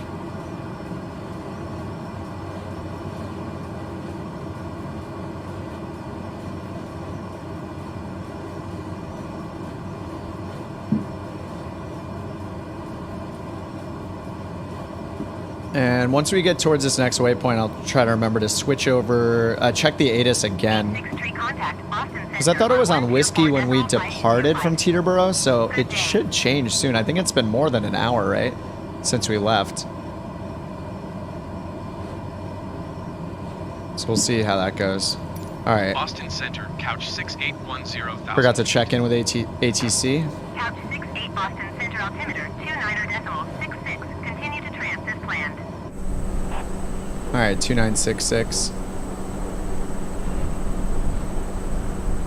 Oh, actually, Robert, you're down at like 3,000 feet, so I guess we're not. I won't be able to. I won't see you on this flight. Maybe I'll see you when we land. Oh yeah, I just saw that. Stay level to speed up 127. I only flew that once, but it was challenging. It's such a unique plane. It has like that virtual co-pilot kind of thing, right? To get it started up and everything. Or is that the DC-6? That might have been the DC-6. Oh, maybe it's both. All right. Oh, here we go. Maintain present heading and altitude. Expect OnAir runway 24 approach via Strad transition. Clear to Strad. RNAV 24 for Strad. Okay. Maintain present heading and altitude. Expect RNAV runway 24 approach via Strad transition. Cleared to Strad. All right, they couch cleared 68. us to Strad, so we're gonna turn direct Strad. That's why I activated instead of just loading. Ooh, weird. Really? This is another case where it should just vector us. Strad is all the way to the northwest. Let me see if let's request another. Let's do. They're having us do runway 24. This is going to take way too long to go around like that. This is our final approach course in here. So let's see what other approaches are. Maybe we can get a better one. This is a crappy route. So they want us on runway 24. There's a VOR approach and the RNAV. Yeah, the only initial approach fix is Strad, right? Yeah, there's no other one, but this is not the right. They should vector us directly to Shrew, basically. And then onto the final approach course. Like, why would we fly all the way out here? I mean, maybe we need it just to descend, because we are at 10,000. Top of descent is right there. Yeah. That turn right there is going to be... I mean, it's like a 180-degree turn.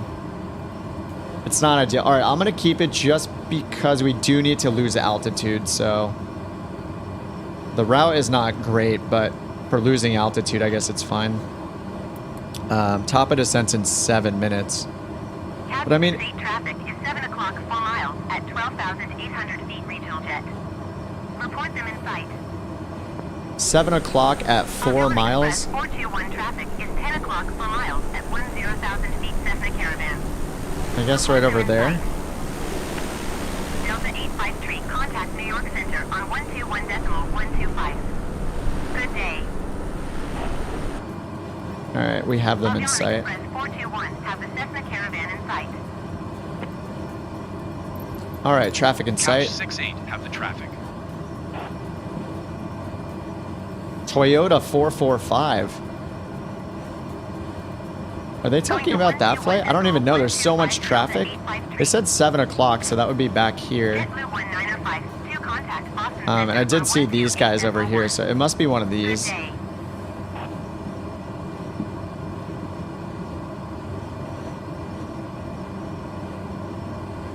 Alright, let's overlay this on the map.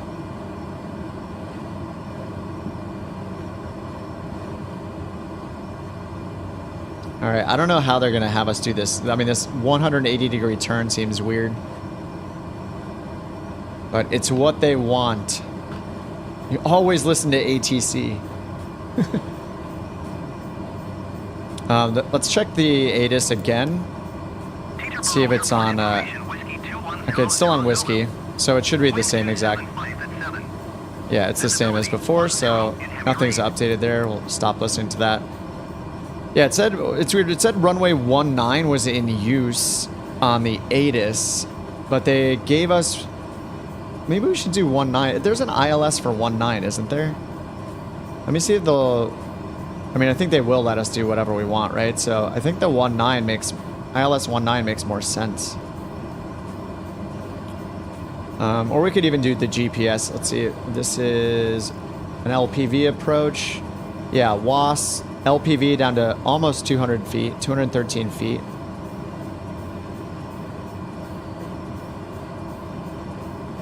This has Strad as an initial approach fix too,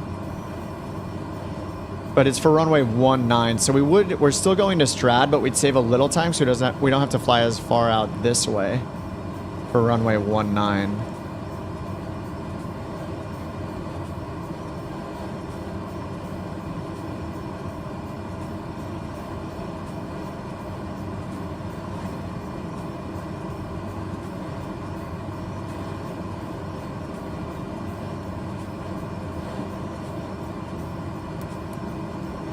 Wheezy and Shrew.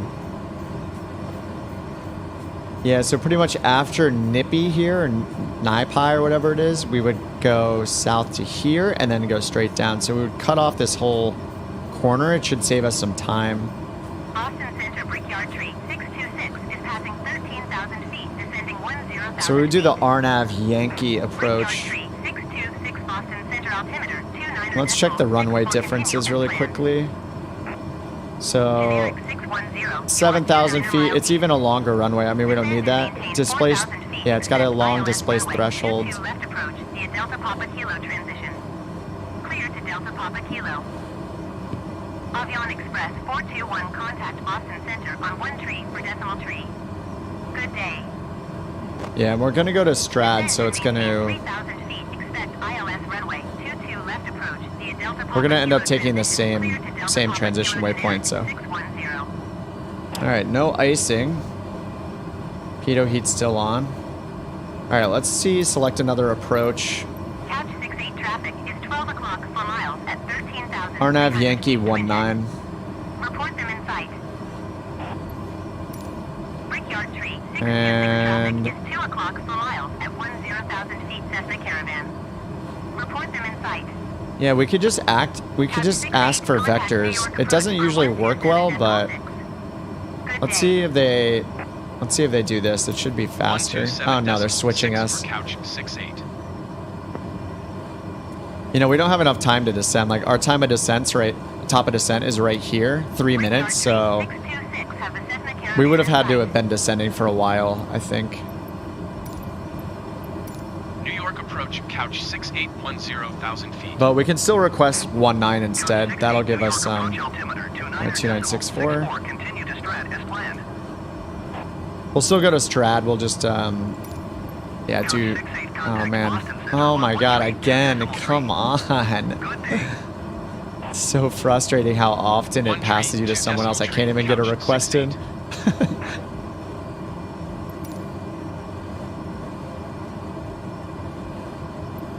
Boston Center, couch 6810,000 feet. Brickyard tree 626, contact Boston Center on 128.1. Good day. Couch 68 Boston Center, altimeter 29.64. Continue to Strad as planned. Generic 610, Oh man. contact New York Center. This is what we get for flying in New York too, I guess. Like the ATC is non-stop. Couch 68, contact New York. Oh my, transferring me again. Dude, you gotta be kidding me. That, what was that, four handoffs in a row?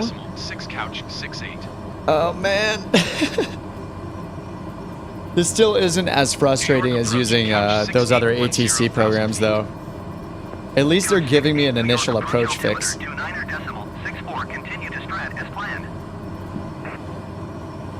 Okay, select another approach. RNAV 19 Yankee, Strad transition, request approach. Couch 68 would like RNAV Yankee runway 19er approach Strad transition. Couch 68, you are 18 miles northeast. Maintain present heading and altitude. Expect RNAV Yankee runway 19er approach via Strad transition. Circle to land runway 24. No. Why? I don't want to circle the land. Why would we circle to land to runway 24? That's so annoying. It said runway 19er is the active one. Stand by couch 68. I don't want to circle the land with clouds at 3,000 feet. At Teterboro, which is my notoriously bad airport for landing at. It's forcing us for runway 24 for everything, it looks like. So let's just go back to the RNAV we're set up for. Couch 68, all right, I like give RNAV up. Runway 24 approach Strad transition. Couch 68, you are 17 miles northeast. Maintain present heading and altitude. Expect RNAV Yeah, that's true. Yeah, the wind. transition. Yeah, it said the wind is 275 at 7. You're right. Yeah, 275. That would give us like a straight up crosswind, right? Yeah, that makes a lot of sense. Maintain present heading and altitude. Expect RNAV Yeah, runway 19er 24 to approach 275. via Strad transition. Cleared to Strad That's couch like almost a 68. 90-degree difference in heading. So yeah, we would get a crosswind, a total crosswind. So at least it's only a 30-degree difference on runway 24. I thought the Austrian ATC is worse, but this is much worse.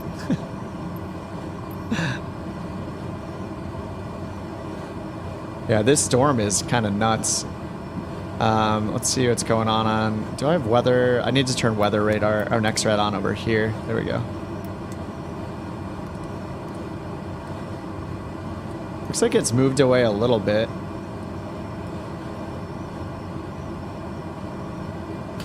Yeah, we're getting some awesome clouds though. I love when you can just see through the holes in the clouds. That's the best part. All right, let me update my approach up here on Navigraph. So we are going runway 24, Strad transition.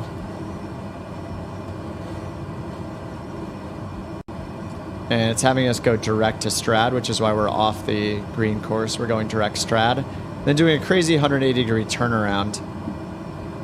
So that'll be something. Rain all around. Yeah, it says Teterboro's in heavy rain right now. Clouds are at 300 AGL last we checked the METAR. So we'll check again to see if it's updated. We had information whiskey. Teterboro Airport information whiskey 2100 Still whiskey. Zulu. Wind 277 at 7. Winds are 277 at 7. So that's I thought it was 275. So even worse for a 19er landing. All right, let me max out our throttle here.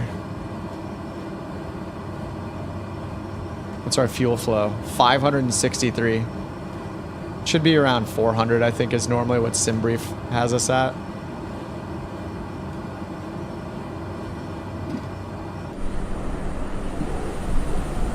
Yes, I love, that's the best part, is just seeing through the holes in the clouds. Good day. Oh yes, they're passing us off again, of course. 121.125 for couch 68. It's gonna be awesome when we break out. New York Center, couch 6810,000 feet. Couch 68 New York Center altimeter 29.64. Continue to strad as planned. Yes, that's so cool. Couch 68, contact New York approach on 127.6. They gotta fix these these controllers. 127.6 couch 68. I can understand like one handoff, but we've had like 6 in the last like 10 minutes. New York approach, couch 6810,000 feet. Couch 68 New York approach altimeter 29.64. Continue to strat as planned. Have the co-pilot handle it. Yeah, yeah. Realistic for the VA. Yeah. Yeah, sometimes I do turn on the AI there. Clear to strad. Couch 68 descend and maintain 2,800 feet. All right, 2,800 feet. Descend and maintain 2,800 feet couch. We can see that's 68. our VNAV altitude, so that checks out. How fast are we going? 147. Climb and maintain 10,000 feet. Expect RNAV runway 24 approach via strat transition. Clear to strat 850. Copilot never knows what I want him to do. Yeah, the Copilot's only really good for responding to like changing frequencies, like handing off. But yeah, you can just enable it for ATC. I think that's what somewhere is talking about. You can just tick just this one right here. Yeah, it'll only really ever reply. It won't like request a different approach or, you know, things like that. And yeah, if you have it on when you're on the ground, it just requests like pushback instantly, even in a small plane, which is funny. So, yeah. But for a longer flight, when you're just switching over and over frequencies, might as well just turn it on. Especially if you're gonna go, you know, like make a hamburger or something, make a sandwich in the kitchen. Also, you know, it's great. Just turn it on. Then go do what you got to do. Hey, Loris, welcome back. All right, so we're descending now down to 2,600 feet. Then we're gonna make an insane turn all the way around here. Look at the turn anticipation. Like a 180-degree turn.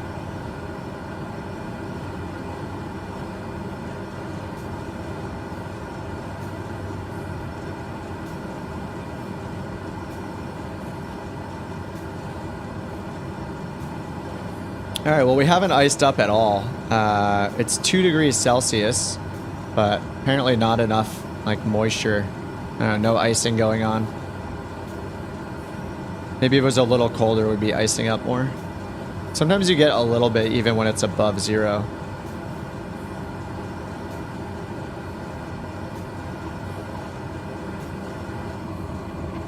Whoa. That was a METAR changing right there. Yeah, I thought they said that they fixed some like weather transitions, but man, it just like it still does this abrupt change. All of a sudden the winds will change drastically, or the weather will change drastically.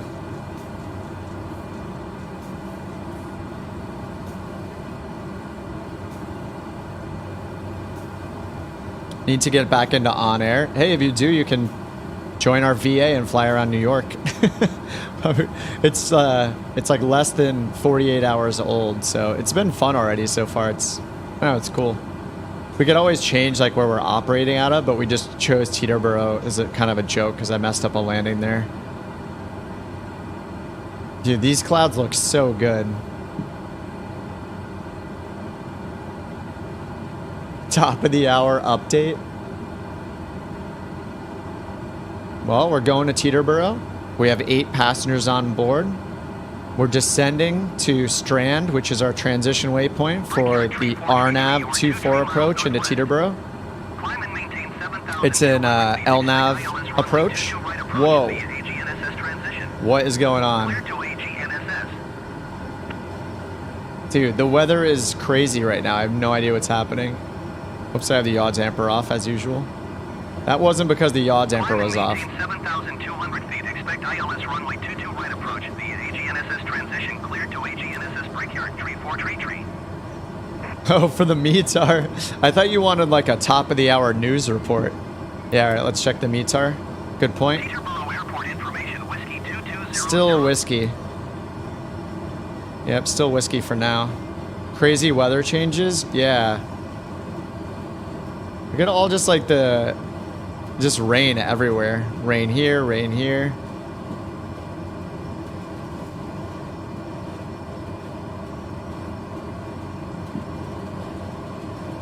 So Teterboro's behind us this direction. It said it wasn't heavy rain before, but the way all these storms are moving around. 850. Alright, we're still descending 2,800 feet at 6,300. Going to 133.15850.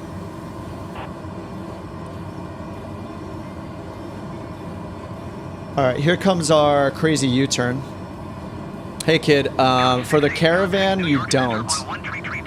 For the stock Caravan you don't. You need the NXI from the marketplace only for third-party planes. So if you fly a third-party plane that hasn't switched over to the working title G1000, and it has the Asobo one, the old one basically, you can download the marketplace G1000 and that will make it use the working title NXI. But yeah, if you're just flying the stock planes, you don't need it. It'll be the default for all the stock Asobo planes. Yeah, the abrupt switches are pretty crazy, yeah. Alright, we're making our 180-degree turn here. Now let's check our next altitudes here. We're at 26. Ultimately, we'll be down to 1,700.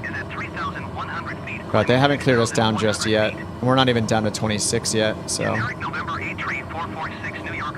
Actually, I need to dive down. I'm gonna actually pull it to idle. We're way above where we should be. You can see here that we need to pull down really far to get down to that altitude.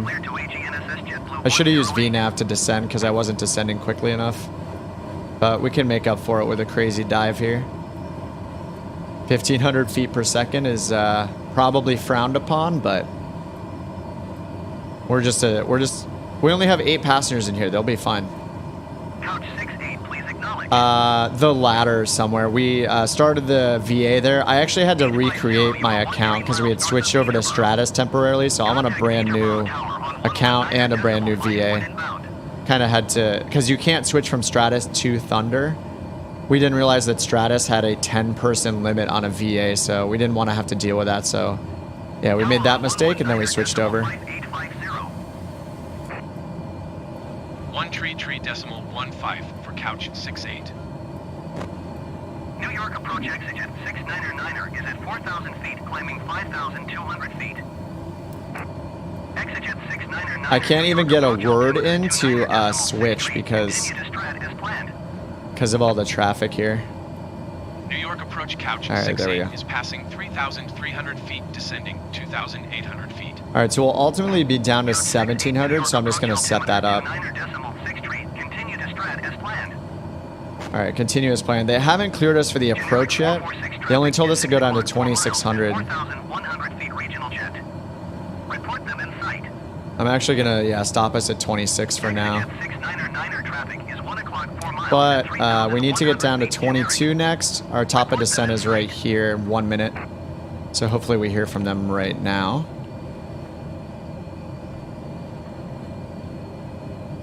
All right, we're holding at 2,600. Teterboro is going to be right in there, probably. Exigent 699er have the generic in sight. See if we can listen to the METAR at the same time. Teterboro Airport information X-ray 2200 X-ray. Zulu. Wind 276 at 7. Visibility tree. Sky condition ceiling 4,500 feet overcast. Temperature 21. 2.10. Altimeter 29.62. Visual runway 24 in use. Oh, 2-4 is in use now. Of course it is. VFR aircraft, say direction of flight. All aircraft approaching Hold 4180 is passing 6,300 feet, climbing Now 2-4 is in use, which is what I wanted to set up for, but I shouldn't have because I didn't know that it was going to change. But they have us set up for. Wait. Oh no, sorry, I'm wrong. I'm confused. 2-4 is what we're set up for. I wanted to do 1-9, but previously the ATIS was saying 1-9 was in use. But 2-4 is actually better. Okay, so we're good. We're totally good. Been enjoying your videos. Too many bow ring panels to look at. Glad you're giving the 208 its due. Oh yeah, I love this plane. Yeah, I've been flying the 310R a bit, the Milviz Cessna 310. It's really fun too. I just don't know that I have the confidence in the avionics yet because of Sim Update 10 messing with the 530, 430. So, and I haven't yet tested the update to the GTN 750. But I do want to take the 310 out again. So I'm starting the descent even though they haven't told us to. Let's see if they yell at me. But we need to descend. It's so busy that I'm worried that that must be Teterboro right there. I'm worried that they won't. They're so busy they won't tell us to do the approach. Landed on 2-4, the wind's not bad. Yeah, the wind's actually better. Sorry, my reaction immediately was wrong. Information Whiskey said runway 19er was in use. But 2-4 is better for the winds, and the winds are the same from Whiskey to X-ray on the ATIS. So yeah, it is better. I had 29er 6-2, so I'll put that in. Saw someone flying the 414, the panel on that looks good too. Yeah, Mike, who is in the chat, and Ahmad in the chat, he's in the VAs and Discord.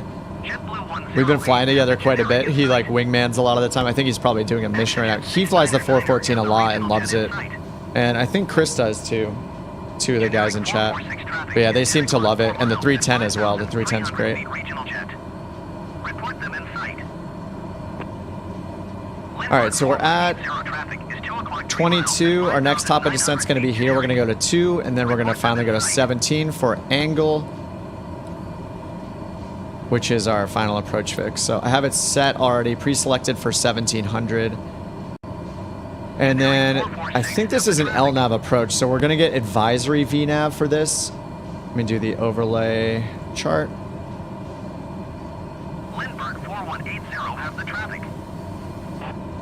All right, so we're going to make this right-hand turn. We're going to descend and then descend again to angle. And then I think this is an LNAV approach. Yeah, it's LNAV, so our minimums are 580. Let me put that in down here. So higher than usual minimums because it's less precise.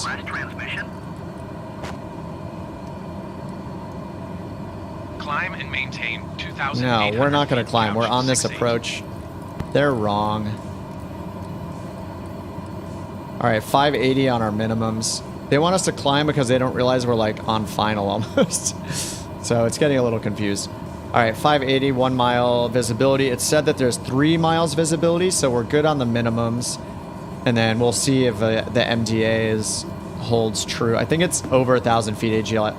Actually, let's check the cloud levels again. Teterboro Airport information Yankee 2200 Zulu. Wind 274 at 6. Visibility tree. Sky condition ceiling 4,000. Changed again, so it must be a special update.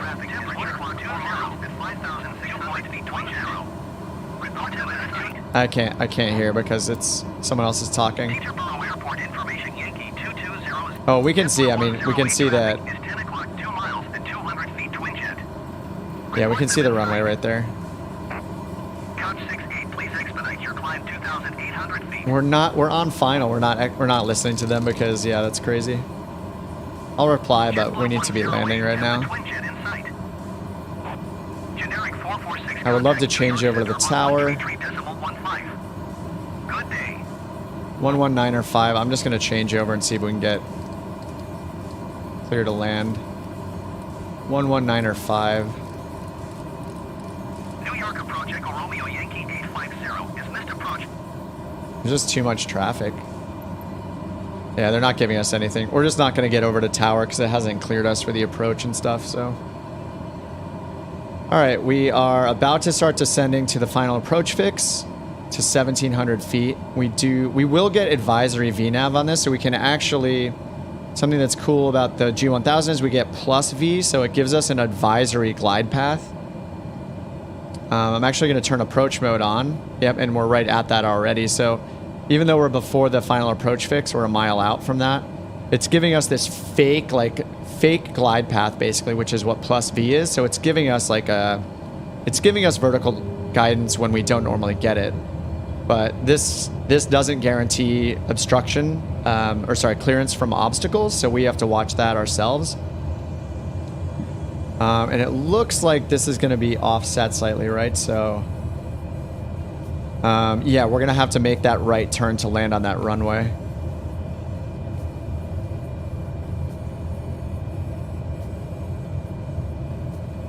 And so our MDA 580, which puts us 500 feet over the airport height. So we're dropping another 900 feet until that point. Gotta watch my speed. And winds were 7 knots. I'm gonna do full flaps.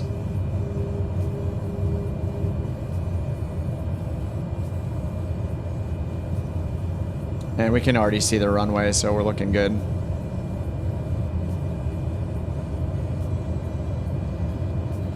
Circle to land, yep.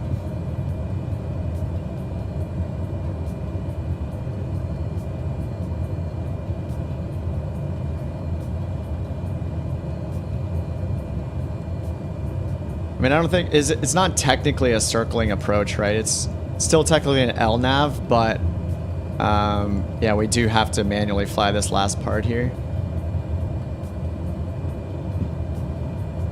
All right, landing lights are on, strobes are on. Pitot heat can come off. We're at 18 Celsius. And we can take this all the way down to 580, so we have about 400 feet more down.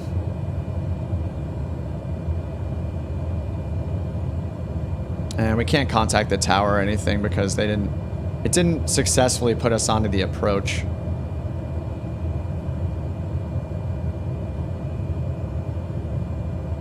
All right, and we don't have to worry about minimums because we can see the runway, so we're good here. There's 800 feet. And we're 2 miles out.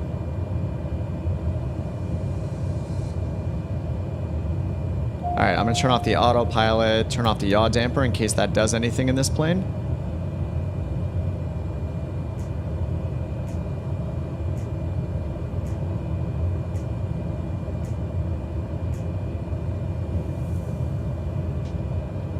All right, we're at 560. 500. There's 500 AGL.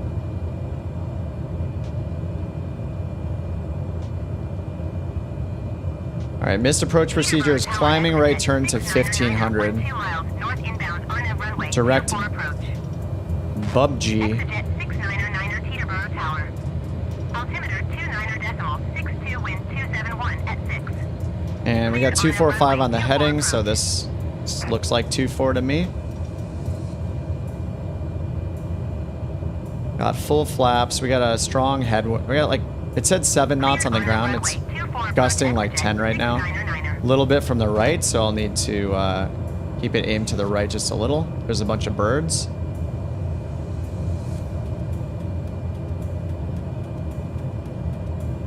This is like, is this 7 or 9,000 foot runway?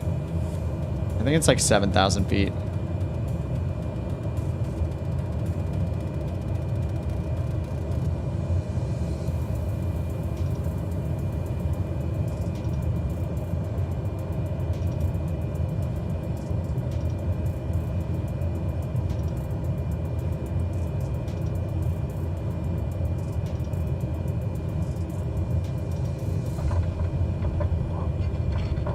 Those winds were super nice. Beta mode. Don't hit our friends.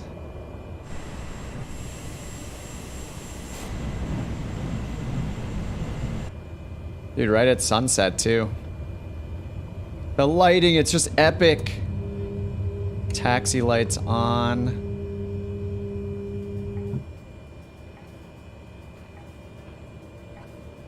See if we can contact ground now. Not yet. Alright, we're gonna follow Robert here. Alright, flaps are up. Landing lights are coming off.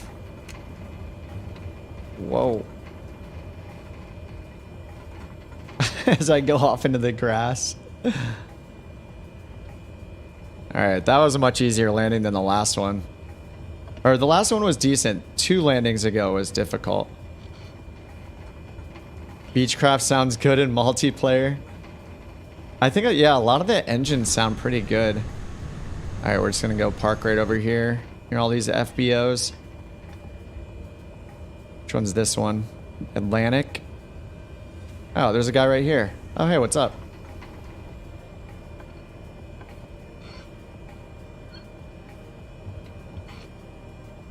There we go. Taxi light off, strobe light off. Feather the prop. Feathered, cut off. Lights off, battery, avionics off.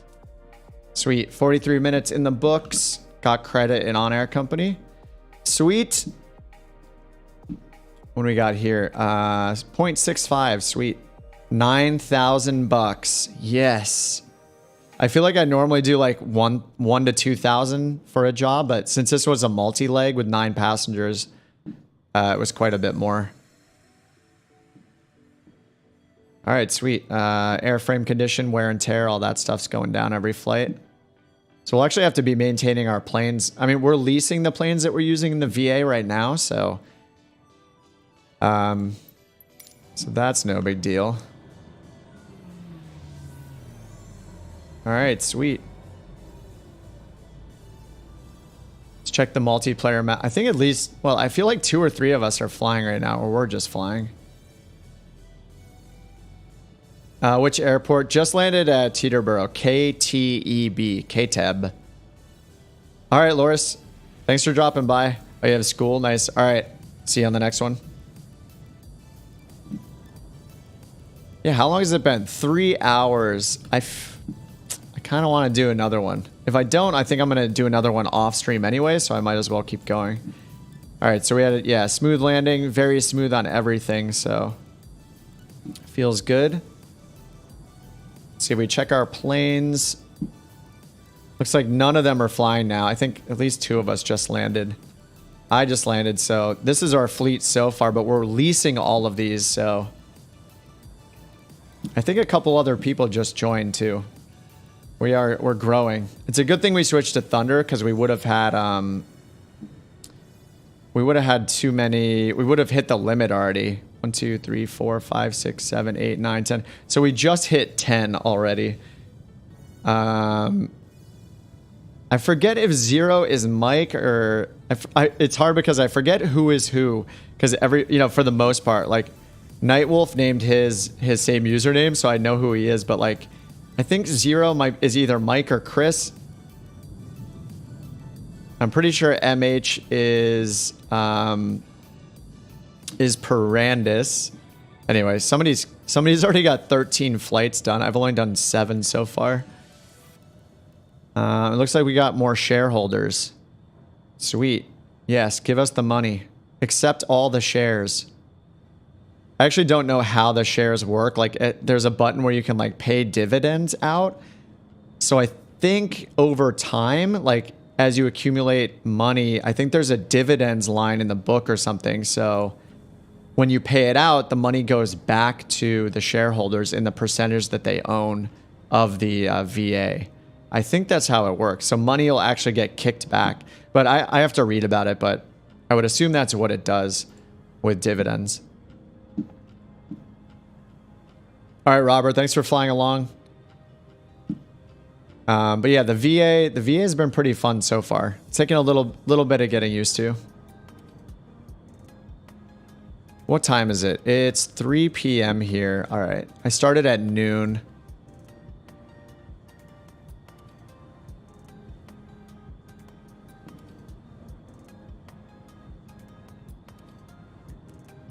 Oh, and then it shows like a personal reputation. How does Zero have 4%? I think maybe his it's because he's done 13 flights. I don't know who started all the way over or not, and I don't know if this reputation is just for the VA. It might be VA reputation. And then in here you can like manage who has access to which planes, which will become a thing later. Just like we may have ones that like I only put myself on the few that I want to fly. Actually, yeah, I'll leave the TBM on. I feel like I should ferry the TBM up to the airport we were at in Newfoundland so I can cross over to Greenland, however you want to say it, and go over the Atlantic and then do some flights over there. That could be fun. Yeah, I should bring the TBM up there and just do that. Fly the TBM and use the G3000 mod. That would be good.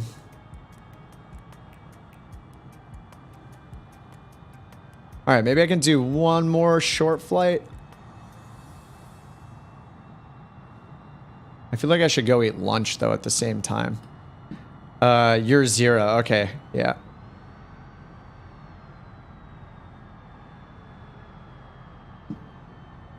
Grand Caravans. We have a 310 that's here. PC-12 is in Boston now, and the 414 is over where we just were in Republic. Imagine having a co-pilot. Yeah, with these small planes, yeah, it's kind of nice, but I don't know. I kind of also like doing everything. When we get to the days where there's actually a shared cockpit native to Microsoft Flight Simulator, I think that is going to be incredible. Man, I can't wait for that day. It's supposedly going to be done, but no idea when it's actually going to happen. All right, I think we just take 3-2 Golf out again. Let's find another job. Try to make it a pretty short one. Just do a little hop somewhere like, yeah, another 30-mile flight or something like that. Let's see, whose are these? These are for Air Kauai.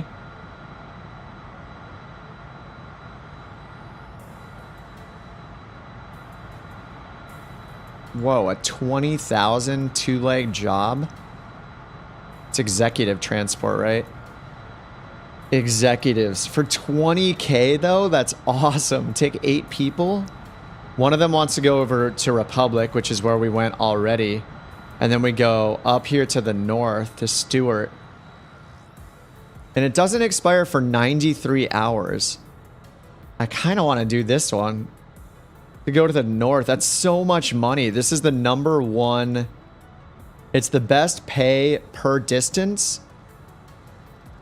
And the one under it's 8,000. This is for a single leg though.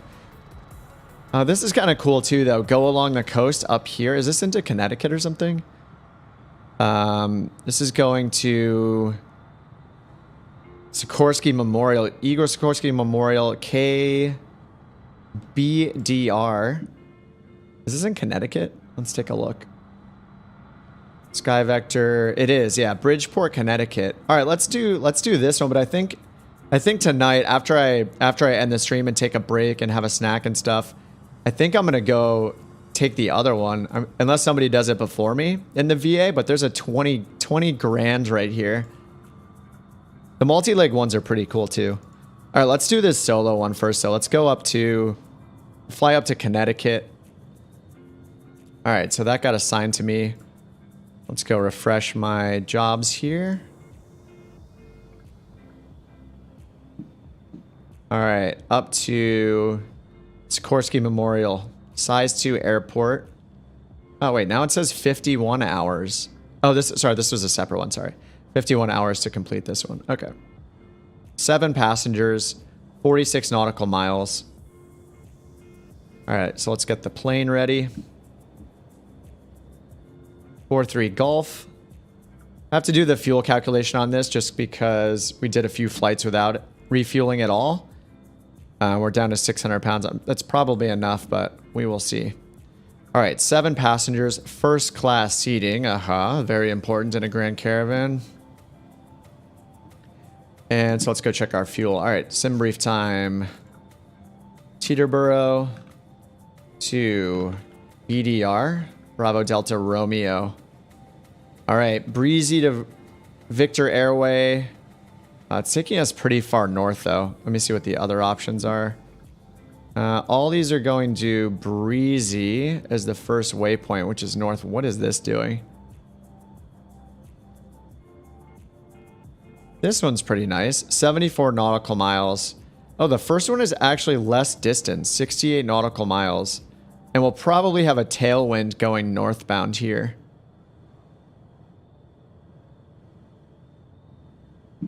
Let's take a look at the weather too. So Teterboro's right here. And then our destination, KBDR. That's up here. So not too much as far as actual rain, but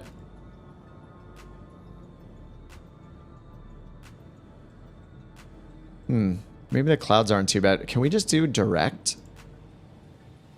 I mean, we can always do direct and just file direct. Yeah, this is a little too far out of the way. I think we should just do direct and then they'll assign us an approach. It's probably going all the way out of the way because of airspace, things like that.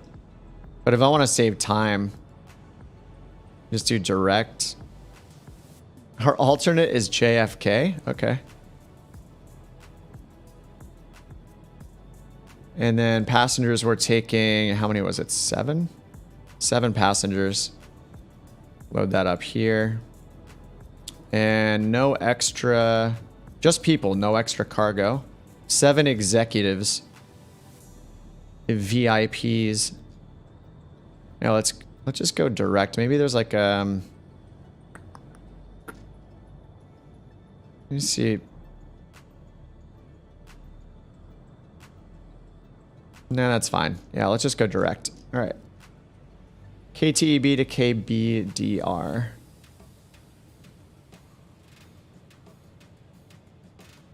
And let's see what it estimates for fuel and for our flight levels, for our altitude here. We probably won't be in the flight levels, but... All right. It's saying 7,000 feet. Direct 660 for the fuel. We're at 647. So let's do 669.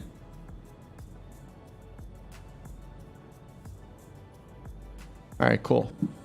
Just gave it a little bit of extra fuel. And then I want to check the destination, just make sure there's fuel there. I'm guessing there will be, but just to be paranoid, make sure they have fuel services so we can refuel. They do. Sikorsky Memorial FBO, 100 LL and jet. Okay, so that's good. They have fuel.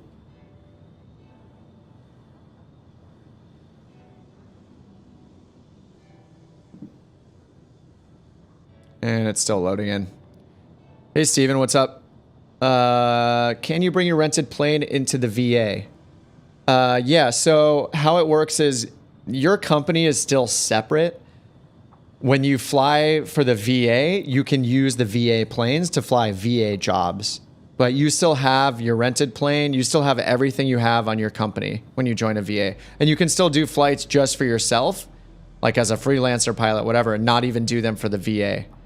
But yeah, if you do the VA, then you'll like be able to use the fleet in the VA, and then like 70% of your earnings go to the VA by default. Maybe we'll have to change that later, but I don't know. I don't really care about the money. I want us to get all the planes we want and fly around together or in the same areas. So, but yeah, you can just, if you're on Thunder already, we called it, the VA is called Couch Captains. So the code is just Couch.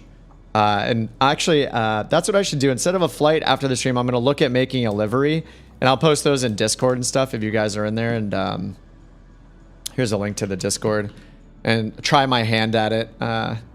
See if I can make it and put the Couch Captain emote I have on there. It looks pretty funny. Okay, flying sim now. So this will be a nighttime landing. I'm not going to change this. You have a Beechcraft twin engine you rented for $1 an hour? Something I might have to change. Actually, let me check the settings really quickly here. So there are some settings in the VA where it's about using planes, like personal planes for VA use. Yeah, it's here under the roles. So one of the options I checked was disallow loading non-VA jobs onto VA aircraft.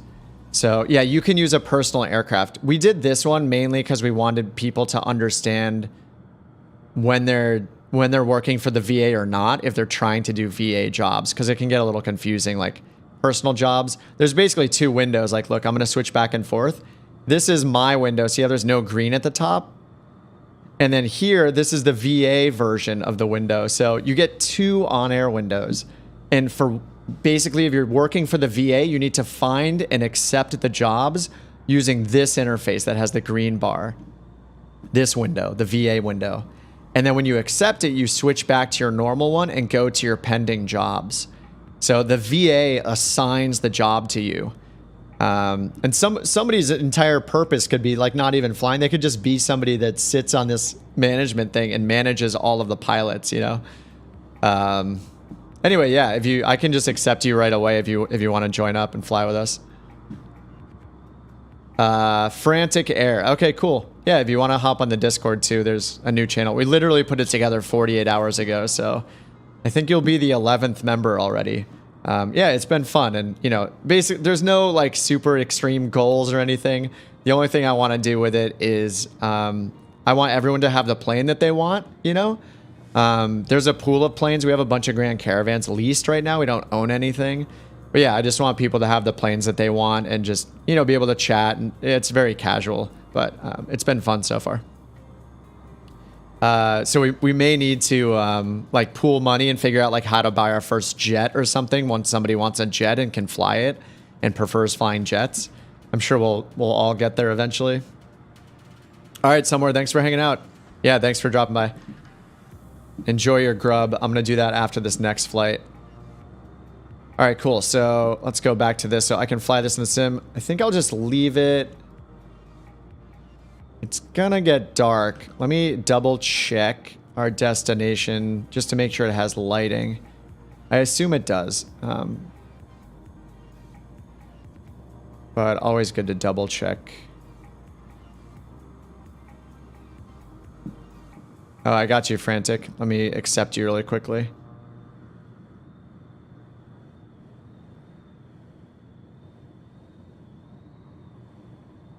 Oh, so it's giving me an error. You can't see it because it's in a floating window. It says you cannot accept a company using a different rule set. So a while back, OnAir company made this new rule set called challenging mode or something. And that's the new default. So we're using challenging mode.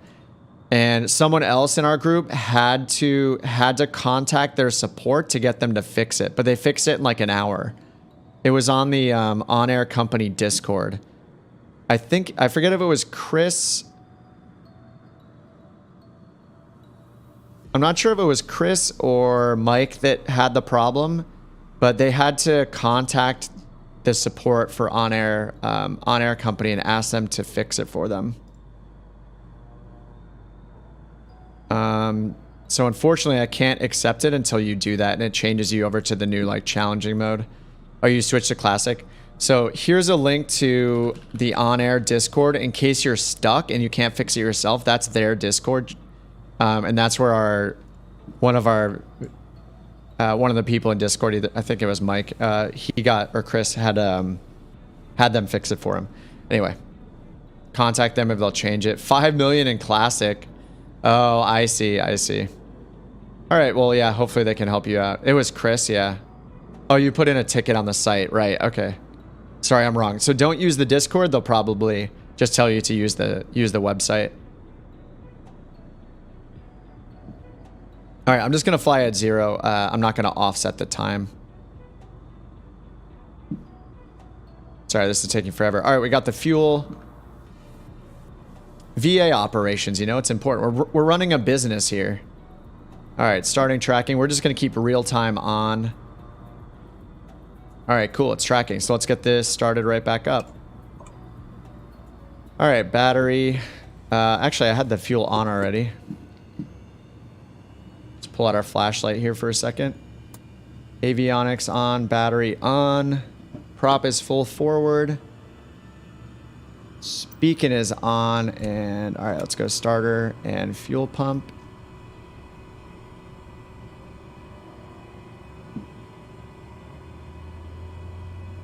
Waiting for 12 NG. 12, introduce fuel.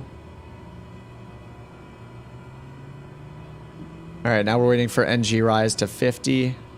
Just until it turns green on this little number. Then we'll turn the starter off. We're gonna need some lights in this thing now. 45. There's 50, 51. Usually stops at 53. All right, starter's off. Fuel pump to normal. Avionics 2 on. Flaps down, and let's get some lights in here.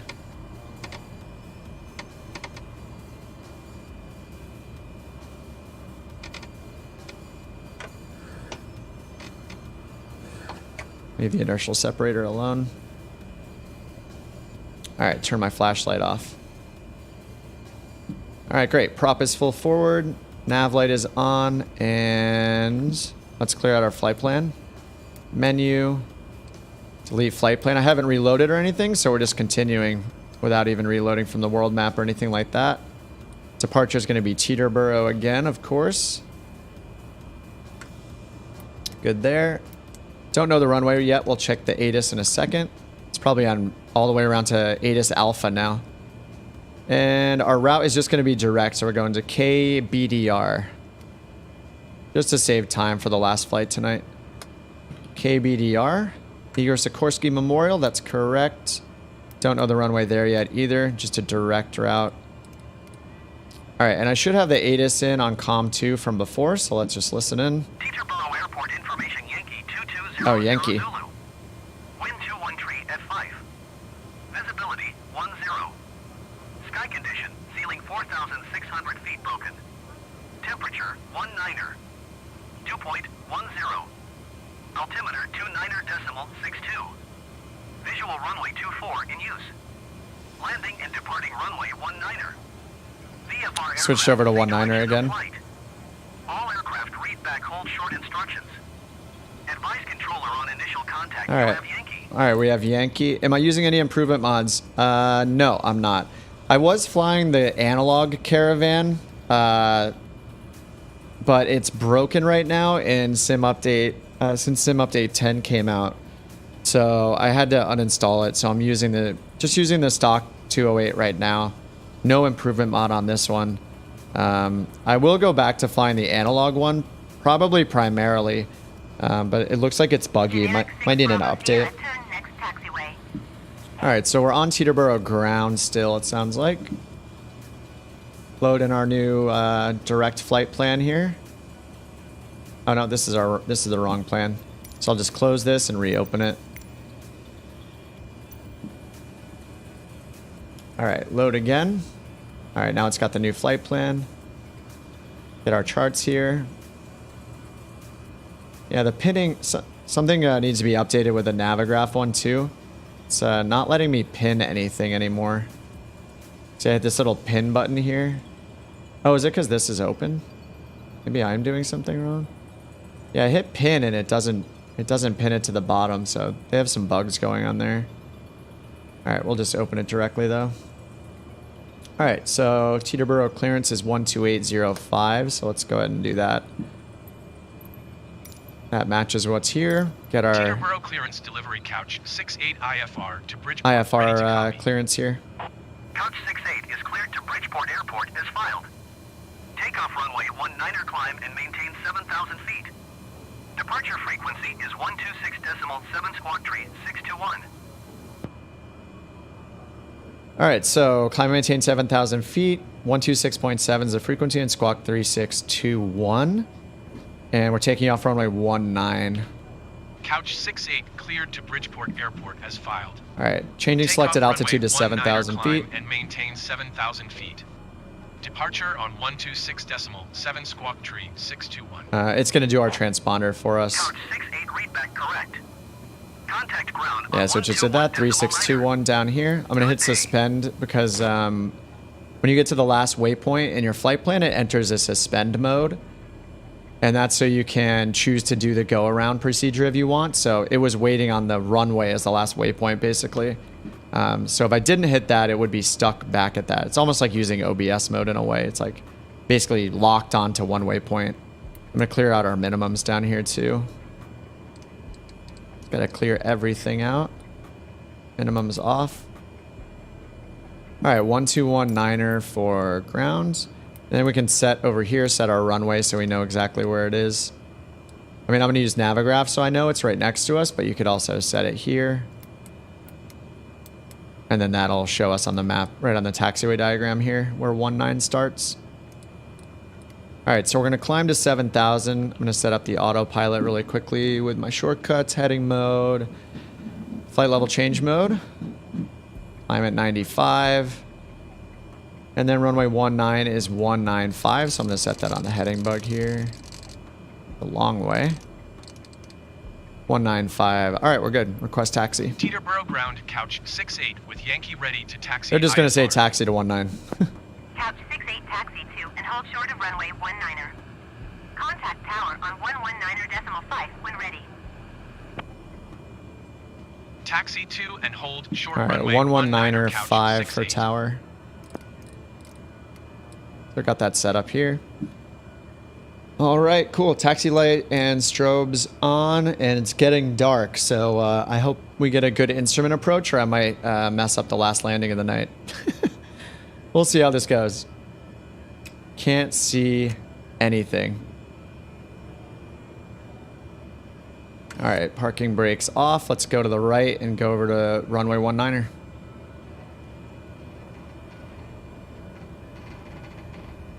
Runway 19.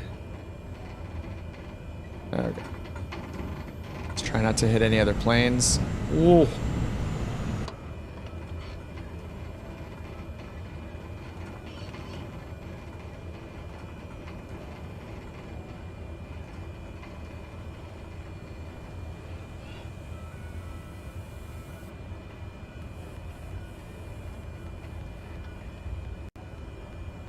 Well, we're gonna have a nighttime flight here.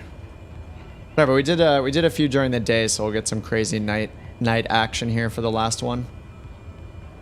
All right, so we're taking this up to runway 19, and then all we have to do when we take off is climb to 7,000 feet, and we're just going direct. All right, I think this is 19er at Lima. I think this is the last turn off for this run. Or this is like the start of this runway right here.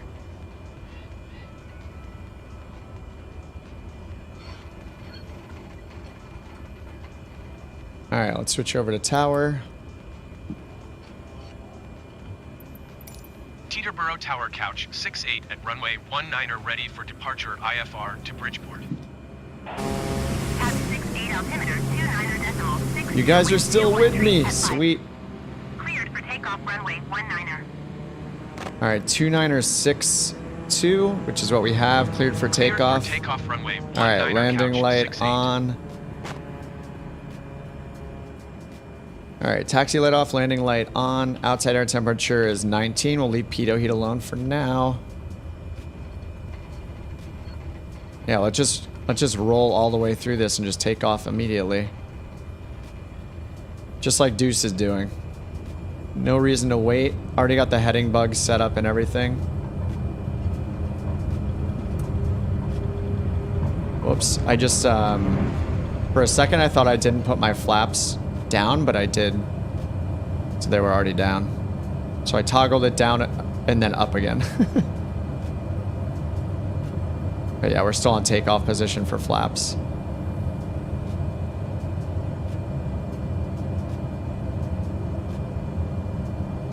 All right, flaps coming up.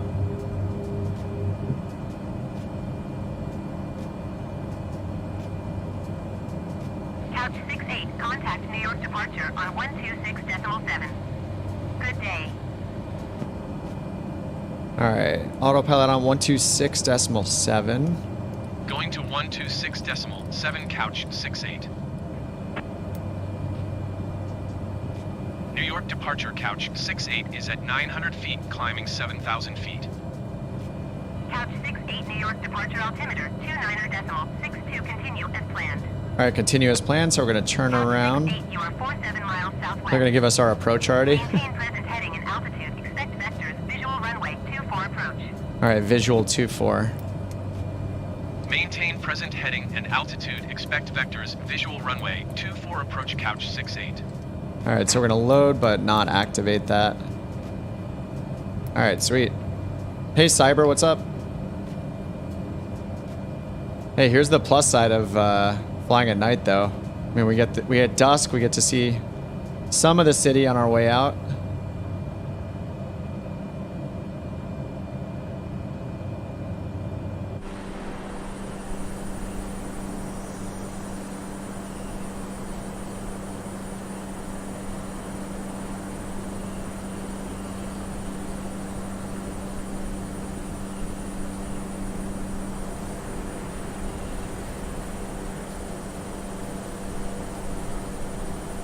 Scand is making a detour right over the city. Smart move. I think Deuce is too. Maybe I should fly over that way. That's a good idea. Are they gonna yell at us though? We kind of toured it a little bit earlier. It's fine. I'm gonna be good and just stay on the flight on the route here. All right, so they're having us climb and maintain 7,000 feet. And we're heading to intercept our first leg here. GPS mode on standby. All right, I can turn some of these lights. Oh, not the inertial separator. I always hit that by accident. All right, let me try to grab the lights. No, not that one. All right, there we go. We can just turn that one off completely. Leave that one on a little bit. Now let's turn our avionics down a bit to match the outside lighting. There we go. That's much better.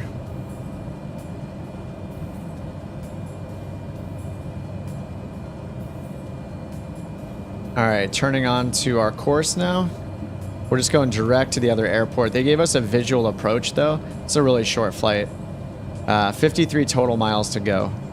So we'll be there in no time. And we're almost at 6,000 feet, going up for 7,000 feet. Outside air temperature's 8, so pitot heat's going on. That's the switch right over here. So that's to make sure that our pitot tube doesn't freeze over, and so we can still, so we know our airspeed. In case anybody is brand new.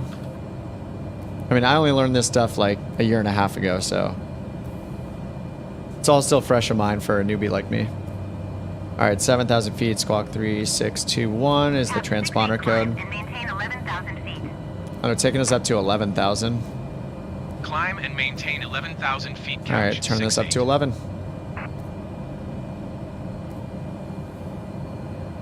All right, 11,000 feet. I'm gonna change this to 110 knots, or sorry, 115 knots. There we go.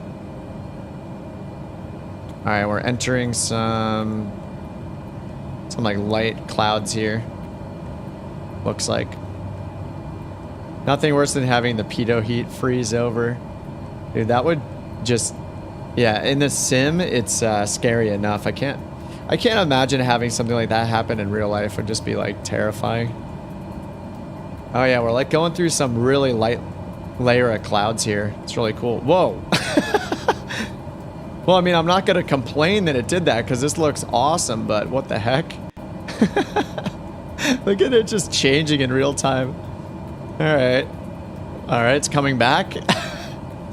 What's happening? Just got back from the snow. Can confirm. Oh man, All right, well, it updated the weather.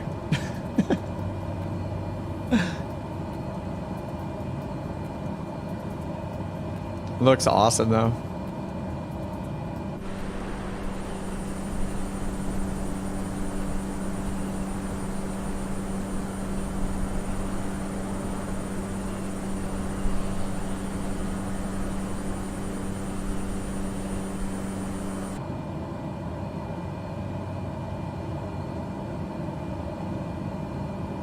See what's out the other side here. Not as interesting. This is the side to be on right now. All right, we're at 9,000 feet, climbing 11,000, 1,000. I'm glad I didn't change the time of day for this flight. It looks awesome. It's kind of a cool thing too is, I mean, you can always. Oh, it's us. All right, Boston Center. They're gonna change our. Here we go again with the ATC. They're gonna change us like 100 times. Boston Center couch 68 is at 9,500 feet. I hear someone's in a military jet. Boston Center altimeter 29.62 continue as planned. I don't know where they are exactly. They're scanned right up there. And Deuce broke off earlier to take a tour of New York City. I think he's right back there now. All right, let's go. They're handing us off again. Boston Center couch 68 is passing 10,000 feet, climbing 11,000 feet. All right, we're at 10,000. Landing lights off. 2963. We're at 2962. Update that. 2963. Doing it from the right seat.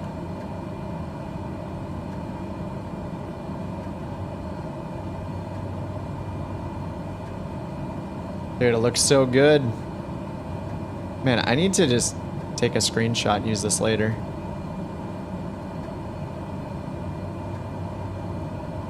Let me close this so I can get a proper screenshot. There we go.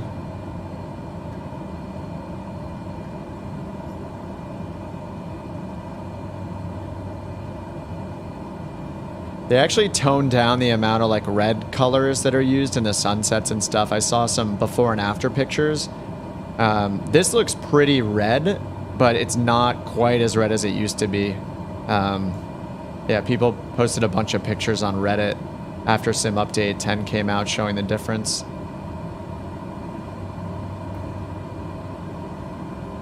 All right, we just leveled off, so we'll watch our fuel flows at 500, so target is usually around 400 on Sim Brief.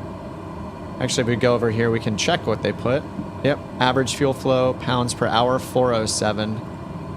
I mean, that does include the takeoff and the climb, where it's going to be, you know, we're going to be over 500.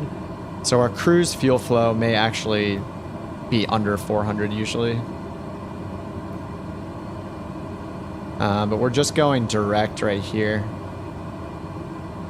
And let's see. Wind component is 0, so overall we're not getting a head or a tailwind. Right now we have a tailwind at 18, but I assume it's estimating that we're going to have maybe headwinds when we're coming in or something. I don't know. Something to offset it. I mean, right now it's really favorable. That's great. 184 knots over the ground. 18 knot tailwind. Saving some fuel.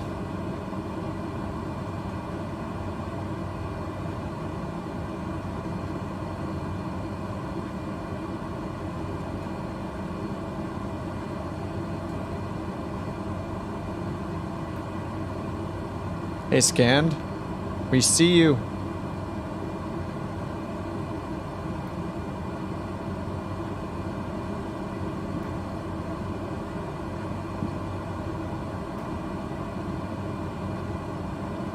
All right, we have only 25 miles left, so they already gave us a visual. So they said to expect.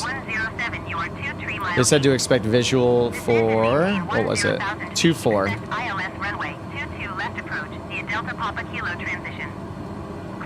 All right, so let's go and check the ATIS at our arrival airport. I can do that just by pointing to this and hitting enter. And then switch to COM 2 up here. Go down and choose ATIS and hit enter. That'll put it in there for me. Swap it. Now I can just hit COM 2 to listen in.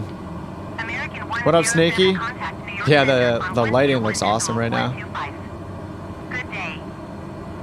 All right, let's see if we can listen to ATIS amongst the other ATC chatter. Bridgeport Airport Information Sierra 2200 Zulu. Information Sierra. At 121.1 visibility for American 107. Couch 68 descend and maintain 2,000 feet. Good thing I switched off. All right, descend and maintain 2,000 feet. Descend and maintain 2,000 feet, couch 68. All right, I'm going to go to 1,000 feet per minute because last time we did not get down fast enough. And we have that tailwind, so to get a like 3-degree angle of descent, it's going to be a higher vertical speed to get that angle. All right, and I'll just keep my eye on my airspeed right here. And it's runway 24, so we're going to have to turn around to land on 24. All right, I'm going to switch off this comm completely. I'm just going to hit COM 2 only to listen to the ATIS really quickly. The winds were 225 at something. 11. Visibility 10. Sky condition clear. Clear, nice. 21. Dew point 10. Altimeter 29.64. 29.64. Q4 in use. Landing and departing runway 24. VFR aircraft say All right, and 24 is in use. Okay, so we have Sierra. Short instructions. Switch back to COM 1. Sometimes if it gets too busy and you... 68, did you copy? Oh, I didn't. I was off frequency. Uh-oh. Going to 128.1 couch 68. All right, 128.1. I'll just let it switch it for me. Boston Center couch 68 is passing 9,800 feet, descending 2,000 feet. Couch 68 Boston Center altimeter 29.63, continue as planned. Couch 68, contact New York approach on 124.075. This is the one thing, like, this will be the first thing for them to fix, is just how quickly it switches you from one controller to another. Like, the handoffs are just a little crazy. New York approach couch 68 is passing 9,200 feet, descending 2,000 feet. So something I could do is... New York approach altimeter 29.63, continue as planned. They want us to go down to 2,000 feet. I could set this at 2,000 feet for the airport because that's our current waypoint. And that'll let me use it for VNAV. So now that it's VNAV eligible, I can already see I'm not descending fast enough. See, I need to descend that quickly down to here to get on the VNAV profile. So I'm going to pull out my throttle quite a bit. This is an unrealistic descent rate here, but we're going to descend faster. We also need to turn around, so I'll still be able to descend during this when we turn around to line up for the runway.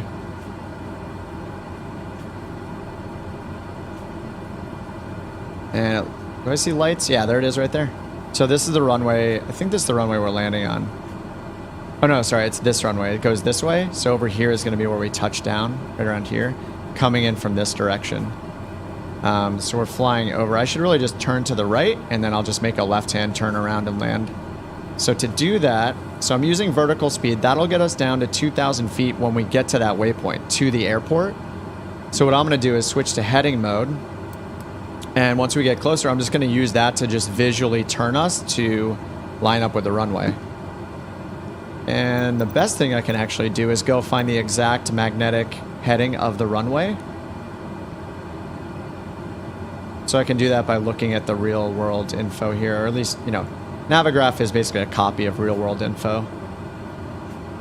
So here, let's look up 24 is 238. So I'm in heading mode, so I'm going to hit OBS, and I'm going to change it around to 238, and this will be my reference for the runway. All right, 238. All right, 238. There we go. So now this represents our straight in, our line to just go straight in on that runway. So I'm actually going to turn out to the right more. We'll get a little closer to the airport, but yeah. So what we're doing? So I'm taking advantage of VNAV. It's not on VNAV yet because I'm still catching up to where the VNAV profile was. Oh, did it turn it off? Oh, I think I messed it up by using OBS mode, actually. Hey, why did it activate this? This is kind of weird. I'm not sure what just happened. All right, we're going to go direct to, let's try this again, 2,000 feet. All right, so VNAV is back alive. And I need to slow our descent. Whoops, slow it like this. To catch up to that VNAV profile. All right, our speed is good. All right, so I'm catching up to this arrow here, and I have VPath armed, so I want it to do the descent for us. I was just below it a little bit, kind of like being below a glide slope. Exit All right. Jet 327, you are 13 miles north. Descend and maintain 2,000 feet. Expect vectors, visual runway 20 approach. In the meantime, I have heading mode ready to go. All right, so VPath is activated now, so because I'm using VPath at the destination airport, it's handling that descent for us. So it'll get us down to, I'm just going to turn to be parallel to our course right now. It'll get us down to the altitude I want to be at. So let's see the airport elevation. 7 feet. So we actually want to get out lower than that. So pattern, I want to get down to 1,000 feet. So I made a mistake by putting in 2,000. So we do need to descend faster than we are. Exit Jet 327. Exit Jet 327 has the runway in sight. Exit Jet 327, you are 11 miles north of New Haven. Maintain present heading and altitude. Contact New Haven Tower on 124. All right, I'm going to turn outbound. And I'm going to go back to OBS mode. Yeah, OBS mode gets messed up. Maintain present heading and altitude. Tower on 124 OBS mode gets messed up when I'm trying to use VNAV, I guess. All right. 238. So I'm going to dial in the runway heading again.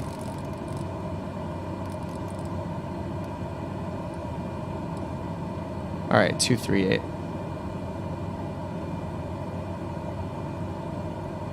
Okay, now I'm going to turn left. And so we're going to be flying parallel to the runway we're landing on.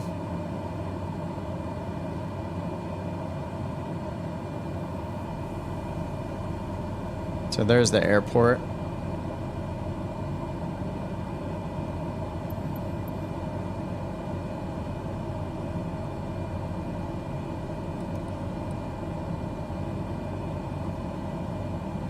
All right, we're getting down to 1,000 feet.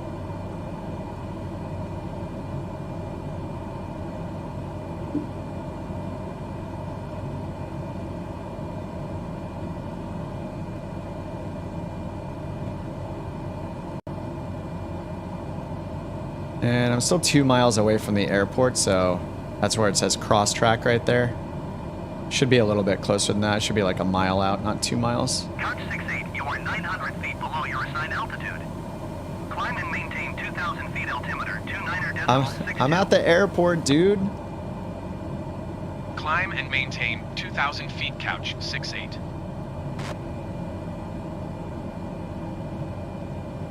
I should just be a bit closer to the airport, but this is fine. All right, so this is not the runway we're landing on. We're landing on one going this direction.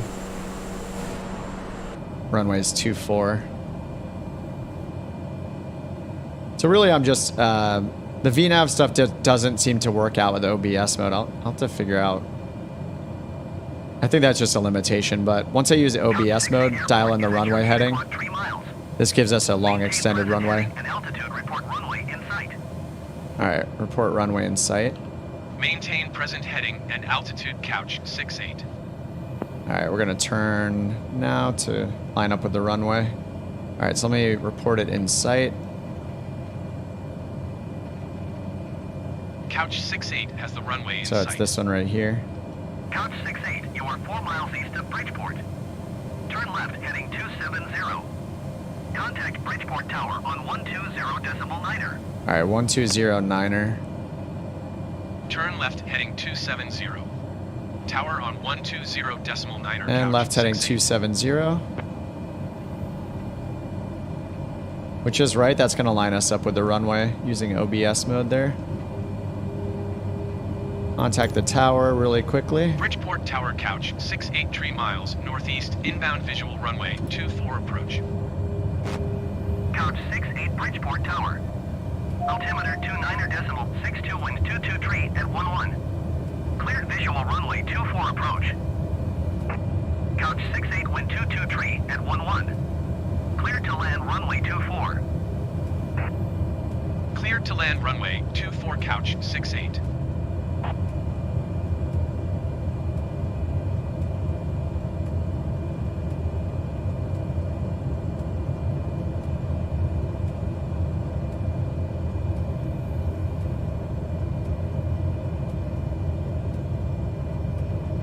All right, flaps are down. Whoops, landing lights. Forgot those on the descent. Nice move. Strobes on. Pitot. And come off. It's like 19 Celsius.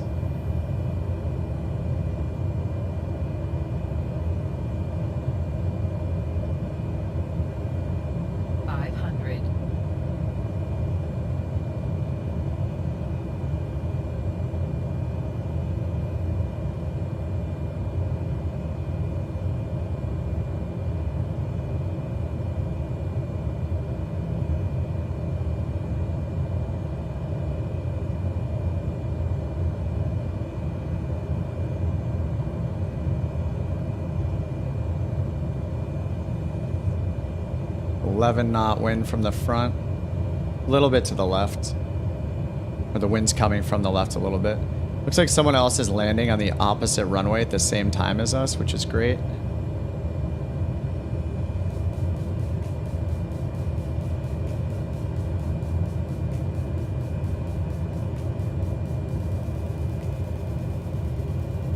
And not much lighting.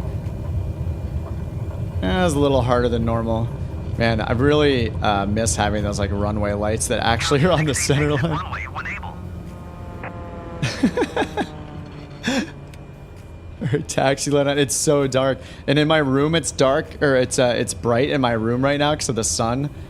So it's even harder for me to see what's going on. Should have closed my blinds before this flight.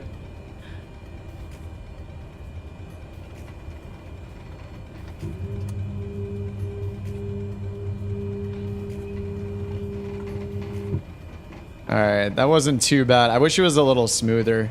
If I hear it, when I hit too hard, it just makes me feel bad.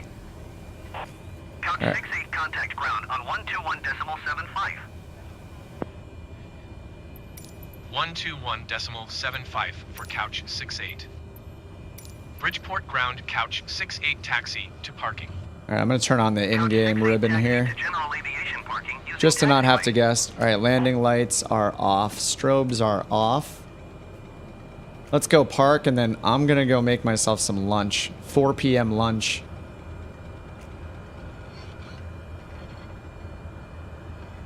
Just want to make sure we taxi to the right spot. Couch 68, did you hear my last transmission? Couch 68, hold position, caution, other traffic.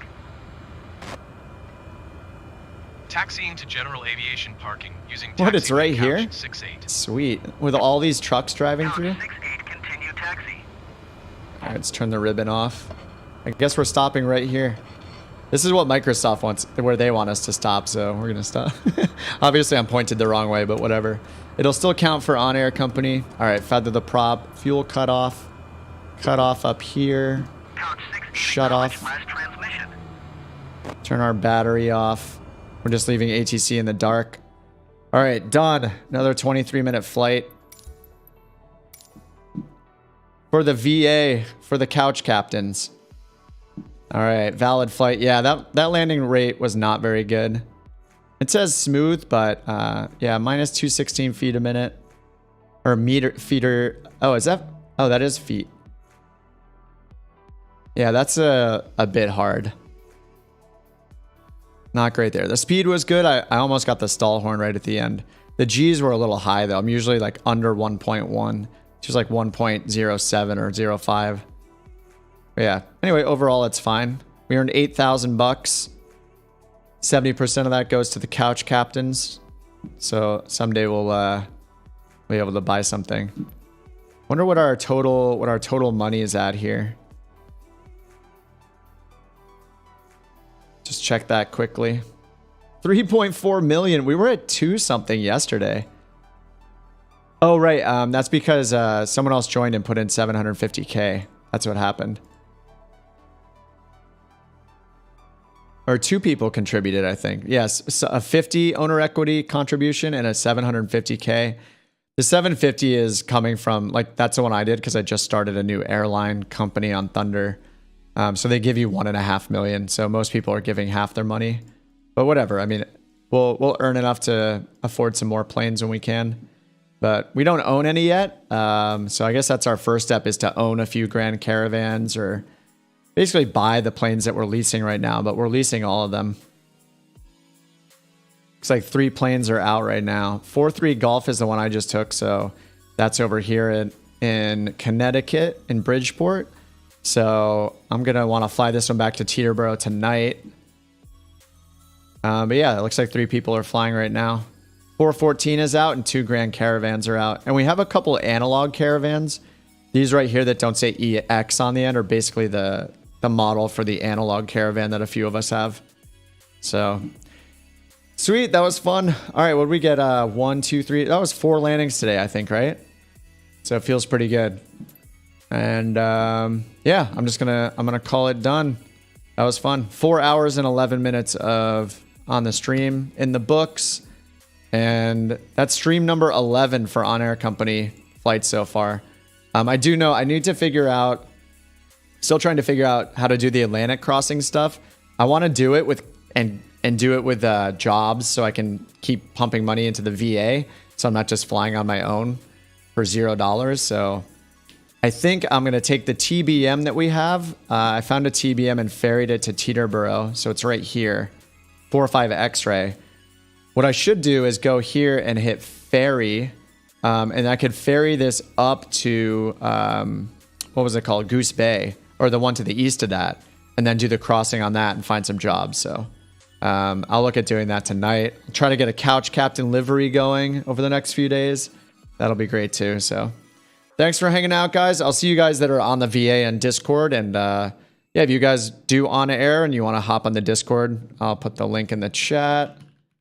It's been pretty fun, even just the last 2 days we've been doing it. So yeah, I'm pretty stoked. Oh, the analogs have an A at the end of their registration numbers. Got it. Cool. All right, guys. Thanks for hanging out. Steven, Deuce, Mike, thanks for flying along. Chris, thanks as always. Derek, good to see you again. I'll see you guys on the next stream. I don't know, probably during the week sometime. At the absolute latest, it'll be next weekend. But yeah, it's been fun doing a couple a week. All right, guys, have a good rest of your day, rest of your night, and cheers, and I'll see you next time.